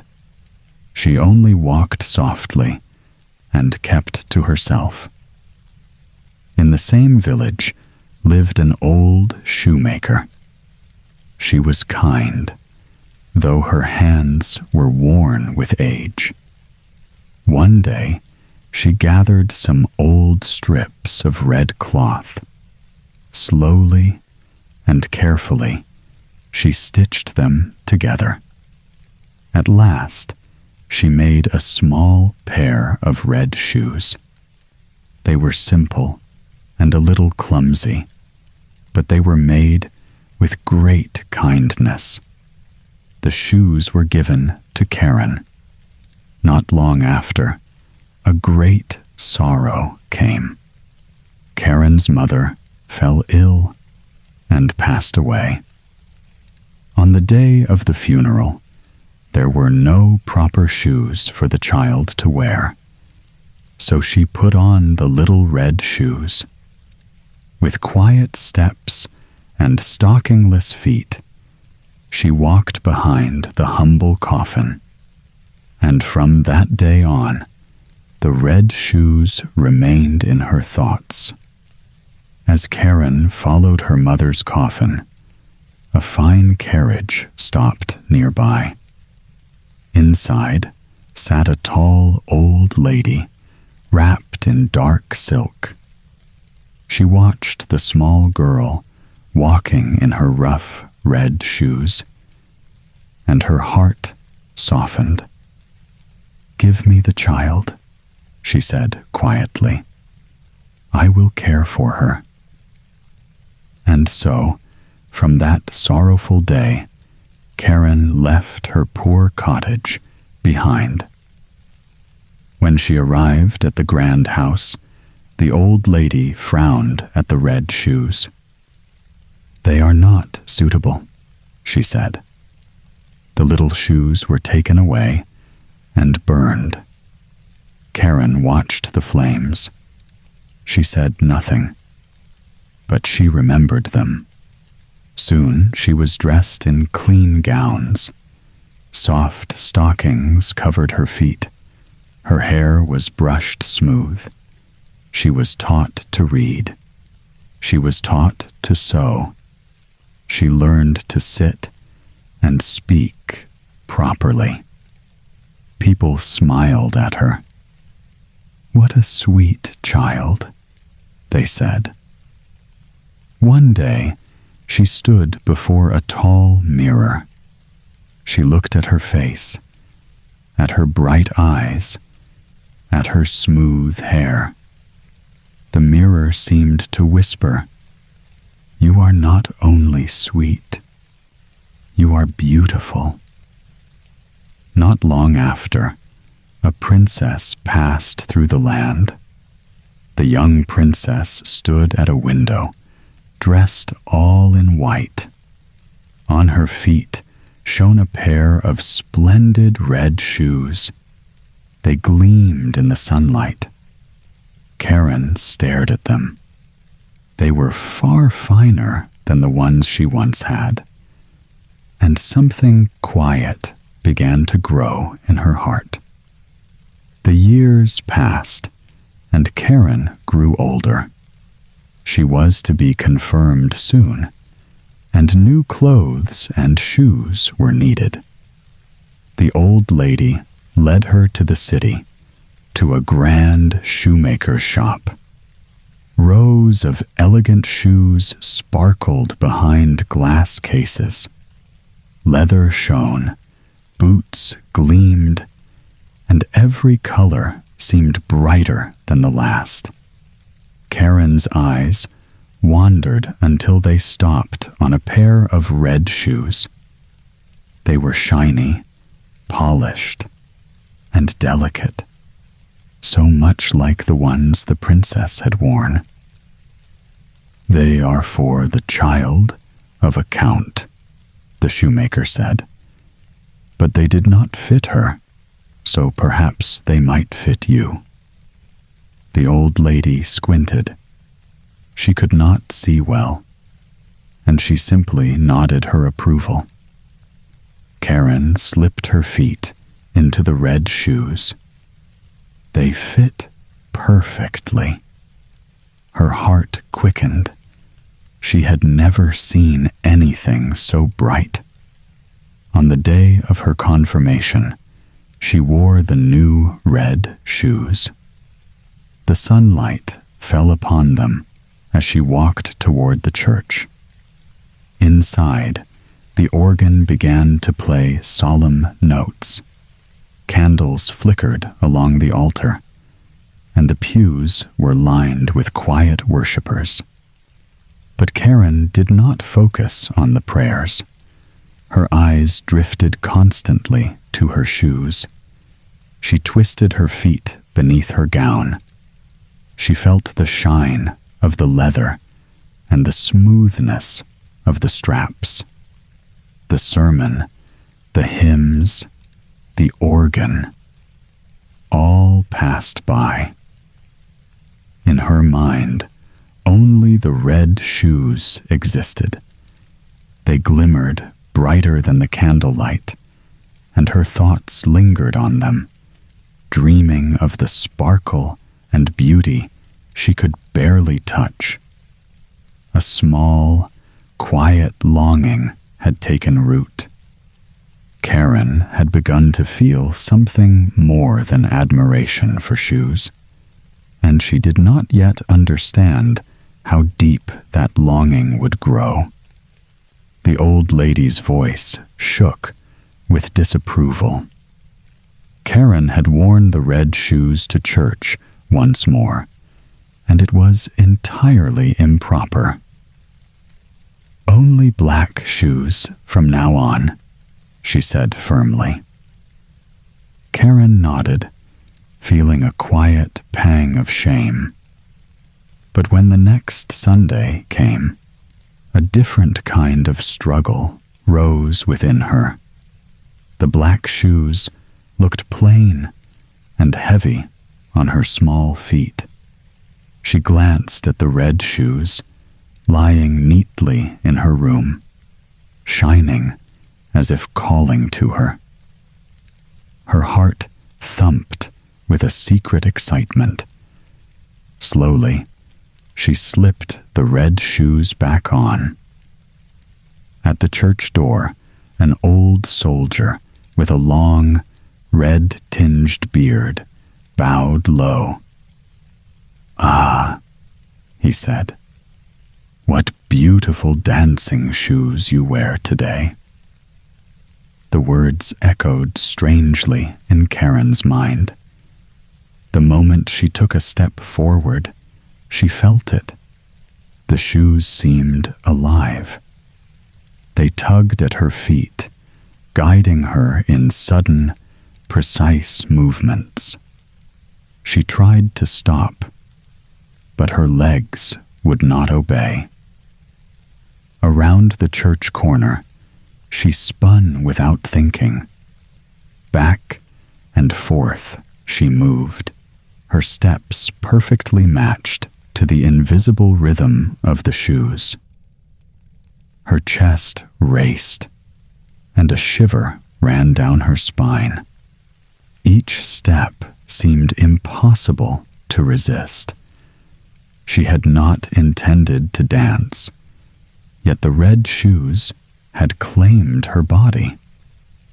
A thrill mingled with fear, and she realized the shoes were no longer just objects. They had a will of their own. Karen's eyes widened. She wanted to cry out, but the shoes carried her on. The familiar streets blurred past as she spun, her feet moving faster than her mind could follow. For the first time, she understood the power hidden in those crimson leather straps, and she feared what it might demand of her next. Illness settled over the old lady like a heavy shadow. Karen's daily tasks grew heavier, yet a new temptation appeared. An invitation arrived for a grand ball in the city. Her heart leapt at the thought of music and dancing, but a quiet voice reminded her of duty. She lingered by the red shoes, running her fingers over the polished leather. For a moment, hesitation won. Then the thrill of the ball overcame her sense of responsibility. She slipped the red shoes onto her feet, feeling their smoothness cling to her toes. As soon as she entered the ballroom, the shoes took control. Her legs moved on their own, spinning and stepping faster than she could imagine. Every movement was precise and yet terrifying. She tried to stop, but the shoes had other plans. The dance carried her out of the hall, through the streets, past familiar buildings, beyond the city gates. The world blurred beneath her feet. Roads, meadows, and forests passed in a dizzying whirl. Night fell, yet the shoes would not rest. Her heart pounded, and fear began to creep in. In the depths of the dark wood, the red-bearded soldier appeared once more. He watched silently, nodding at the unstoppable rhythm of the shoes. Panic rose inside Karen. No matter how she pulled or resisted, the shoes refused to release her.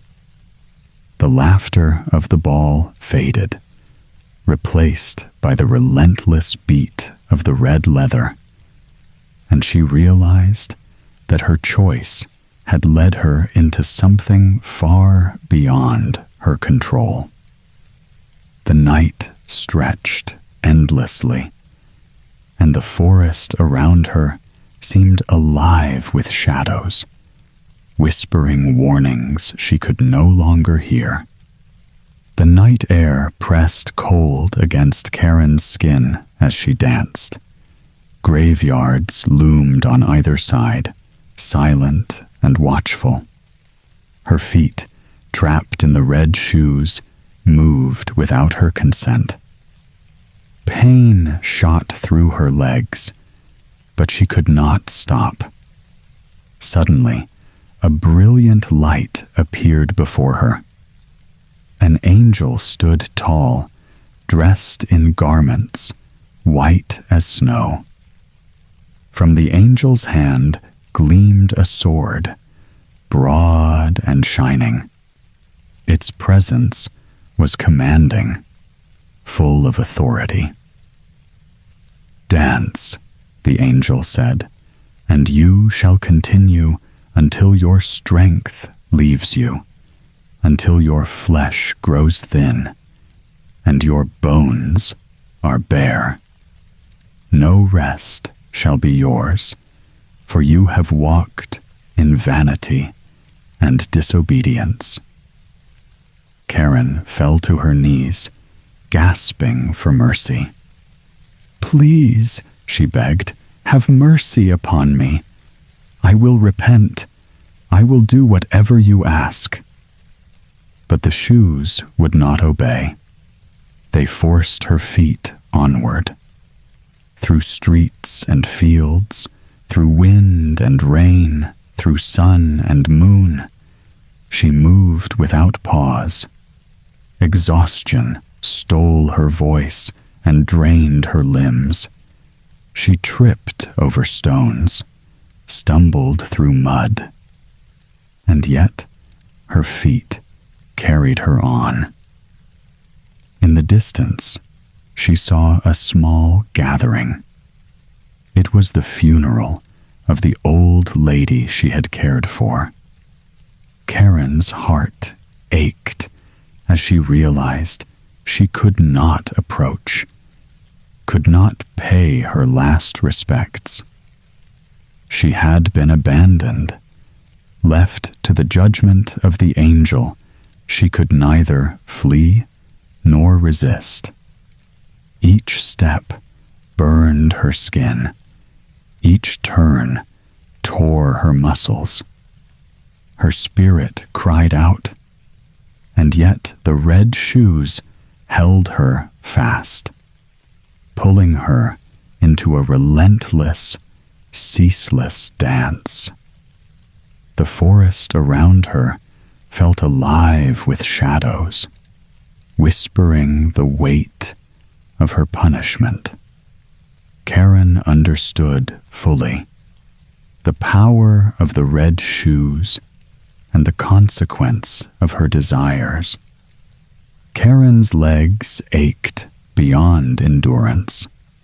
She tumbled across rocky fields, through tangled brambles, her red shoes driving her forward without pause.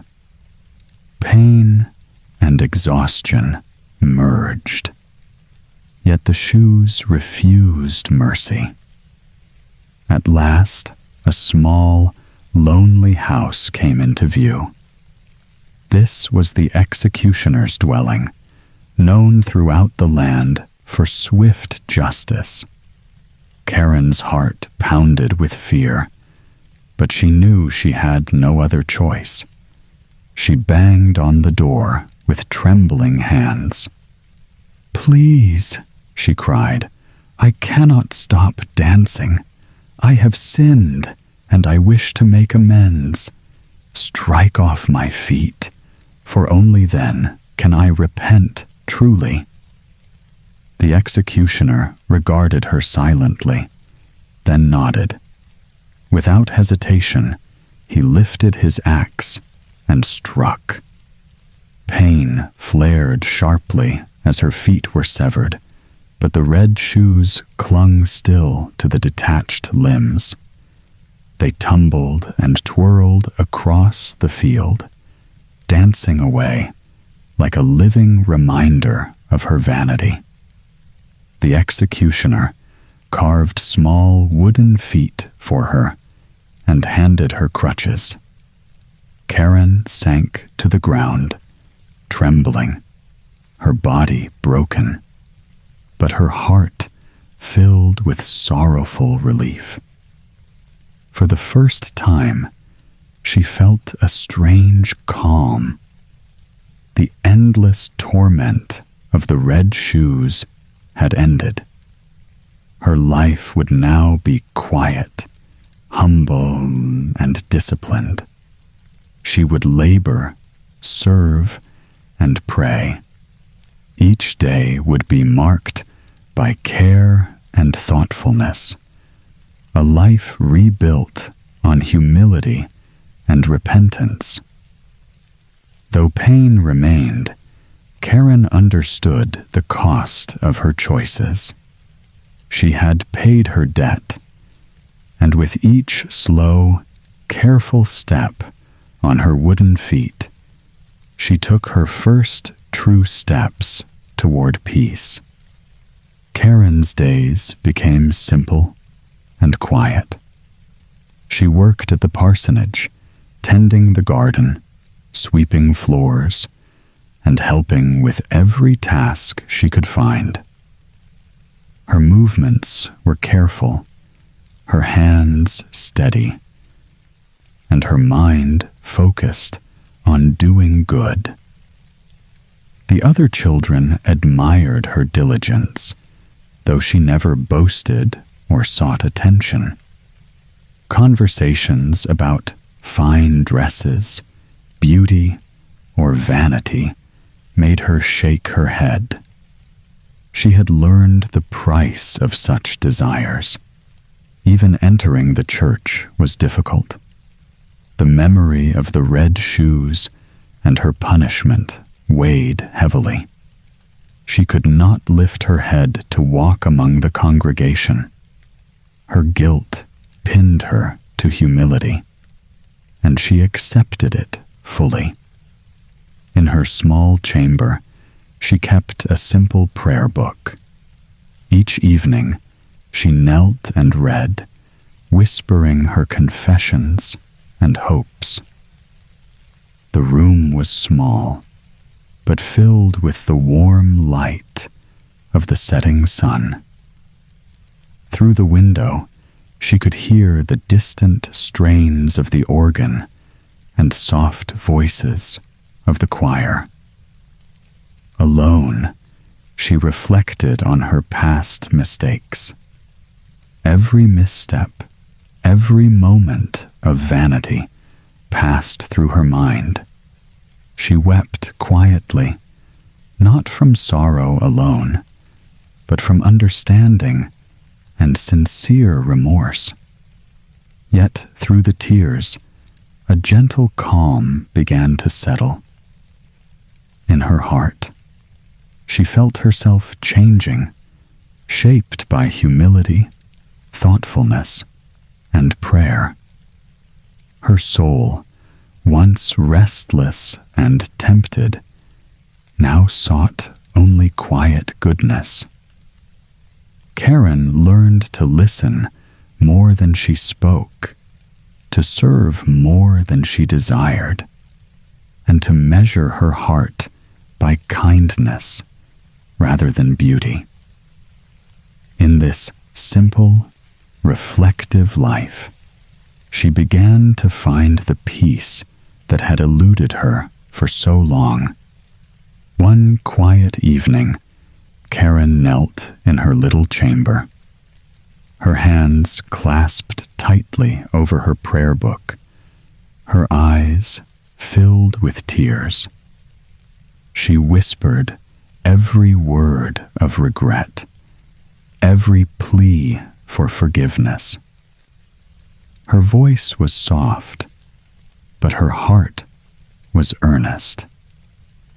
Suddenly, the room was filled with a gentle light. The angel appeared once more, but this time the sword was gone. In its place, the angel held a long spray of green, dotted with blooming roses. Mercy radiated from his presence, calm and soothing. Slowly, the room around her transformed. The walls widened, the ceiling lifted, and before her eyes, a full church appeared, its organ playing and the congregation singing. Karen sat among them, her small wooden feet at peace, feeling a union she had never known. Sunlight streamed through the stained glass windows, warming her face and filling her heart with a quiet joy. The fear, the pain, and the endless dance of the red shoes had vanished entirely. For the first time, she felt complete peace. Her soul lifted, light as the morning air, and she sensed herself drawn gently toward God. Her spirit soared, unburdened, and every shadow of past vanity faded. The red shoes were no longer a weight upon her mind. They had lost all power. Karen's heart overflowed with gratitude, peace, and quiet happiness. In that perfect stillness, she understood that true beauty lay not in shoes, gowns, or mirrors, but in humility, repentance, and mercy. And so, with her soul bathed in light, she rested forever in divine grace.